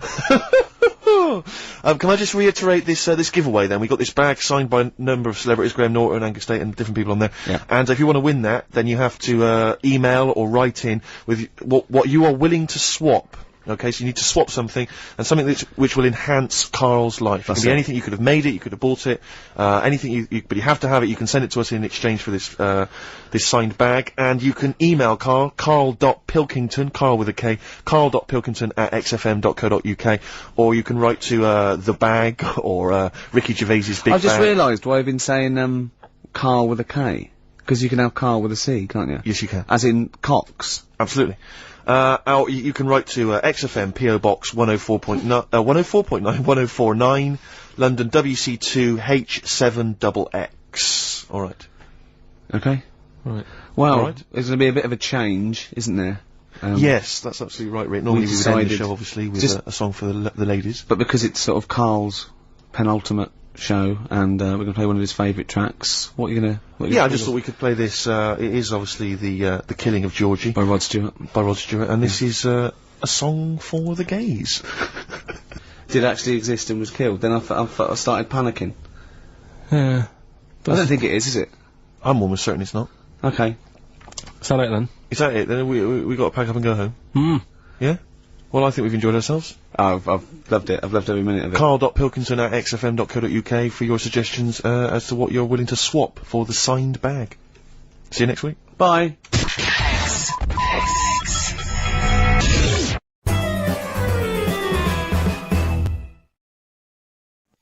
Tell you what though, when you are because when you're in hospital, you've got a lot of time just to sit there and think about stuff. And what I was thinking about is, what is the closest thing sort of living, that's nothing. I don't know what you mean. What? What's like the closest, like, do you know at some point something's gone from nothing to something? Hasn't it? No, I don't understand what you mean. Something, at some point, people were nothing, and then something happened and they were something. Do you know what I mean? But they were never nothing, were they? Do you mean what is the first and lowest and most primitive and most simple form of life? No, He's right here in this room, Rick. say like when you look at a stick insect, right? You go, right, there's a slight crossover there from a stick to a living thing. No, it's not. It didn't used to be a stick. No, it's not. There's no biological relationship between it and a stick. But there isn't much difference between the two, is what I mean. Of course there is. It's a huge there isn't. difference. They just sit there looking like a stick. That's their skill. Yes, but there's nothing to do with being a stick. It's like camouflage. That's like saying when a soldier puts on combat gear, you're saying he's a cross between a human and a shrub. He's not a cross between a human and a shrub. No, is he? that's man-made From a distance, stuff. you can't see him. That's the same as the stick insect. No, but that isn't what I'm saying. What I'm saying is, have you seen them weird things that just look like they sort of look like a leaf? Yeah, they're insects that have evolved to look like a leaf. So a bird thinks, oh, there's no tea there. No, that's but not a juicy insect. It's a leaf. I don't eat leaves. Yeah, but at Forget some it. point, something has had it away with a leaf. No, at no point has something had it away with a leaf. No, to make it look that much like a leaf. At no point did a beetle shag a leaf. There's nothing on a genetic level or molecular level, anything to do with it having anything to do with a stick or a leaf. It's superficial. It's the way it looks. That's all it. That's like saying chameleons must have mated with green once. They are green. No, but it looks like a leaf. What I don't understand is it has evolved to blend in perfectly with its surroundings and fool predators. But then how does it meet? How does it have relationships? It will be going around sort of having it away with a leaf. No, it won't, because it doesn't know what it looks like. It doesn't matter. They do it with pheromones and attraction, and it's not like a stick insect will be talking to a stick for ages and go, oh, I've wasted my time here. This club's dead. Rude. I was chatting to her, she was foxy, but she was giving me nothing. But, Dave, that's not a stick insect, that's a stick. What are you talking about? That's a stick. You've been talking to a stick all night. I can't believe it. I just thought she had a great slim figure. No, it's actually a real stick. But I've been reading a lot about, I like spiders and stuff, just reading about them. And there's one, right? It's got big legs. Yeah. Doesn't use them. It goes around floating in the air on a bit of webbage. Like he just took a gamble then, didn't he? He took a gamble, he thought, do you know what, I'm going to go with webbage. Don't know if it's a word, not sure, but I could just say web, and I'm going to go with webbage, I'm going to risk it. And it didn't pay off, did it? Webbage! But that's how it gets about, it's in the air like a kite. Yeah. It's just floating about. I've seen one, yeah. So, that's what I'm saying about weirdness. The way all that goes on, and this is what I can't get my head round. You have got your head round. But do they get ill then? It's just, for those listening at home, he has just bumped his head against the microphone. Trying to mate with it because it's perfectly round, this microphone. Well, one thing Karl has been doing over the past few months is writing his diary. He's kept that up. I don't know what he's had to write about. All he's been doing is looking at moths and ants and bees and going for walks. But I'm sure it's all in the diary. So, let's have a look at that. Oh, I don't believe it. He's only gone and written it down. We went to the park and had a brew. Suzanne read the paper while I played with a ladybird. I mean, it's like a child, isn't it? It is like what a child would do. Suzanne read the paper while I played with a ladybird. His only friend is a beetle. It climbed up my arm. It struggled on me hairs. This is in detail then? Yeah. It kept stopping every now and then and was rubbing its head with its right arm. It did it about 4 times and always used its right arm. It rested for about 5 minutes, then flew off. Sunday. Had a bit of a to-do with Suzanne because she wanted a lion today. I ate this. Once you're awake, you should get up. I got up and put the radio on really loud. She eventually got up. I told her insects don't have lions, so we shouldn't. Why are you obsessed with insects? You must be fucking unbearable to live with. You must be a nightmare. No, I've just started, because I've watched insects a lot, I don't want to keep going on about them because we're a bit insect heavy. But at the end of the day, if we copied insects, we wouldn't go far wrong. I don't know what you mean, though. 1 minute you're saying they're great, then the next minute you'll slag them off. Yeah, I'll slag some of them off if I don't know what they're doing, but because I've studied them a bit longer, I just think they do it right. You haven't studied them, though. He thinks he's like Darwin. But you just slagged them off and again. Don't you think that insects are doing stuff? They're not. It goes there, then it goes back again. The ant was messing about, but only that one. The others were carrying stuff. That's what I'm saying. These snidey ones in everything. In everything in the world, you get a hierarchy. Oh, long words! Ooh. The bookshelf was dusty, so Suzanne asked me to dust it if I get a minute. I ended up looking at every book. Just the spine. Yeah. Just for a few seconds each. Yeah. Didn't open them. I looked in the dictionary to see if the word dictionary would be in the dictionary. I didn't think they would bother with it being on the front page, but it was in the book as well. It's a good point, though, isn't it? No, it's not a good point, because you didn't tell us anything. Dictionary is in the dictionary. Well, of course it is. Well, why? If you go, how do you spell dictionary, you look at the spine and you go, oh, there it is, D-I-C-T, and all that. So what does dictionary mean? It's a book full of words, isn't it? That's what it means. All books are full of words, you idiot. How to spell them. And if you don't know what it is... No, it's not how to spell them. All right, then we'll... I'll just look up something. No. It's not a book full of words to tell us what... No. It's the meaning. Give us the definition of dictionary. Meaning. It's a book full of words if you want to know what the meanings are. But if you didn't know... Well, sorry, what was that sentence? Yeah, but what I'm saying is, if you didn't know that, then you wouldn't be looking in it, because you wouldn't know the book is about that. So, if you don't know the word dictionary and what it means, you wouldn't be looking at the dictionary, you'd be looking at an A to Z. Because you Why leave it out, though? Just because there's so many words in the world, I would have thought they wanted to cram as much as they can on a page, and if dictionary is already on the front... Is that why you suddenly used the word hierarchy for the first time ever? Did you find that in there? Did you see hierarchy in the dictionary? I feel that big word has pushed out about 26 other more useful ones. Yeah, well, Suzanne's been going on about me learning another language. But I sort of think your brain has only got so much room on it. And the rest of it's filled with lard. So, if I've got to learn everything I know, again, but in a different language, it's taking up space, isn't it? You don't learn everything. Oh, God. It's all storage, isn't it? But you don't have to learn it again. You don't have to learn the concepts again. You're merely learning vocabulary. Do you know how many moves there are in the human brain? You don't worry, you won't use them all up. I feel that he has reached his capacity then. Yeah. Well, you need another sort of, you need an update. You need some more memory. Woke up to some interesting news. It's good when this happens because it sets me up for the day ahead. If it's miserable news, it affects my day. It said on the news that they have found 2 new flies. Fucking hell, more insects! What have you done? Is that all you've done this summer? Bong. Trouble in the Middle East. Bong. 2 new flies found. Ladybird climbs up arm. They were found in the UK and they were found close to each other. Maybe this happened because they were different than the other flies and weren't expected to hang about together, so that's why they knocked about with each other. That would happen, wouldn't it? What do you mean? There's 2 new flies. What do you mean? Does it mean there are 2 new flies that are a different species? Yeah, 2 new species, and they found them close to each other, right? Yeah, but they didn't mean there was one of each. No. Yeah, they did. They found 2 different ones. No, they have. Seriously, I know that. That's right. That's a fact. So you've got, I don't know the names of them. They give them odd names, don't they? Well, say call it A and fly B, right? Yeah. Fly A, I don't know.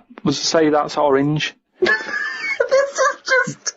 B. Fly B, yeah. No, this is painful. No, I'm just making it easy. But Fly B wears a little hat. It's a little hat. Right, yeah, fine. Now, they found the orange one. I went, look at this over here. This is a bit weird. And they've gone, oh, that's a new species. Log it, whatever. And then the other one went, oh, keep your pen handy. Look at this one, it's got a hat on. So then they found them both within the same distance, I don't know what that sentence means. Keep going. They found them both within the same distance. But without interrupting him, let him finish this point. Let me just make one thing clear. Karl Pilkington just said they found them both within the same distance. Think of that! Don't know what it means, but go on, let him finish this point. So what I mean is, they weren't knocking about with other normal houseflies because they were probably sort of going, oh, he's a bit weird. Leave it. Yeah, because the other one was also odd, they're hanging about with each other. Don't you understand that? Why is that such an odd concept? Because you think of it as like two little new kids in school. Yeah. They find out they're both new and they've got something in common. They're both goths, so they start hanging out together. Yeah. And this was on the news, was it? Yeah, just on the radio, yeah. I know if I looked into that story, it would be 90% wrong. Bit tired today, because didn't get to sleep as early as I wanted due to a moth getting in the bedroom. Fuck me! I got it in a glass and looked at it for a bit and then let it go because Suzanne wanted to go to sleep. Looked up some interesting news. Some people dug up an old body in Ireland. Turns out it's well old and was here when dinosaurs were here. The really weird bit is it had hair gel in its hair. Right, what is it? Fella. Well, no, there wasn't around when dinosaurs were here then. Just a bit after. Right, fine. A lot after, yeah, go on. I think any hominid, anything that could even be linked to anything that may become man is only about 1 million years old, and I think Homo sapien is probably only about 150,000 years old. Dinosaurs are about 150 million to 250 million. Yeah, no, it's not the age bit, that's amazing. It's the fact of, there's a fella, won't have even had shoes on his feet. Right. And yet he was worried about his hairstyle. Right, well that's definitely not true either. This is unbelievable. Well, there was a man on the radio doing poetry, says Karl in his diary. I thought I'd have a go at doing a poem about today. Not really.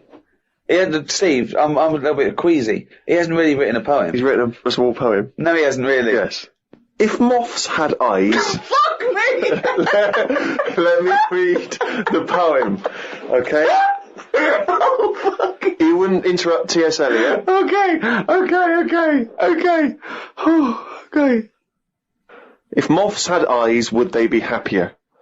How do they know they're not dead? Cavemen hunting for food, but not before they style the hair on their head. What would last longer in dinosaur times? A blind man didn't stand a chance. Not with all them rocks about. I'd rather be a blind moth. Right, it may be the greatest poem ever written. Just dissecting it briefly, you attempt to rhyme in the first 4 lines, but abandon the rhyming system in the last 3. Is there a creative decision for that? Can we have Karl read that? By all means, yeah. Just you read it as you would like to. So this is, imagine this, right? Okay. This is going out all over the world, this podcast. And now, Karl Pilkington, a new poet from Manchester, now living in, London, England, would like to read a poem. If moths had eyes, would they be happier? How do they know they're not dead? Cavemen hunting for food, but not before they style the hair on their head. What would last longer in dinosaur times? A blind man didn't stand a chance. Not with all them rocks about. I'd rather be a blind moth. He said it as though the last bit was going to rhyme. He said it like it was going to rhyme. Oh, God. No, I it's amazing. I think he feels as though the final line, I'd rather be a blind moth, is going to be one of those great, a summation that somehow the moth is a metaphor, the caveman. There's no metaphor in that. He really does mean he'd rather be a blind moth. Yeah, well, I'm just because I've looked at the day's news. Can we always do that, Karl? Can we always find a day, right, and always sum it up in your thoughts and poem? Just like that. I love that structure. I love that structure. If there's any English students or professors or novelists or poets listening, please email us what I thought of that poem, why it's good, why it's bad. So, you know, give us your thoughts on that. I mean, we would love expert opinion, poets, English professors. Just email us at podcast@rickygervais.com. Oh, he's only got to reel it down a little round. That's the jingle for Karl's diary. We had bacon and egg on toast. I'm eager to get through the brown sauce, as the bottle is too big to go in any cupboard, so it has to be left on the sideboard.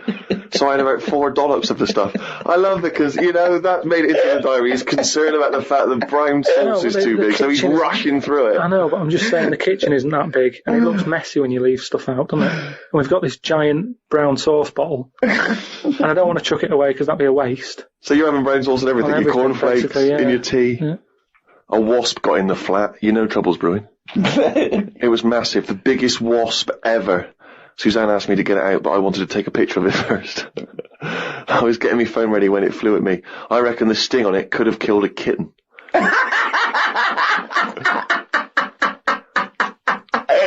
So specific. It ended up flying out the window on its own. Drama averted. Oh, God. We went out for tea. You're always in a cafe. That's what this diary. You spend so much time in a cafe. There were loads of flying ants. I kept kicking the table because I could feel them on my legs. I wouldn't be that jumpy normally, but I still had flashbacks of the giant wasp from the morning. Suzanne told me to stop being stupid because I was ruining her night out. A night out in a cab? Brilliant. Oh, God. What was it, her birthday? And flashbacks from an incident. Yeah. Like he's some sort of, like, war veteran. What is it? It's the wasp. It could have killed a kitten. Bought some wallpaper. We got back and got on with it. The wall that we've papered before has got a big mirror under it. We papered on top of it again.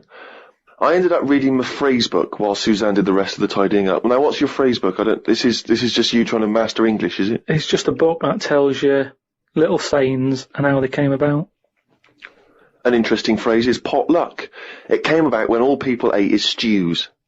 They used to chuck all sorts of stuff into the stew. You stuck your spoon in, and sometimes you got something nice like beef, or you could end up with a bit of frog. It's potluck.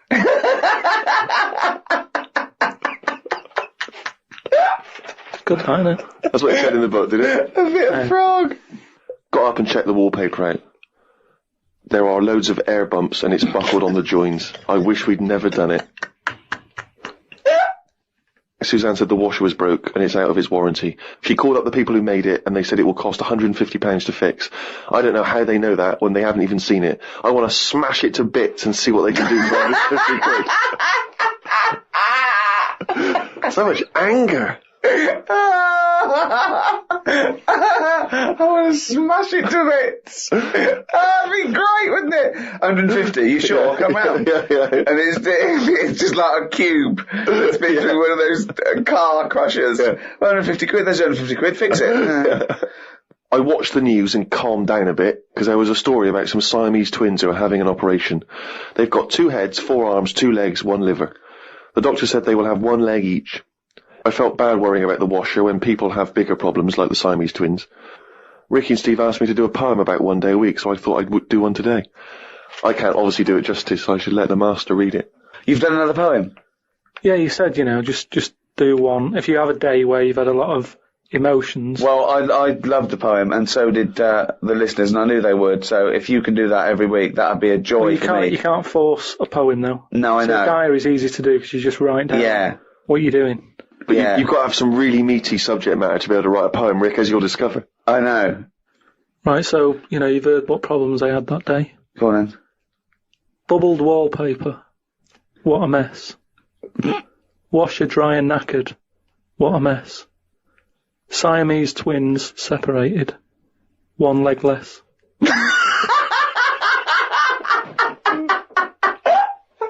I don't know what rhyming scheme that is again. Oh, God. Oh, God. Oh.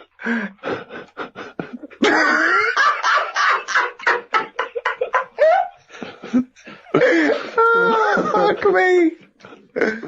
What have you got now? Right, so we're looking into animals that we get rid of. I've spoken to someone about snails, I've spoken to someone about jellyfish, and that, and looking at cockroaches today. Right, now who's the expert?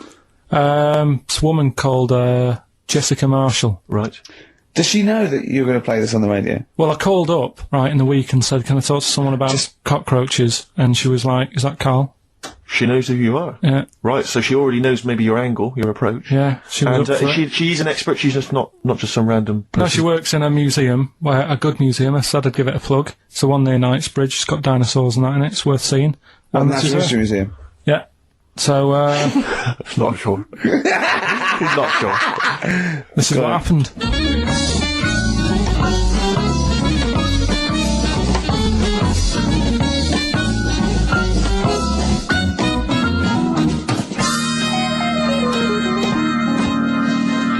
Now, what I'll do, I'll tell you as much as I know, and then you can fill me in if I'm right or wrong. And then at the end of it, we'll get to the bottom of whether we need them or not. Okay. All right. So first of all, the first thing that I found out is that they have 18 knees. That's not exactly possible. They're insects, so they have 6 legs. Yeah. And a knee is usually the junction between femur and tibia. That's sort of classic human knee and every other animal knee. So with 6 legs, you can only have 6 knees. Could somebody sort of got mistaken for seeing one that was a bit double jointed?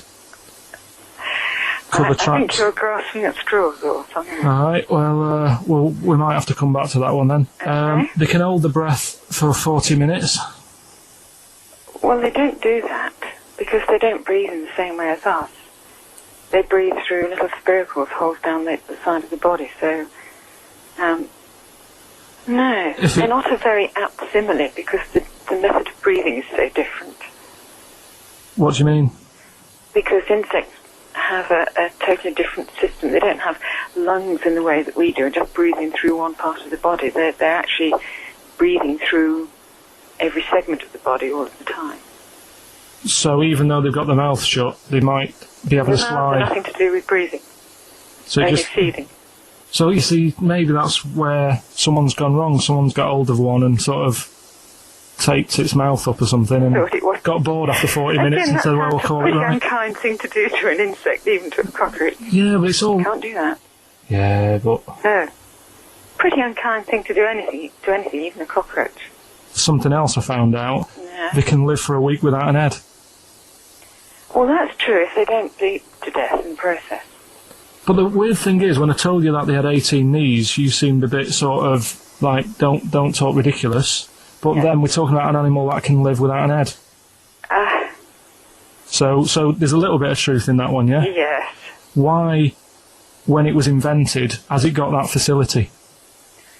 Say if someone said to humans, we could do that with humans, and, you know, if you lose your head in some accident, it gives you a bit of time to sort of go back to your family and maybe write them a note. You won't be able to have a chat, but write them a note saying it was my own fault and it was nice knowing you. Well, that would be a useful facility, I agree. But cockroaches are great survivors. I mean, they've been around for over 300 million years. They're one of the most primitive insects.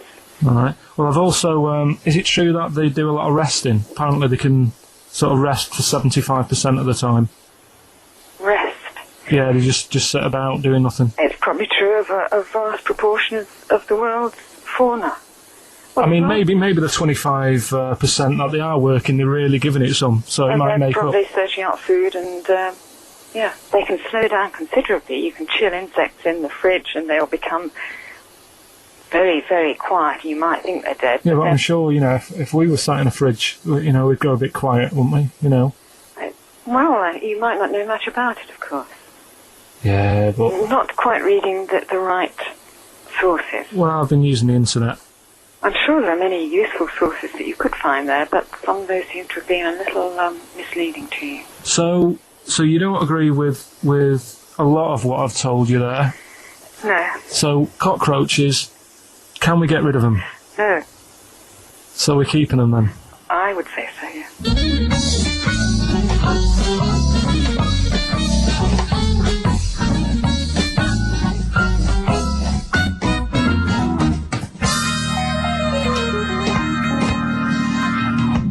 I think we should get her on more often because she sounds like she'd be a bit of an ally, really. Because she knew immediately that you were talking nonsense. She even said, I think you should be more concerned about your sources, which I've been trying to tell you for a year, right? The fact, I mean 18 knees, where did you get that from? It was on the internet. There's a lot of talk, Karl, that I bully you, okay? You know, it's for your own good. I'm trying to train you, aren't I? Mm. Do you know what I mean? Because, and no disrespect, okay, you are what I would call a stupid idiot. Well, can I just ask, because there's been an awful lot of emails that have said, will you and Steve please stop calling Karl stupid? Now, they say, oh, it doesn't justify calling him stupid. Now, I don't know what part of injecting a 76-year-old woman in the head so that she lives her life backwards couldn't be considered stupid. Okay, then listen, right, I've found some things that I think will interest you, and I want your first thoughts on these, okay? Now, these are facts that I've sourced. Okay. What's the actual topic? Well, you love animals, don't you? You're interested in animal Some facts. of them. I don't love them. Some of them fascinate me and stuff, but a lot of them also get on my nerves. I don't know how an animal can get on your nerves. They just do. Sometimes you sort of just think, what are they doing here? What are they offering anyone? Right. See, I'm worried that these facts will annoy you now, but they're meant to fascinate you, and... Okay. No, I think anything's good as long as it gets you thinking. It doesn't matter what opinion you have of something. Yeah. But as long as it gets a reaction. Okay, then, here you go. There's a frog, Karl. Just a little frog, a poison arrow frog, that contains enough poison to kill over 1,000 human beings. Why is it that annoyed? It's not annoyed. Well, why is it going about killing 1,000 people? No, it has the potential to. It has enough poison, it has enough toxin in it that could kill 1,000 human beings. But does it need that? Whereabouts is this? Where's it living? In the rainforest, I think. And does it need that sort of power? Is it in that much? Is it getting threatened a lot? Is what I mean. Well, no, because it's saying, don't come near me, and it shows it with its colours. It's got the colours that say it doesn't want to be eaten. It doesn't want people to chew a bit, right, and go, oh, I'm an idiot. It's saying, look at my colours, don't eat me. You don't want to come near me. But then why give it bright colours? Because now it's standing out. Yeah, and it's going, don't eat me. Yeah, but make it a colour that fits in, like camouflage. Why make it orange? Of course it's going to stand out, and then they'll attack it, and then it'll turn around and bite them and kill 1,000 men or whatever. No, it doesn't bite. It's the fact that if you were to eat it, you would die. Yeah, but who's going to eat it? Well, things that eat frogs. The French. And they go, sacre bleu! You have killed me and 999 of my friends. But why is everything, like, surviving like this, though? I thought it was all about survival of the fittest, not the one who looks the hardest.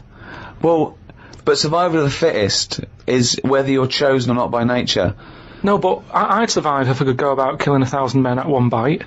It's not fair. It doesn't bite. It's well, whatever. If it licks you or whatever. But no, not if it licks you. If you lick it. Well, I'm not going to lick it. It's not going to happen. I will not be licking a frog. So it's of no danger to me.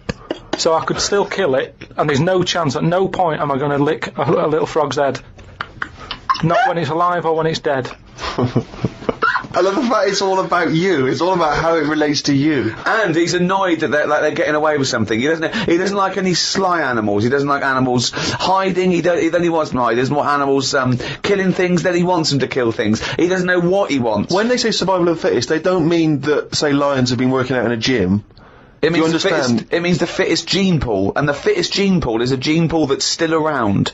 That's all it is. Yeah, if it's here, it worked. I was trying to explain to you the other day. A slug is as evolved as us. It's not, though, is it? It is. You think evolution is aiming towards miles being away human? From where we are. What? It's nowhere near what we're like.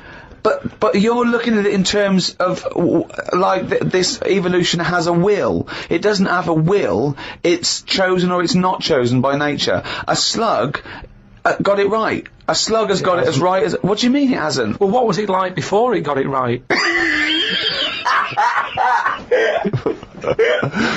But I think you think, Karl, that evolution is moving towards some kind of super being. Perhaps we're like the most advanced so far, but that one day we'll also have wings. I agree with and that. Superman type powers. No, but something can happen in nature. There could be something like, there could be less light, there could be more light, there could be meteor storms, there could be something that happen in nature, right? An external force, which means the paradigm goes back to naught. So then something that very unlikely would be the last thing to survive. There could, we don't know what's going to happen. I still don't think you've got the concept.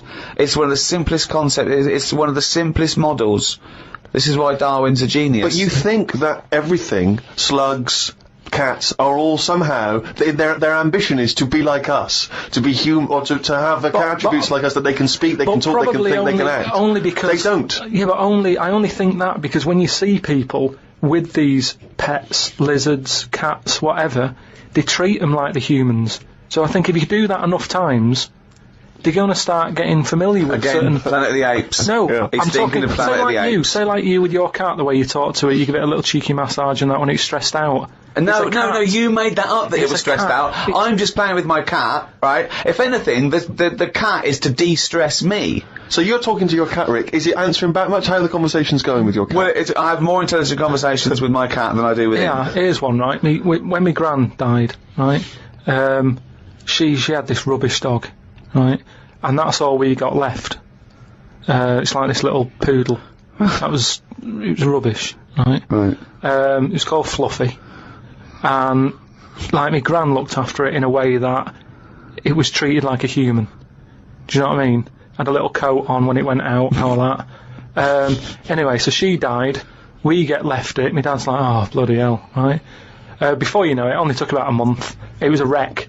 Because we weren't sort of bathing it the way she bathed it. We let it out if it wanted to go out. It got covered in oil. It used to go under the car and everything. So it went from looking like this fluffy, poodle to just being a bit of a wreck. He got hit by a car, it ran sideways like a crab and all that. In the course of how long? A month? Probably about two months or something. Yeah. Now, so it went from being over-treated to just being treated like a dog. Yeah, but a dog isn't, is not a indigenous species anywhere. We sort of bred those from, jackals and wolves. Change it. Take away the dog thing, give someone a frog, and they'll still overdo it. They'll be trying to treat it like, if you had a frog, I mean that lizard thing you've got... Salamander. It's still sort of treated as part of the family even though it's not. How is it treated as part of the family? Just the way, it's looked after that big area that it's got to itself. We stick it in a case and feed it a cricket now and again. How is that like one of the family? It doesn't matter because it's in your flat. It is in Karl's family. It's in your flat, innit? And it's sat in that corner. I just mean, as time goes on... Yeah. Things get educated as they get older. How old's that lizard? You don't. How old is it? About 15 years old. Right. Now, it knows more now than it did when you got it, because it's been in those surroundings, it's had its eye on things. Well, no, what do you think it knows? What do you mean it knows more now? They act on instinct. What does it learn? It knows when it hears the noise of a plastic case being unwrapped that a cricket's going to fall down any second. Yeah, that's all it knows. Yeah, but it didn't know that in the jungle. So it's already one up. What else has it learned? Well, I mean, it's 15, so presumably it listens to a lot of Linkin Park, goes on the internet a lot. No, but do you know what I mean? You've already proved your point. It's like that fella who kept hitting the dog on the head with a stick. Right, Pavlov, at no point did he hit a dog on the head with a stick. But he kept doing it, and eventually the dog went, I'm sick of this, and wandered off, didn't it? Pavlov there. Brilliant. Why didn't you write up his experiments? Because he did it a little bit different to that. I love that. Do you know what I'd like to do? A programme where you you paraphrase someone's theory. So Pavlov's first. We could do Freud. Give us, what do you know about Sigmund Freud, the father of psychoanalysis? Right, come on in. I don't know anything on him. Well, look him up. Educating Karl. That's your next week. Right, let's do another podcast next week. Then they'll get an extra one free. The people who paid for it. Right. We're going to hear about Sigmund Freud. Okay. Here's an interesting fact. If the frog annoyed you, this might annoy you. A blind chameleon will still change colour to match its surroundings. You're aware that the chameleon can... Yeah, whatever it sits on. Yeah. But then what happens when you put one of them on a mirror? No, does it get stressed out, or what? What's it copying? Well, it probably doesn't need to copy anything, because it looks at itself and it goes, oh, look, looks like that. It's brilliant. God, that was fast. That's the fastest I've ever done that. That is brilliant. So they can go any colour, there's nothing, you can put them on anything, and they'll go to the thing. I don't want you to have a chameleon, because you'd just be trying to see what it could and couldn't Try and do. catch it out. I know, yeah. Pop it on some tartan. But again, say like the frog thing, right? Pop it on the telly. Yeah. Couldn't do it fast enough. Why does the chameleon need that skill of copying a colour? Because at the end of the day, that lizard, chameleon, whatever, that's mainly sticking in the woods, isn't it? By trees, by grass. Right. Why can't it just stay green? That's all it needs. Those colour changes are only for camouflage, aren't they? I don't know. Some of them are for attraction, some of them to show moods, anger. No, but I just think we're encouraging them. You see, maybe this is evolution or whatever, but at the end of the day, because they can change colour, they're wandering out of their area. They can be wandering about, through a car park and everything, just because they'll go, well, I don't want to get seen, change the colour of concrete. Whereas... or into the colour of a Fiat Punto. But they should just stay green. Stay green, right? Stay in the woods and stay safe. I love this public information for chameleons. Words of advice for chameleons. Oh, God. Stay green, stay in the woods, stay safe, good night. Oh, God. Why are there blind chameleons around? I'm assuming that the blindness has no impact on the colour change, presumably is an automatic. It must be. But then that's not going to wander about much anyway, is it? If it's blind, it'll probably stay where it is. So it doesn't need to keep changing. If you know what I mean. I don't know what you mean, no. I never do, though. Right. The only time a turkey whistles is when it panics. Christmas time, then. Yeah. What do you think of that, Karl?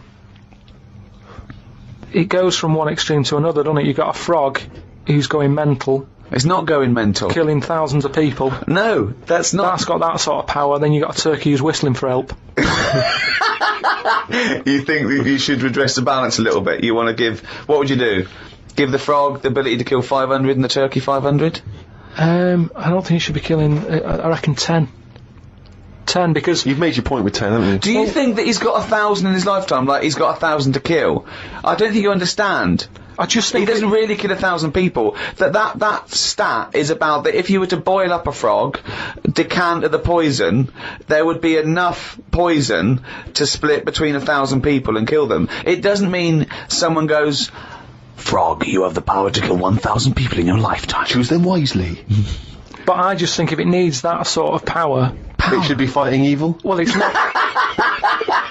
it's knocking about the wrong area, isn't it? If it's under that much danger, move.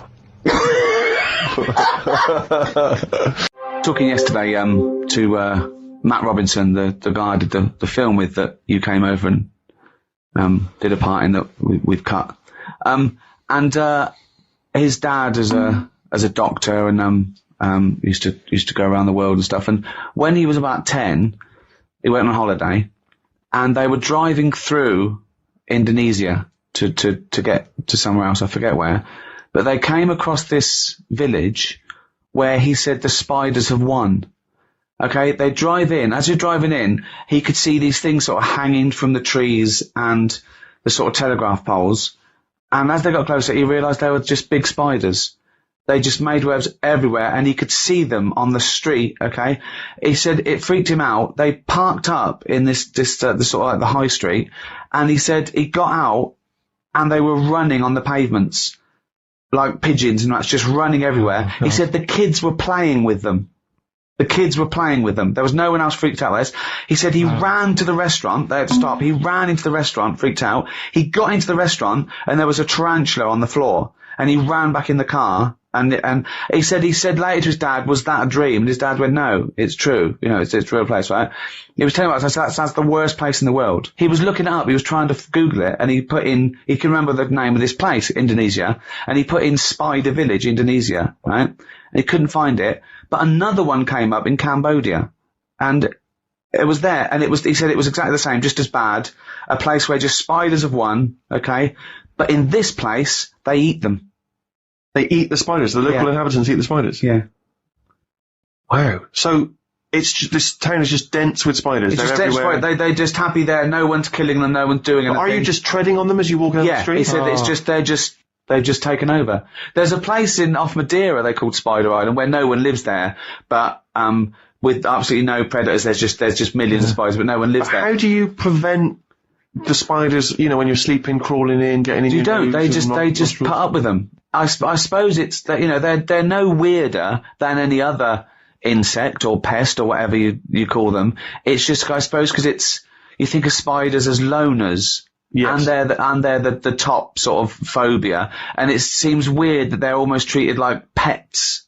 But isn't that a weird place though, that you drive in and it's just, oh hello, welcome to Spider Town? I couldn't be dealing with it. I mean, my mum wouldn't be that bothered. She's still got that one that's under the telly. She's had that for ages. And my dad threatened that he was going to kill it because he's sick of it. She's put a bit of Tipex on its back. So she knows. What? So she knows. Well, how many spiders are there? What, you think you'd kill it and then replace it out of guilt? It's not like a budgie. No, but you can sort of say, oh, I don't know, it's gone. And then if one turns up again, he'll go, your spider's back. Yeah. But now she's marked it. What, so hang on, well, that's weird. It has a web underneath the telly? It's always under the telly. I don't think it bothers with a web. But what do you mean she keeps a spider under the telly? It's just there, and she's sort of like, it's not a problem. They get rid of flies. They're not dirty. It doesn't get rid of flies if it sits there watching Coronation Street. It doesn't do much. Honestly, it can be there in a corner. I don't know what it does. I don't know. He just sits there. But she likes the fact that it's there. It's that thing, innit, of older people like that, don't they? They don't like change. It's like part of the family, you know. All the kids have left home now. She's got this little spider with Tipex on its head. I like the way that she went into a drawer. She had an idea. She was worried about it. She was worried about her husband killing it. I know. This is for your own good. Get Tipex, pop that on you. And you've been round there with the spider that doesn't freak you out? Well, I'm going round this weekend, but I used to always sit on the floor to watch the telly. Yeah. Now it's like I'm not sitting on the floor. You'd be watching Spider-Man, it would be criticising, well that wouldn't happen. What does your mum think of it? Does she think it's like a little pet, or she doesn't want to get rid of it? I think it is a pet because, like, you know, she's had loads of cats, she's had dogs, she's got a budgie, and now my dad's sort of saying, don't get any more pets because it means we can't go on holiday. Right. Spider can look after itself. I love the idea. Someone say, do you mind coming, we're on holiday for a week, do you mind coming around with a fly every 2 days? Yeah, I just keep an eye on it. I mean, I thought Spider Island was weird, but keeping a spider under the telly with Tipex on it as a pet. What should we do next? It's too much. Do we need them out of the way? Do we need them out of the way? Yeah, just, let's explain it again. If you're new, I'm sort of on a bit of a mission to find out, you know, we've got a lot of animals and insects in the world and stuff. Yeah. Do we need them all?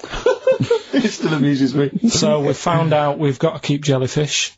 We've done octopus. She said we've got to keep them. This week, snails. Do we need them?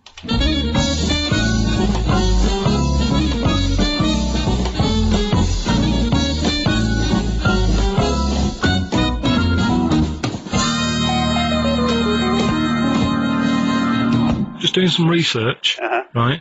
I'm sort of working my way through different creatures and insects and stuff that's on the planet. Yeah. Right? And finding out if we need them or not. Right? Yeah. Do you know much about snails? What, sea snails? Well, yeah. Snails in general. Don't know much about snails, land snails. Not a bit about sea snails, like whelks, top shells, that sort of thing. Would you say they're important? What sort of sense do you mean by important? Say if we had to sort of get rid of some animals and insects and that because we're running out of room. Right. Do you know what I mean? Because I'll tell you what I know about some snails. I don't know if this applies to sea snails as well. I mean, I called you today because a lot of other places are shut. Yeah. Right? So, I know they like to eat stamps, apparently. The glue on stamps. They love it. Right? Right. Apparently a lot of letters and stuff aren't getting to where they're meant to be getting because snails are crawling into letterboxes and eating the stamps. That obviously doesn't apply to the sea ones, but that's a problem they're causing. All right. Were you aware of that? No, I didn't know that. But you're glad you answered the phone today. Right? They love beer. Beer, yeah, who doesn't? And also, I don't know if this is right, but I heard that they sleep for 13 years, or can do. Right, I wouldn't know if they can sleep for 13 years or not, but I think sea snails are pretty important. Yeah, they do quite a good job in the sea. They graze on algae and They provide food for other animals. I mean, you can say that about any fish, you know, or any animal. Why do they exist? Would you be upset if, you know, someone said, we're getting rid of them? Oh, yeah. You would be? They're an animal, you know, I wouldn't... Forget being like favouritism and all that I get for them, right? There'll be other things knocking around you can sort of spend your time looking after. You'll still have a job. Don't be worrying about that. Because I'm not going to get rid of all the fish. Jellyfish need looking after, so you're safe. Yeah. But do we need them? Come on, there's loads of people saying, come on, we've got to move on through the animals, and you're holding them up saying, well, I want to keep them. Well, who's saying we need to... That just sounds a bit crazy to me. Just imagine. Do you know what I mean? And they would come to you because you work in an aquarium, so they'd be asking for your advice. Right. And you're slowing it down. Well, they asked for my advice and I'm giving it to them, so, you know, that's what I think, anyway. Yeah, but snails, you know, I mean, like I say, they drink beer and that, you know. What do they do apart from some food for a whelk? They were around, their descendants around a lot longer than we have been. Yeah, they've been around a long time, but what have they done? Well, they've survived that long, so they must be doing something pretty good. Well, apparently they sleep for 13 years, so really, even though they've been around for ages... I think that sounds a bit... But I don't think they sleep for 13 years. Not all of them, just the tired ones. So, snails, do we need them? Well, yeah, I just think they've got to... Just as, you know, it's not for us to say, do we need them or not, we can't just... So you think we should keep them? Yeah, definitely.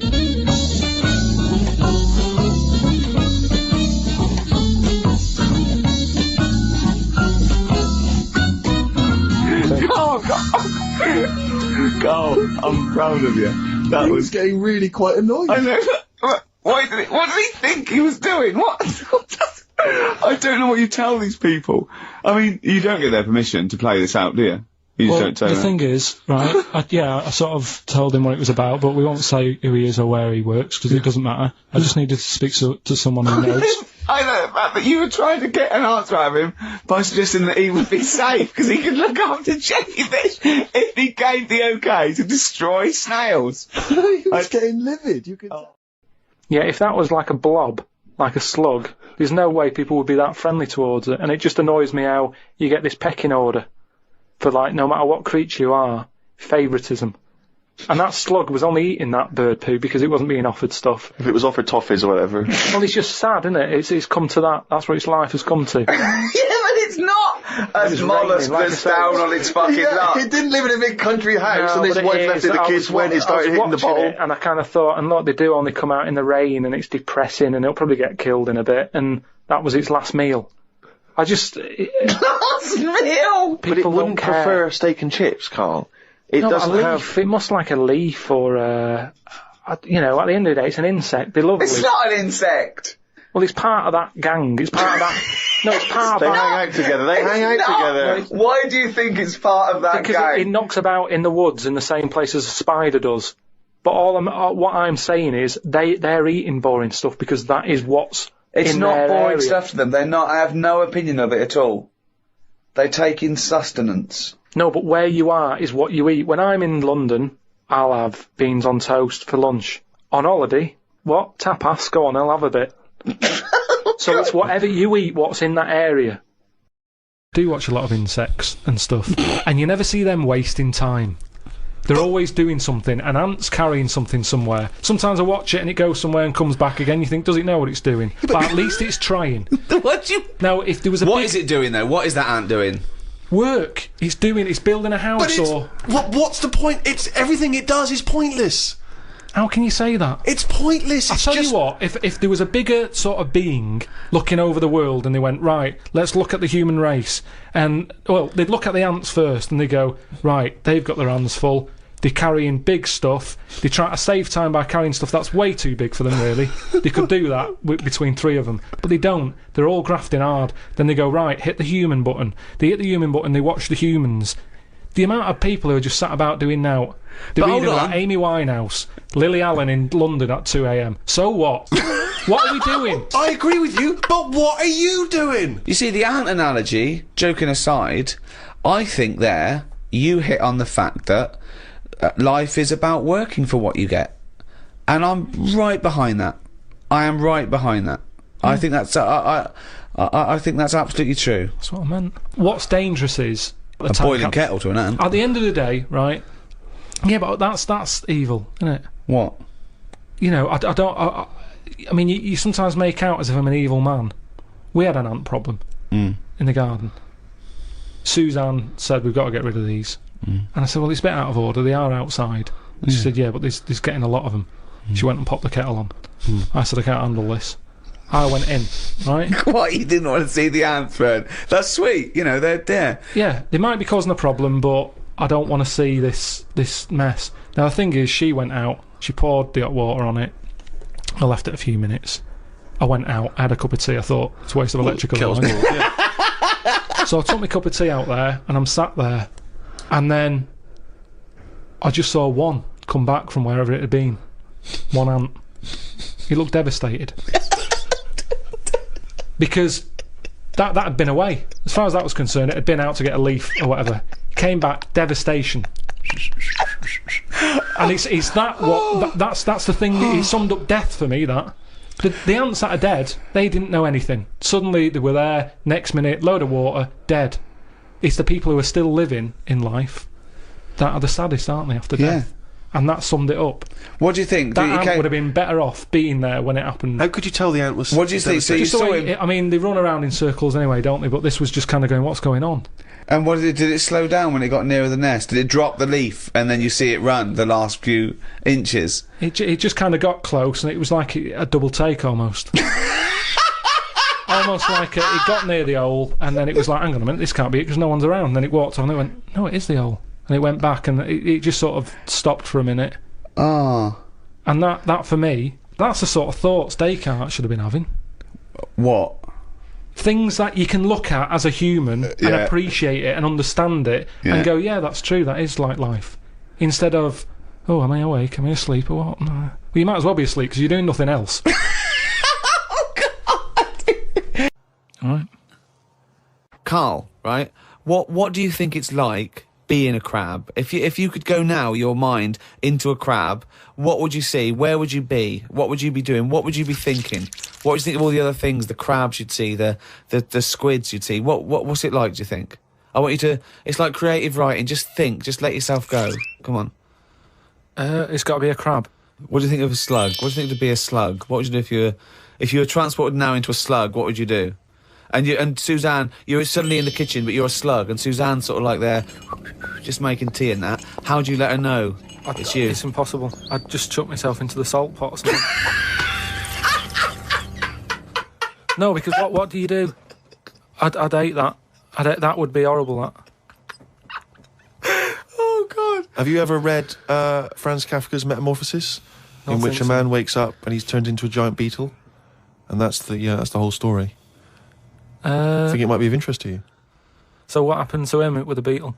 Well, I don't want to ruin it for you in case you read it. I won't be reading it, don't worry. He joined a pop group with 3 other people. He was brilliant. No, it's a really wonderful book. It's a kind of almost heartbreaking because, of course, he does, like Ricky's saying, he finds it very hard then to relate to other people, even though he still has the consciousness of a human.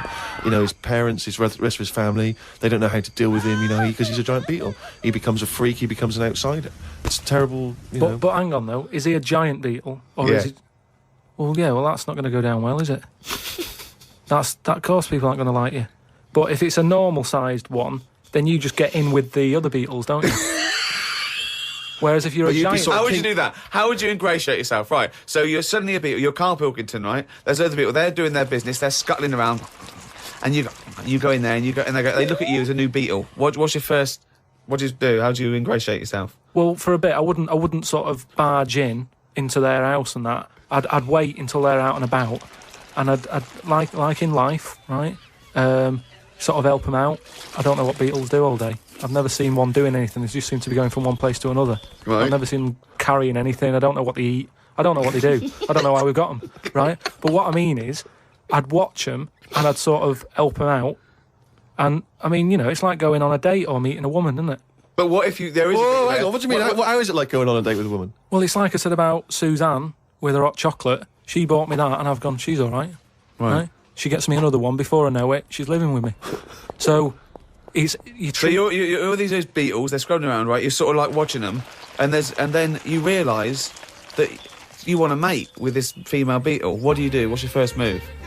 Yeah, but I don't know what beetles do I? So I don't know what you do. I don't know if you go up and go, all right. What do they do? How do they get on? Well, it's a different world. I don't know yet, do I? Because I haven't done it. Would you feel bad, because having your own mind in this beetle, right? Would you feel bad shagging a beetle? Would you feel that was a bit sick, because you've got a human mind? Well, no, because you just close your eyes and that, wouldn't you? Think of something else. So, get round it that way. There's no point getting down about it, because I'm stuck now as a beetle. So you've got to get on with it. But if you're a slug, you said you'd throw yourself in the salt pot. What would you do if you were a beetle if you got depressed? And you see all the other humans. No, you see your mates, right? They're listening to the iPod. What would you do? Well, no, that's what I'm saying. No, beetles are different because they do tend to hang about with each other. A slug's always on its own. It's a lonely insect, isn't it? It's not an insect. All right, what is it? A mollusk. Right, they're lonely.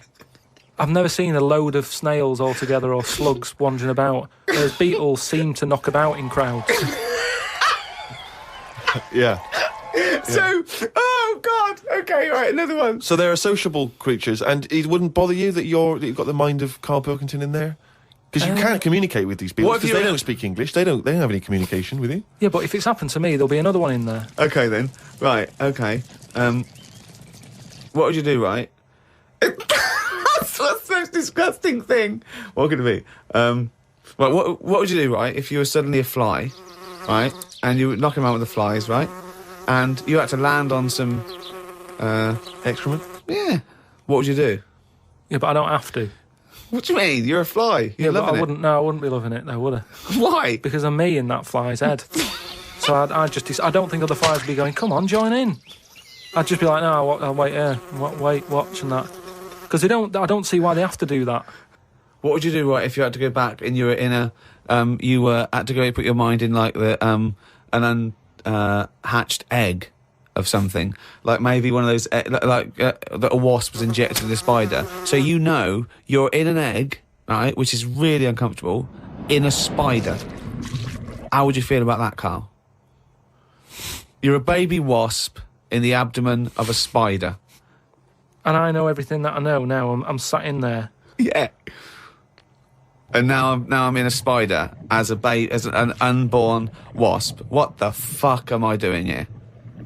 What's going on? I don't know what I'll do there.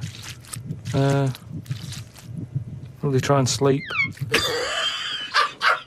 There's nothing else to do, though, is there? I just pray to God it never happens. All right. Fallen Angel on XFM 104.9. Well, we're back. I'm Ricky Gervais, with me Steve Merchant and Karl Pilkington. Karl's all a little bit, I don't know, he's a bit frustrated. He's sort of a bit sweaty and fed up today, aren't you, because of the heat? It's too much, though, isn't it? He was taken out, he was sort of wanted to fight. You know, he doesn't usually like to fight. I sort of like lead on him and try and rub his head. Yeah. But today he was sort of leading it. He was sort of like getting a little bit. If I didn't know better, I'd have said it was sexual frustration. Well, I was like watching, Rick, if you don't mind me saying, I was watching, not in that way, just watching. It was sort of like he was going, oh, I want to hit you, and I was thinking, does he want to hit me, or does he want to do something else to me? Exactly. What were your thoughts, Karl? Exactly. I mean, I saw him sort of wrestling with you on the floor, and you clearly weren't enjoying it, but he was really. Yeah, what was that going on? What's the change? Why are you suddenly sort of?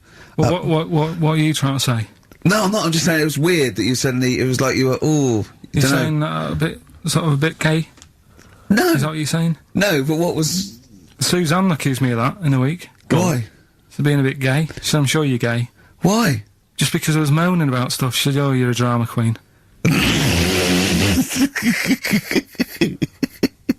Right, well that's what were you moaning about?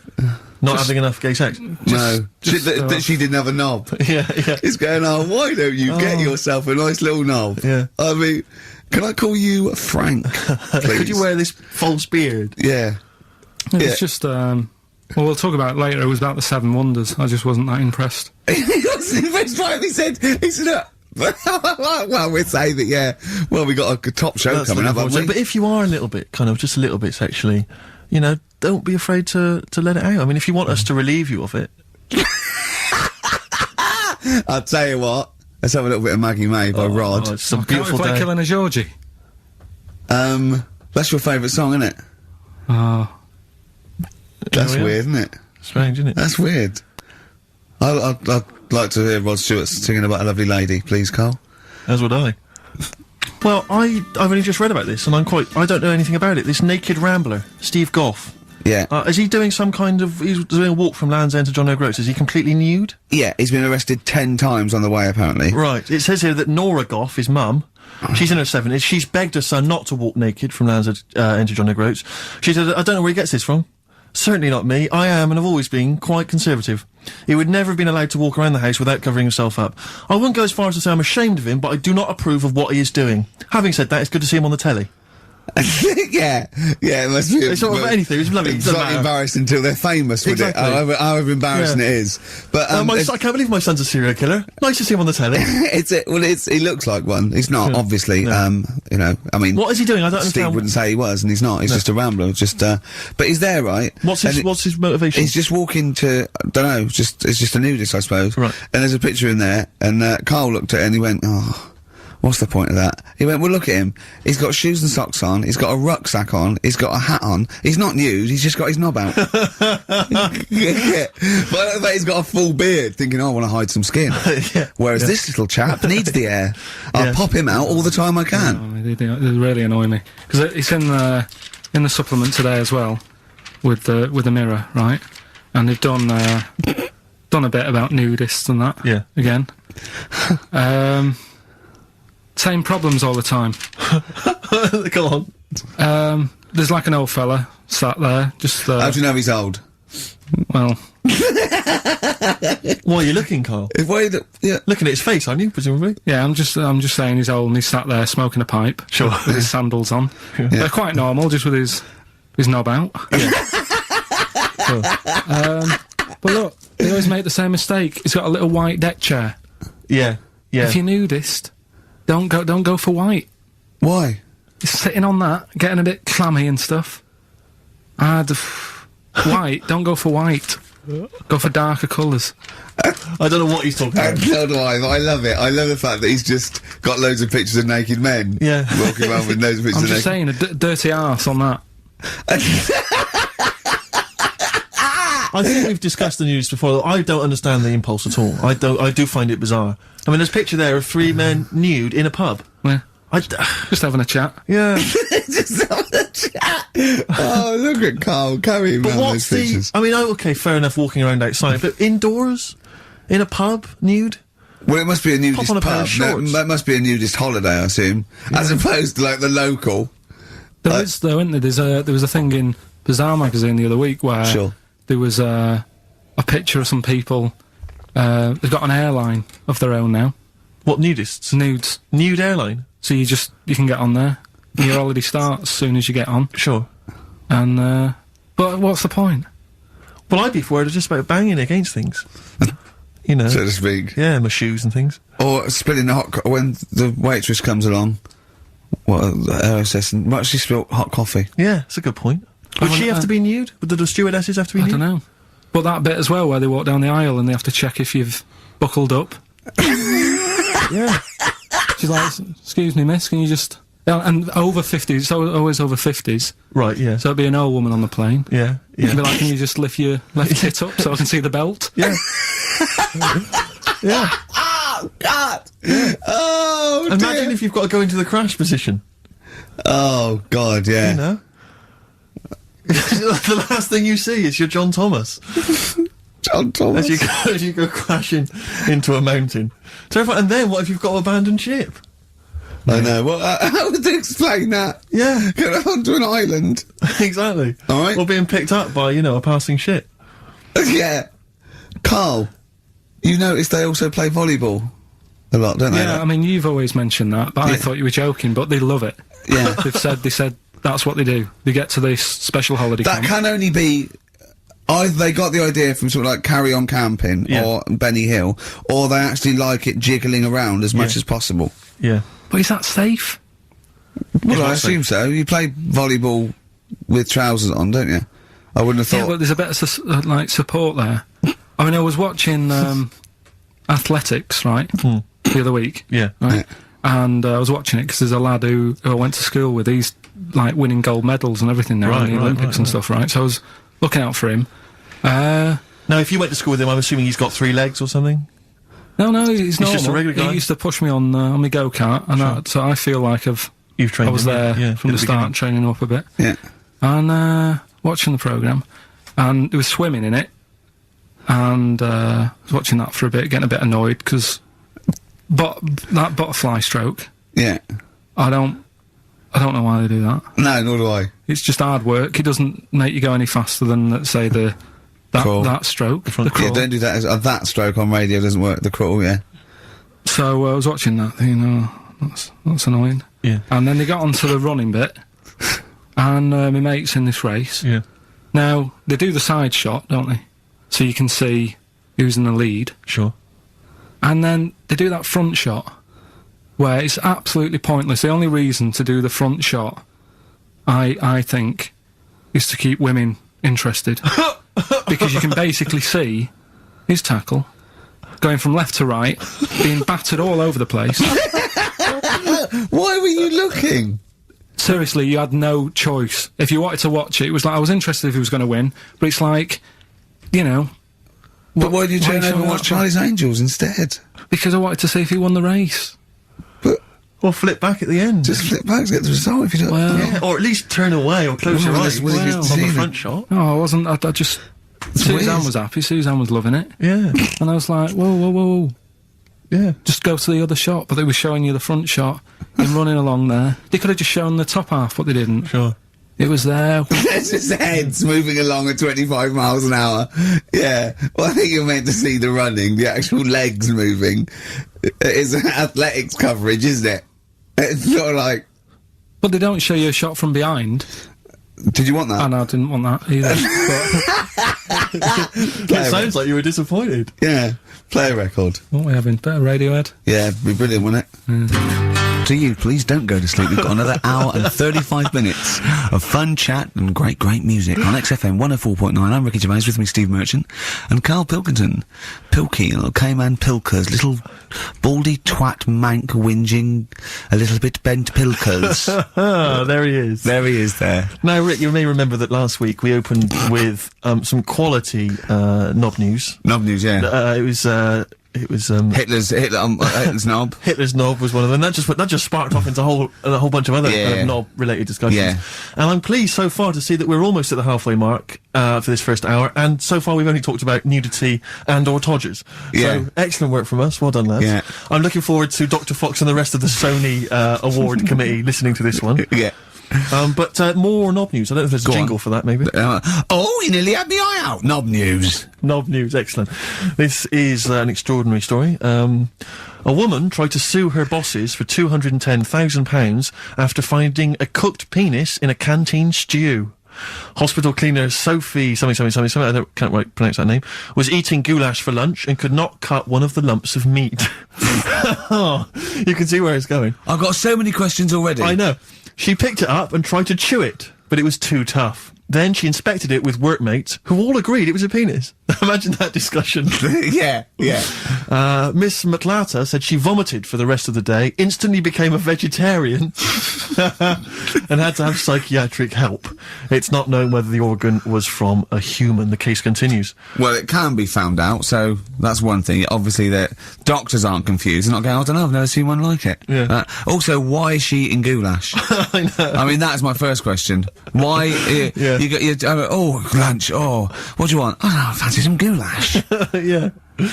Oh, some gooly lash. Gooly lash, Thanks very like much it. indeed. Lancashire cockpot.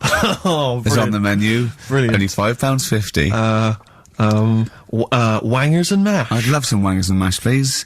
If you've got any knob-related puns, knob-food-related puns, then call XFM on 3426 14094. Ricky.gervais@xfm.co.uk. Call Chris Miles at radio1.xfm.winginmank. Yeah. Cock-co-kay. Cock a van. Cock o' van. It's already done for There's you. some, there's wangers and mash, cock o' van, Lancashire cockpot. You know. That's just off the top of our brains. Yeah. So, if you've got any of your own, keep them to yourself. We're not interested. What do you make of that, knob news? And it's in a hospital. I don't think so. Oh, yes, it was a hospital cleaner. You're right. Hospital cleaner. God, I know how your mind's thinking already. There's been a mix-up. There's been a mix-up. kind of mix-up. I love that. What, some bloke's gone in, some lesbian's gone in, wanting a sex change, she's got a carrot for a cock. Got a stewing steak. Stewing steak. Oh, that would be great. You're not a doctor, you butcher. It's not funny. There was some other news, whilst we're doing the knob news, just cram this one in. There was some story on some news website about some lad who wasn't happy with what he'd been given. Right. What do you mean? He had an op? No, he wanted to have an op. He wasn't happy with what God had given him. Yeah. Yeah. What the Lord had popped downstairs for him. Sure. And sorry, no, wait a minute. Was he a bloke who wanted it? Yeah, a fella. And what he wanted, he didn't want a knob, or he wanted a bigger knob? Wanted a bigger one.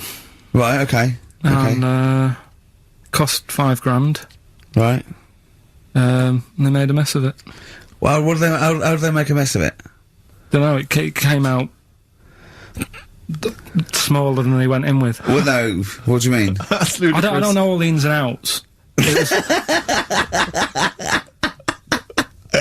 Oh God! It's just like he borrowed the money off his mum. There's been a slight mix-up. He borrowed the money off his mum? I love that. How bad is that? What do you want for your birthday, son? Yeah. Interesting. Thanks, Mum, for asking. A couple of bits of news as well. Hello, Doctor. How did it go? Well, firstly, don't look under the bandages and don't have the goulash for lunch. Yeah.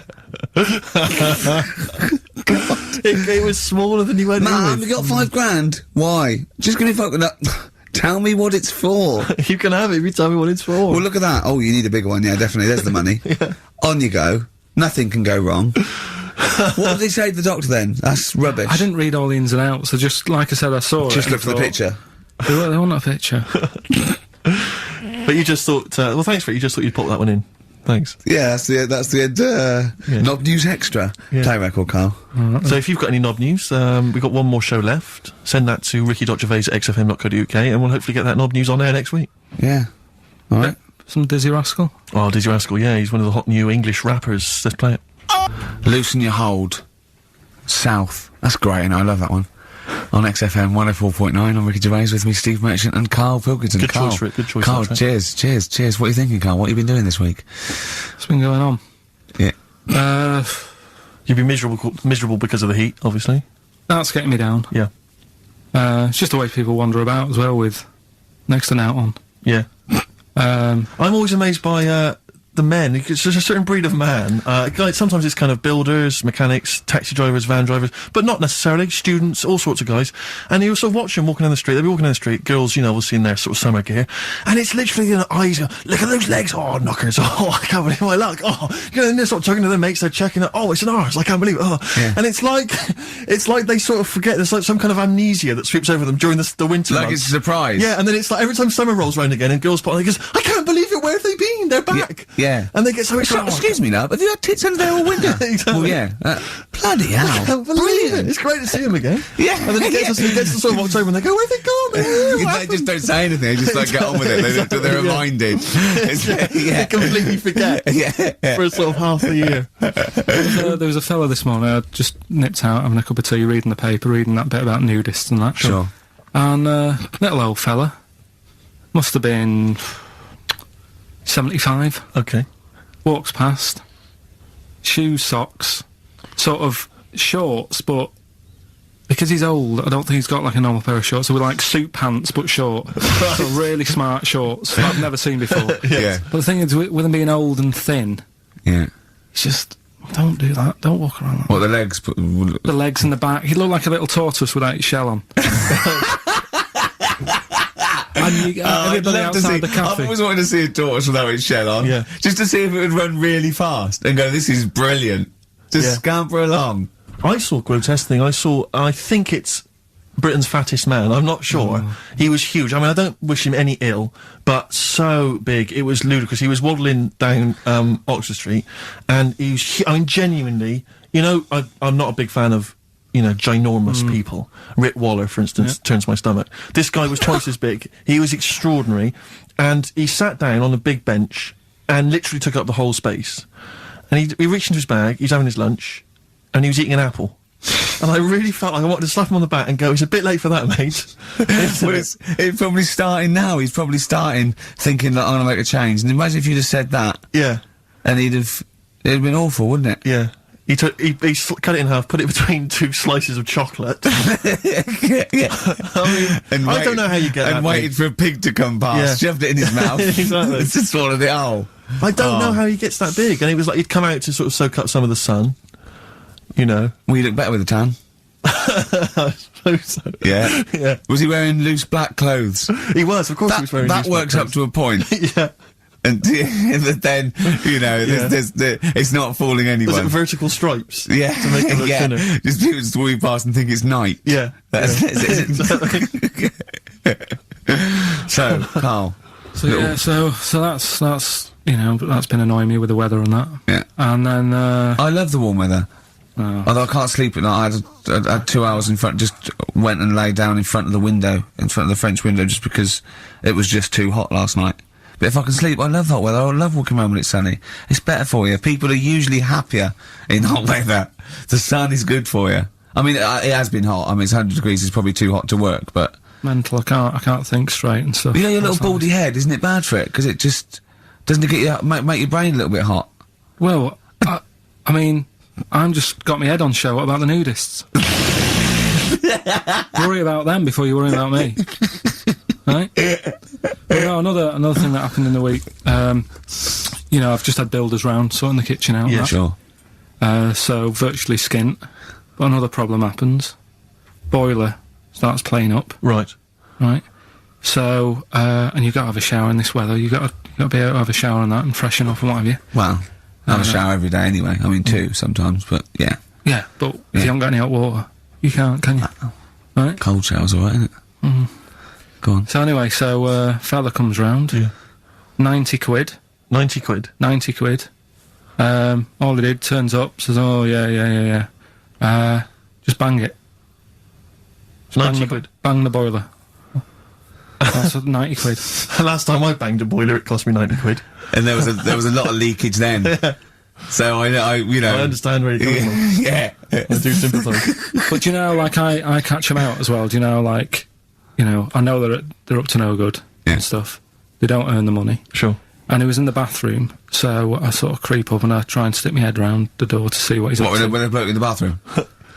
Right. That's weird, isn't it? So you creep up to a man in the bathroom and put your head round without seeing you. Go on, though. Fair enough. Right, do you want to go over what happened that time when we were in the pub and I go to the toilet and you're trying to get in?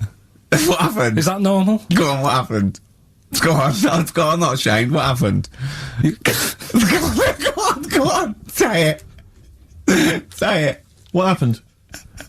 Well, don't start a story and then don't finish it. Or we'll do it later. Tell us now. He was in the cubicle, and he got in the cubicle to have a piss to avoid me annoying him, right? So what I did, I got some of that liquid soap, and I just put it over and squirted on him, and he came out going, look, it looks like someone's just effing jizzed on me. I've got effing jizz on me back. I had to walk through Soho without me back. I was walking through Soho, and when was it we had to go to the, when we went to the Ivy with those people?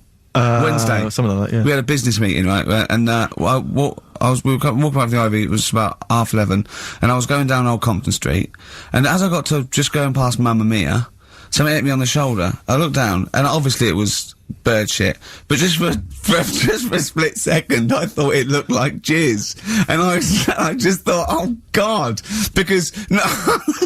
And I sort of woke up and I thought, right, I got to wash my hands and like get in. It obviously wasn't jizz. It was pigeon shit or something, right? But I had this pamphlet once when I was at ULU. Terence Higgins Trust left this pamphlet, and it was all stuff like safe sex, and it was stuff like. Honestly, I swear, it said things like, you don't have to have full anal intercourse. It said you can do lots of other things with your lover, like... It said, like come into some fruit, e.g. a melon. It says, with friends, just come on the back of one of them, right? And then this is the bit that made me think, and I thought, oh my God, when I looked down sort of my shoulder, it says, come out of a window. On any passing celebrity. Oh God! Oh, I'll get that pamphlet. If anyone's got that pamphlet, it was brilliant. So, yeah. Good. Right. Well, let's play a record. Do you reckon Noel Edmonds did stuff like this on his show? Before that, we had Spunky News. Spunky News. Coming up, Monkey News. That's the sort of linked. This is Dr. Fox is no better than this. No, you must see we're getting better now. Yeah. Have you got any other news there, Karl? Well, you were just talking about bird muck. What a classy show this is. Yeah. I imagine someone just having a barbecue, tuned into this. Yeah. Can you turn the radio off? He's talking about coming out of windows again, darling. It's putting me off my sausages. No, what? I was walking down the street and this pigeon, sparrow, whatever, did its thing, and it landed on my ear, and I was like, oh God. So I thought, well, I'm not going to wipe it off. Why not? Because I don't want to get it on my hands. Right? So I thought I'd leave it till I get home. So it's probably about... So you went to work. Oh, met some friends. Yeah. Not about midnight. Went on the pool. So I was best man, so after the speeches. That is brilliant. No, it was on there for, I don't know, half an hour or something like that. Brilliant. Get home and get Did it not kind of slowly ooze down your neck? No, it was fairly hard. Right. And, sort of corroded my ear. What are you talking about? Why did you leave it there, though? Why not just wipe it off with something? I couldn't walk round with... Pop in a newsagent and buy some tissues. But then I look stupid. What? Where is the bird smuck on your ear? Brilliant. They're all wearing that now. But no, what is it they eat? It's alkaline. No, it's really strongly alkaline, isn't it? Or is it acidic? I don't know. Maybe someone knows. Is bird muck acidic or alkaline? But it's corrosive, yeah. Weird, isn't it? Weird, isn't it? It didn't seep into your brain. Listen, do you want to do you want to set up Songs of Phrase? Yeah. Oh, God. If you've not heard the show before... I thought we weren't doing this week. I thought we weren't. No, we'll do it once, right? And then next week's the last one, so we'll do Rockbusters. That might be the last one ever, depending on whether Karl decides to come back in October or not. Exactly. I'm bored. I told you I'm bored of it. Why are you bored with it? I get bored quick with stuff. Yeah. I told Suzanne the other night how lucky she was that I haven't got rid of her yet. She's... Do you know what I mean? Things... You put on a soft music, though, first, didn't you? You didn't just, like, start getting that around you know you're a very lucky girl. Sorry? Well, I usually get bored with you and that. Yeah. Oh, dude. You're lucky you haven't pissed off. Yeah. Do you want all the champagne or what? Well, she was annoyed the other night. What's that on your ear? Don't worry about it. Pigeon shit, aren't it? We're walking to the pictures, right? To go and see Bruce Almighty. Sure. Why? And, just something to say, innit? Yeah. So you were trying to sneak in the back. So, on the way, cutting across Leicester Square, and those fellas who sell roses, he comes over, do you want one, do you want one? I said, don't do that, she's allergic to them. Right, so he'd go away. Yeah. She got all annoyed about that. Because she's not allergic to them. Well, she's not allergic now, but they're about £3 each. But the point of that, Karl, is not that she really wants a rose, it's that you're willing to spend £3 on her. Taking us to the pictures. How much was that? That was £8 each. Did you pay for it, though? But didn't you ever... If I know you had her dressed up as a small child. Yeah. Me and my son, please. Or you've made her sit on your shoulders and wear a long coat. Yeah, exactly. Anyway, listen, Songs of Phrase, then. You paid for her to go in and then you went and had a pint while she watched it. Yeah, there's no point in both of us seeing it, but tell me about tell it, me what you? it's like. Oh, right, Songs of Phrase. So let's explain what Songs of Phrase is. You do it. Okay, oh, really? If you think that Karl is bored with life, then you will be even more bored once you have heard this particular quiz. The gist of it is that Karl has taken a well-known phrase or saying... no, stop me there. Not a well-known phrase. Something that he said once. On this show. Yeah, probably. And he's somehow compiled together a number of different songs which have somehow built up that particular phrase or sentence. If it's anything about Chinese people, Philip Bailey will be involved. That's all I can say. Okay, let's hear it then, Karl.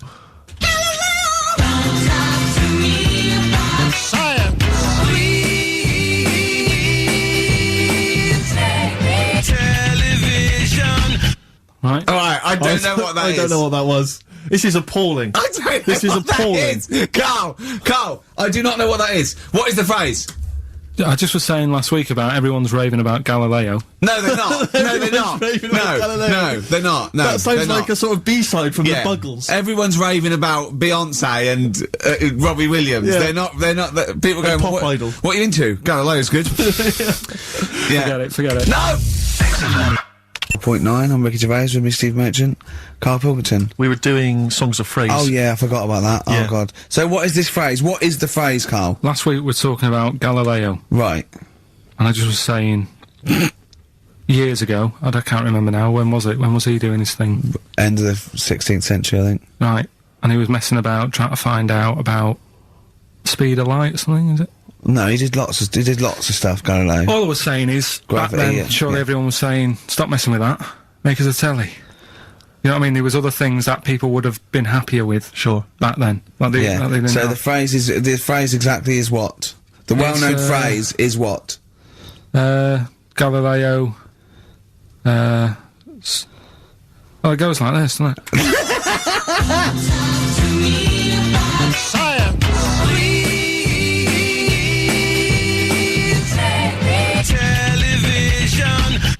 Right. So it's Galileo's stop Talking to me about talking about science. science. Make me television. Make me television. Yeah. So you email in with the bands and that. Brilliant. Right, let's... That is rock bottom. I mean, the well-known phrase being Galileo, stop talking to me about science, make me television. As a well-known phrase, is one of the weirdest things I've forget jizz out of windows and things like that. That is the weirdest thing I've heard on radio as a competition. Can we have that one next week? Okay, well here are the prizes. If you think, Rick, if you think the quiz has hit rock bottom, wait till I tell you these prizes. No, brilliant. I know that we're very much pushing new music on XFM, and it's an alternative music station, so you'll be pleased that we're giving away now That's What I Call Music 55, featuring the likes of Busted and Daniel Bedingfield. Brilliant.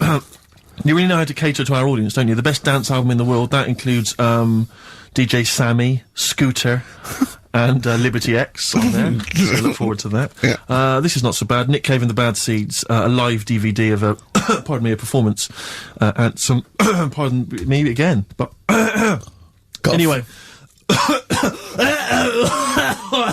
That basically sums up the prizes. So, I won't tell you the rest, they're all monotonous. But, anyway, I think those crisps, Rick, have gone down the wrong way. Although I was eating goulash earlier.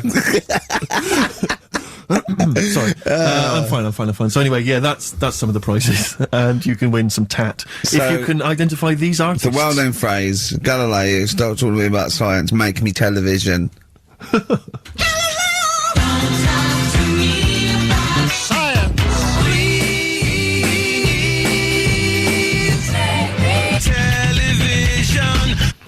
I just It's appalling. But easy this week, I think. Those, yeah. Play a record, Karl. I mean, it's ridiculous. Ricky.gervais@xfm.co.uk. You're talking about people coming round and just banging the boiler and charging 90 quid. I think it was last Christmas. We had a dripping tap, right? And it started off just dripping a little bit.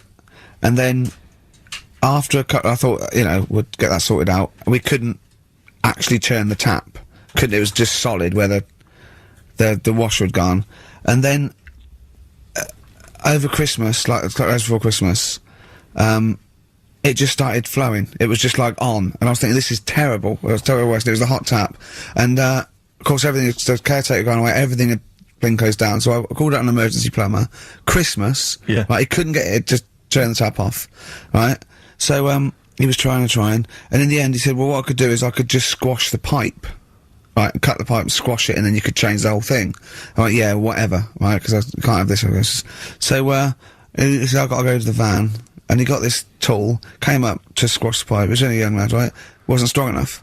So I had to help him squash the pipe. Right. He squashed the pipe, cut it, put a little nozzle on it, you know, just to seal it, right? And I was 180 quid. 180 quid? And I wanted to say, surely that's half mine. Yeah. I helped it, and I was sort of being sarcastic. When Johnny was there, I was going, how much was that tool? He went, was only about £9. I went, pays for itself, innit? Yeah. I was going, could I get one of them? He was going, yeah, get them anywhere. Obviously, didn't. And then he went, I wrote a cheque for £80, and he went, oh, I didn't charge you for the nozzle on the end. I went, no. He went, I said, how much is that then? He said, £2.50. So I leave you cash for that. £2.50. £182.50. So he hadn't even really sorted the problem out. But what can you do? What can you do? You know, he wasn't ripping me off. That's the prices. Yeah. He's not going to go, I'll tell you what, mate, because you helped me, call it quits. Yeah. Just buy me lunch. It's not going to happen. Yeah. My mate was locked out of his, flat once, and he went out and shut the door behind him, and that was it. And he looked through a letterbox, and he could see his keys, right? Phoned a locksmith, says, look, can you come round? I can see my keys, right? I just have to go out. And he went, well, yeah, but that doesn't matter. I said, I'm going to try it. It's £90.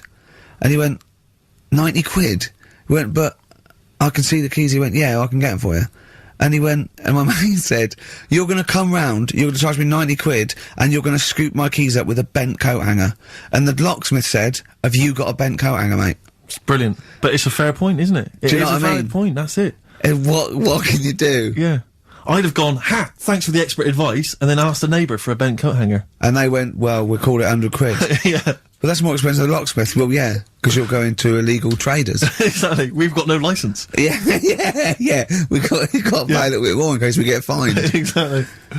But that's what was going on when, you know, the fellow was round the other day fixing the boiler in the bathroom. Just wanted to make sure that he was working on it, because it all went quiet in there.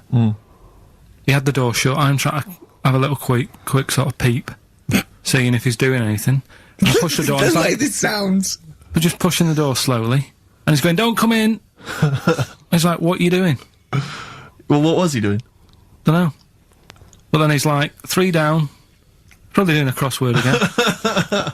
That's what annoys me. The way that, you know, it's all secret. You're not coming in, and you hear the odd bang now and again. He's probably sat there, crossword, 3 down, giving it the old just now and again with his foot. Just annoying. Yeah. How much did he charge you? £90. It's just under £90. Yeah. And all he said was, you know, give it a bang. If you don't work again, give it a bang. What does that mean? Is that an air block? And they just like, what is it? I don't know. It's not that complicated. You wouldn't think a boiler's that complicated. It's not like understanding, you know, how a fast breeder works or a computer. It's a big lump of metal without water in it. How can we not know how that... Yeah. We were discussing yesterday, me and Glyn were trying to work out how a fridge works. Right. It's pretty cool. Magic? It is. The magic comes down the electricals into the frozen peas. That's what I thought. Yeah. Yeah. I know it's something to do with the hydrofluorocarbons can exist at much lower temperatures without freezing. So when they're entering the fridge, sort of under pressure, as they flow round, because the pressure goes down, they take energy from the It's perhaps a discussion to have in the pub, but not on the air. I still can't figure out. I've never quite understood how a plane stays in the air. It always unnerves me when I'm in a plane. Turning a tap on, getting water. How basic are we going to go? Karl goes walking. Yeah. Yeah. Here's a bit of science for you. Go on. Right. Read the other day. Yeah. If you dug a big hole, right? Oh, God. Started digging, say in, wherever, the Trafalgar Square, right? Yeah. You dig a big hole and you keep digging. Yeah. And you go right through the earth. Right. Out to the other side. Yeah. So you're somewhere in Australia or something, right? Yeah. And then you come back to London. Right. Stand next to the hole, jump in it. Apparently, you can jump through the world in 42 minutes. It's interesting. But then I was thinking, will you fall? And then when you come out the other end, would you fall back again? Well, yeah, you would, wouldn't you? What would happen is, you'd accelerate 10 metres per second to the centre of the Earth, but you'd have such inertia, you'd nearly go as far out the other end before it was like a bungee jump. So you'd nearly get as far as the other end, and then you'd go back again, and you'd keep going until back and forth, getting further and further away from making it until you went sort of back and forth in the centre, and then you'd stay still in the centre. Have you drilled a hole through the earth? Get in touch. Email xfm.co.uk and just let us know how you got on. Did you get to the other side? Did you get to Australia? Did you buy one of those funny cork hats? Did you see Paul Hogan? How does a fish work? Growing on me, XFM 104.9. I'm Ricky Gervais, with me Steve Merchant and Karl Pilkington. I lost him, didn't I, in a little conversation? Yeah, there. you were talking about quantum physics, to be fair. Yeah, I was explaining what a black hole was, because we were talking like that as well last night. And just halfway through, he just went, yeah. And put his headphones on. Brilliant. Yeah. Oh, the thing about Karl is he speaks with such authority about things that he thinks he knows about. Monkeys. And when you try to explain to him about stuff, you know, he goes, no, of course ghosts exist. And you try to explain to him why it's conceivable they don't. No. He can't be bothered with that. Yeah, you did all your learning at about 12, didn't you? Yeah, but I'm still picking bits up now. Said without irony. Oh, brilliant. What have you learned recently? Anything interesting recently you've learned? Darwin. That's why I was asking you about him. Right. Yeah, Darwin. We know what you did, didn't you? I don't know what he did. I just read the other day that they've got a treatment for whatever illness he had. I thought that was a bit late. Can you imagine that, saying that to his family? What did Darwin do? I don't know. You were just trying to explain it to me, but I'm busy doing stuff, aren't I? I can't take it all in whilst I'm sorting the ads out, putting CDs in. You know what I mean? Ticking off the knob news. No, but he formulated the theory of evolution based on natural selection. Yeah, but wait, though. Do you think that's good? Do you think that's well done? You're impressed with that? Because you're not impressed with things like, you know, you famously said, Newton, so it said gravity, but it was already there. If we'd have been floating around, it'd been a problem. We weren't, so keep out of it. That's what you said. You said Einstein. I've never used EMC squared in my life, but the bloke who invented the video recorder, I watch one a week. So I wonder if you're impressed by Darwin formulating, I think, the most important scientific theory since Newton's laws. Has it made a difference? Or whatever he said, would it have happened anyway? You can't do that. You're not allowed to say that. You can't say, oh, well done, I'd have found it eventually anyway. You can't do that. You've got to give people their due, do you know what I mean? But now it's difficult to find stuff because there's less to find out now. It's not a competition. But on what scale? On what scale are you looking at? Why do you mean there's less to find out? Well, now, I mean, they're bringing stuff out that... do you know what I mean? It's just... The iPod. Well, yeah. Sure. Didn't see the point in that, no. The iPod. Do you know, he actually listed the 3 songs he'd ever want to carry around with him. I can't remember what they were. What are the 3 songs you'd put on Killing your a Georgie. Killing a Georgie, yeah. Yeah, what else? Probably have, Elvis in the Ghetto. Right. Yeah. Moving. Living in the City. Stevie. Do you know what I like? Do you know why I like that? Because that's like a little film to him. Yeah. That's 3 songs where there's a little story. He knows the ending. Yeah. But it's someone singing it to him. A little... Just put them on it. How many songs can it hold? Well, 7,500. Put that on. 7,500 times. Sure. Well, you don't need to, do you? I mean, that is like that joke. The wish. Imagine putting on 7,500. You know that joke about you got 3 wishes. It says a never-ending bottle of Guinness. And he goes, second wish, you gotta have 2 more of these. Yeah. You don't need to put them on 7,500 times, do you? No, you don't have to. Never mind, Karl. Never mind. Answers rushing in, we should point out, for the quiz. Most of them agreeing that it's pointless. Some people have called it... It's songs of phrase, of course. Some people have referring to it now as songs of arse. Which is more than appropriate. But you'll be pleased to know that it's ending this week, and next week we've got the return of the even more pitiful Rockbusters. For the last one. That's back for the last one. We'd perhaps also need your petitions to Karl. If you want us to stay on the air, then you need to petition Karl, giving good reasons why he should stay, why this show isn't boring, or rather why he shouldn't be bored by it. I mean, you're bound to be bored as listeners, but obviously he's running out of steam now. What are you fed up with? You're just fed up with, in general, are you? I mean, you want your Saturdays back, do you? Just want a bit of a life back, that's all. But you don't do anything with your life when you've got it. Why don't you do this instead of, like, your day job? Can't. It's more important than my day job, innit? That's what earns the company money and that. You know what I mean? Well... So... Why don't you do a regular show then? Sack someone who's, you know, quite frankly not pulling their weight. I've done that. I did that years ago. What do you mean? Done it. Told you, I've done a lot of stuff. Boxing. Done. Tick. Dancing, done. No, you turned up, the place was shut. Yeah, but Dancing? When did you do dancing? That's when he went and said, I want to do dancing, and he went along to the place, and it was shut, and that was it. And he said, I didn't do it anymore. That's not doing it, is it? Boxing, he had a fight with one lad, then the lad beat him up, and he didn't go again. Oh dear, it's pathetic. Well, anyway, yeah, so this is basically our penultimate show. Next week's the final, and we're all looking forward to that enormously. Yeah. But that may be it forever then, and this, you know, all for one, all, you know, one for all for one. The Three Musketeers, gone forever. Yeah. I, for one, will be pleased. Oh, I have to get some of these taped, because I like coming in sort of, you know... Incidentally, Rick, don't be afraid to nick as many CDs as you see fit on that last show. People have already nicked them. No, I know, but just take whatever you want. That 4 Non-Blondes is still there, isn't it? I think it's still there. Because I don't want that to be nicked. Yeah. And I got a feeling, because I don't think there's any Smiths in the library, but there's quite a lot of Gina G. Really? What? What was that sigh for? Nothing. What? Ooh. Play a record. Monkey News is on the way, plus the This results. isn't radio. You've got to keep talking or playing music. Play some music? Yeah. Art of Gold by Neil Young on XFM 104.9. Pop Idol, of course, begins this evening. I know you're looking forward to it, Rick. Yeah, love it. It's love always it. a joy, isn't it? Especially those early rounds with the mentors. Yeah. Yeah, they are always extraordinary. That's the only reason I watch. I mean, I can't be bothered with the later contest. It's just watching the freaks for the first couple of weeks. It's an absolute pleasure.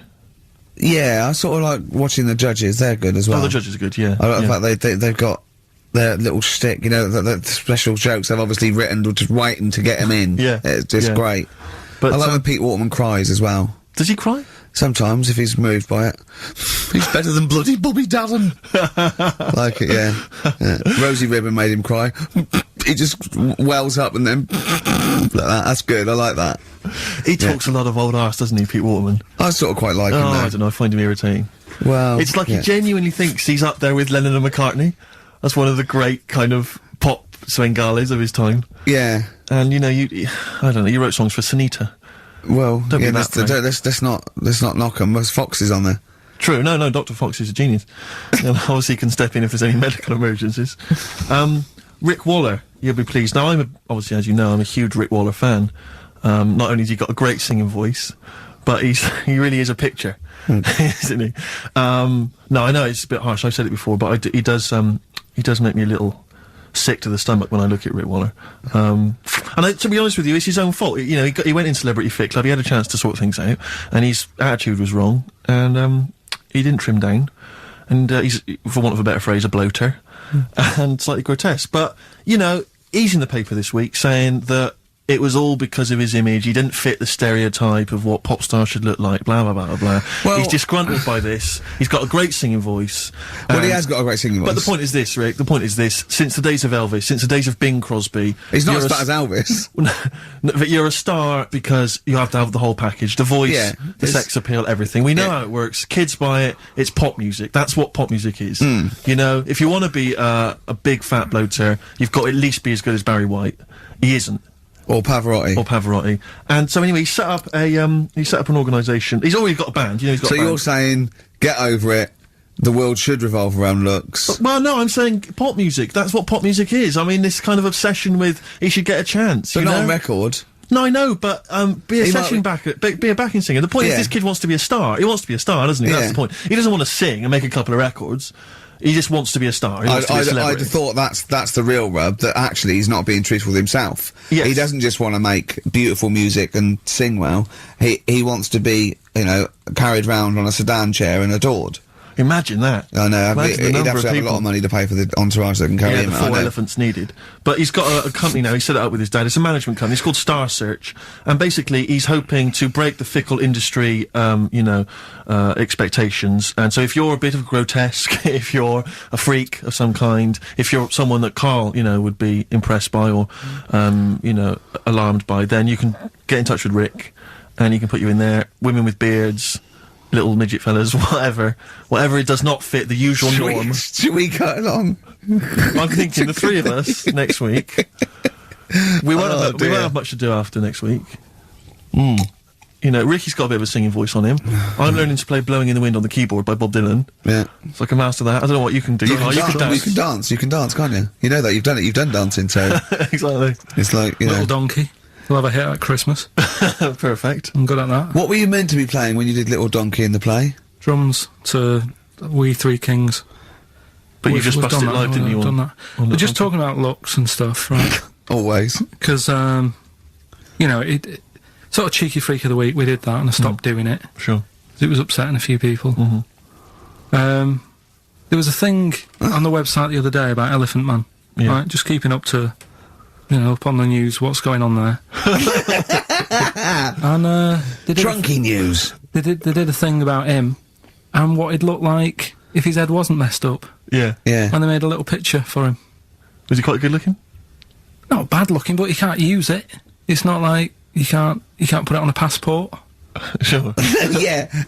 Well, and the fact that he's been dead for several years. Yeah. No, but they also do that sort of thing for people who are alive. They say, this is what you look like.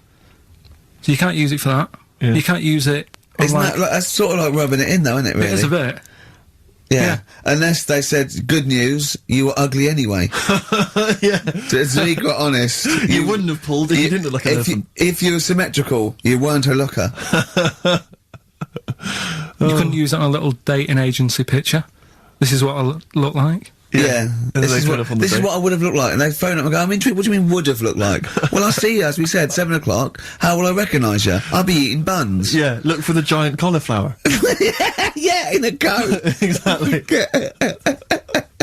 I love the fact that you're keeping up to date with what the Elephant Man might have looked like. Yeah, exactly. That is amazing. Karl's news is largely what's happening in around 1880. Yeah, or what might have happened around 1880. No, but it's sad though. Did you watch that thing in the week? That What Are You Staring At programme? I didn't know. I couldn't face it. I know what you mean. It was about people who'd had unfortunate deformities. And stuff. Yeah, and it was really sad. I suddenly felt bad about, you know, some of the stuff we'd talked about and what have you, because Can I just say something, like, that's quite a nice thing to say. I suddenly felt bad about some of the things we talked about. Should we go over what we've discussed today?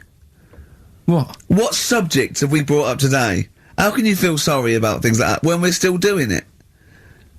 No, I'm just saying, you know, you have a laugh and that, but then you see a programme about it and you go, oh. What, you realise they're real people you're talking about? Yeah. When do you ever forget that? When do you ever forget that when you bring up these cheeky freaks of the weeks, or when we talk about Rick Waller, that there's not a real person on the other end thinking about it? Yeah, but sometimes it's hard because they don't look like real people. Play a record! Don't slag off Rick Waller. That girl was on with a big head. It's like Bow Selector. We played some Dizzy Rascal earlier, and that was wicked. Exactly, and he's the new kind of the kind of London rap sensation. Yeah. But let's not forget Credit to the Nation from 1994. They're Teenage from Birmingham now, sensation. Steve. Whatever happened to MC Fusion? He got a lot of bad press at the time. People didn't respect him, but I'm listening to that now. I think it was bloody brilliant. Yeah. All right. And crucial, no? Exactly. Adverts. Kings of Leon, Molly's Chambers on XFM 104.9. I'm Ricky Gervais, you're Stephen Merchant, and that little bald head of mank over there is Karl Pilkington. Cockaliki soup? Cockaliki soup is fine. That was one from Nick. Thanks for that, Nick. Yeah. Is it I was referring to the woman who chewed on a knob in a goulash. Exactly. If you've just tuned in, you've missed that hilarious story. Yeah. We still don't know why she was eating goulash. I've got a rash, look, come up my arm, look at that. Brilliant, fascinating, thanks for that. That's from rubbing his head, getting him in a headlock. And have you got some on your hair? Because look at that, that's like a heat rash. What do you wash your hair with? Have you still got that bird shit behind your ear? What is that? That's really worrying, isn't it? It's like how, like, the body changes over many years of sort of certain things. Yeah. It's like your body changes to protect yourself from the sun and what have you. Yeah. My head just got used to being rubbed. Yeah. It's reacting now. Oh, that's a defence mechanism. Right, I see. Right. Look at that, that's horrible. Anyway. You've got something on your hair, you know. Monkey news? Well, I was going to say the winner. I don't think anyone cares. Oh, come on, someone got all of them, didn't they? Well, okay, play it again then. This was Songs of Phrase. We did this The earlier. well-known phrase is, Galileo, stop talking to me about science, make me television.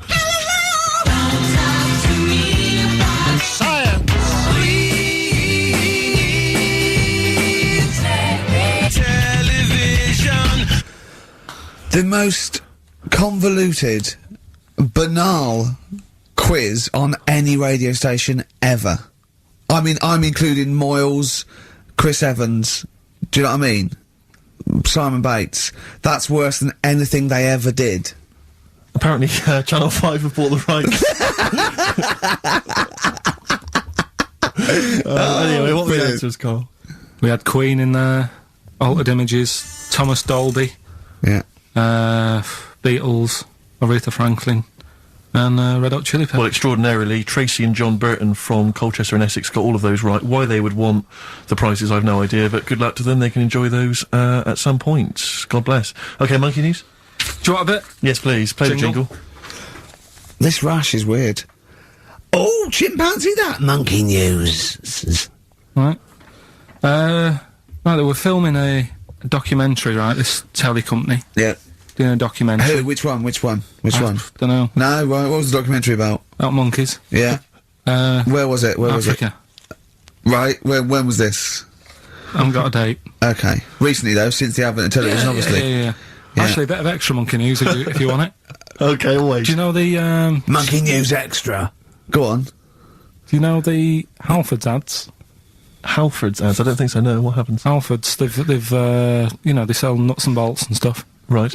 They were using monkeys in the ads. Okay. Yeah. And what happened? Don't they sell bikes, Halfords? Well, mainly. Bicycles and motorbike stuff in there. Okay, so, yeah, so they're using monkeys in the advert. What happened? I can't handle it. What? I can't do this. Look at What? him. Look at him. I don't care what he's doing. Well, basically, right, there was a load of hassle because they were using these monkeys in this Halfords advert. Yes. Right. And what happened? Get to the point. It turned out there wasn't a problem because they were mechanics in the first place. Well, they were monkey mechanics? Yeah. What are you talking about? Mental. What are you talking about? That's not a story! Well, anyway, listen, let's get back on They were mechanics in the first place. Right, listen. Right, so they're making this documentary. Right? And stumble across a little gang of... Come on! Just... Get on with it, please. Little gang of monkeys. That's the first time I've ever laughed. I'll hear that. I know. Well, brilliant. What do you want, a cake? Come on! Can we play a song? Oh, I don't understand what is wrong with you, you freak. It's making me laugh. Just tell us the story. Alright then, alright. So anyway, right, so there's this documentary being made. They found a little gang of monkeys.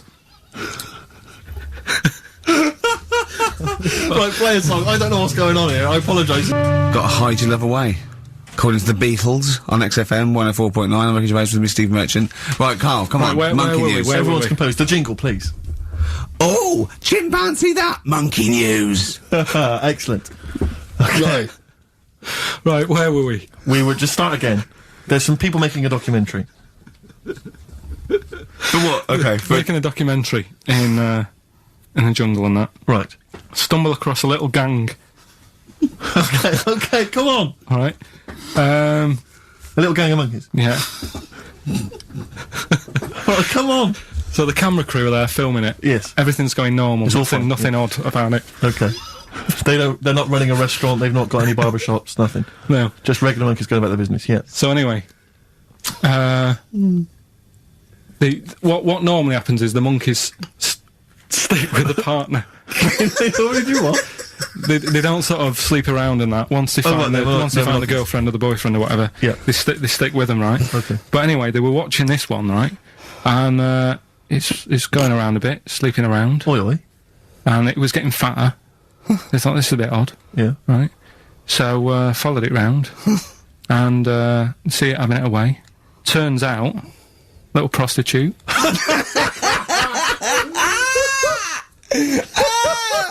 Oh God! It's a little monkey prostitute. And it was getting fatter because it was charging them bananas. What a load of old rubbish! It's charging them bananas. What was it? A boy or it was a woman? Little woman monkey. That's the most extraordinary monkey news I've ever heard. Oh, that is genius. Has this documentary been televised? I don't think it's been on yet. No. And that's all the information you've got? Yeah. And is that's one banana for everything? The half a banana is for just oral. A poor job. Right. If you want full-blown monkey sex, it is 2.5 bananas. Sure. So, let's just play a song. Let's just play. All right. Well, this is our penultimate show, which we'll be back next week. We're going to make it a barnstormer, I'm sure, lads. I want 100% behind it, 110% next week. All right. None of this giggling, none of this infantile giggling, like two schoolboys. Right. All right. We're going to come back. We're going to have some quality monkey news next week. We're going to have all kinds of treats. I would have thought. Okay. Some great prizes. All right. Are we okay? Yeah. We're all Best show. behind that? Let's make next week the best show ever. Good luck. If you miss it, then you miss out. We're ending with a track from a couple of years back. I think it was 92, 93. Dinosaur Jr. Start Chopping. Play that. Start playing. Forget start chopping. Start playing. All right. All right. See you next week. Yeah.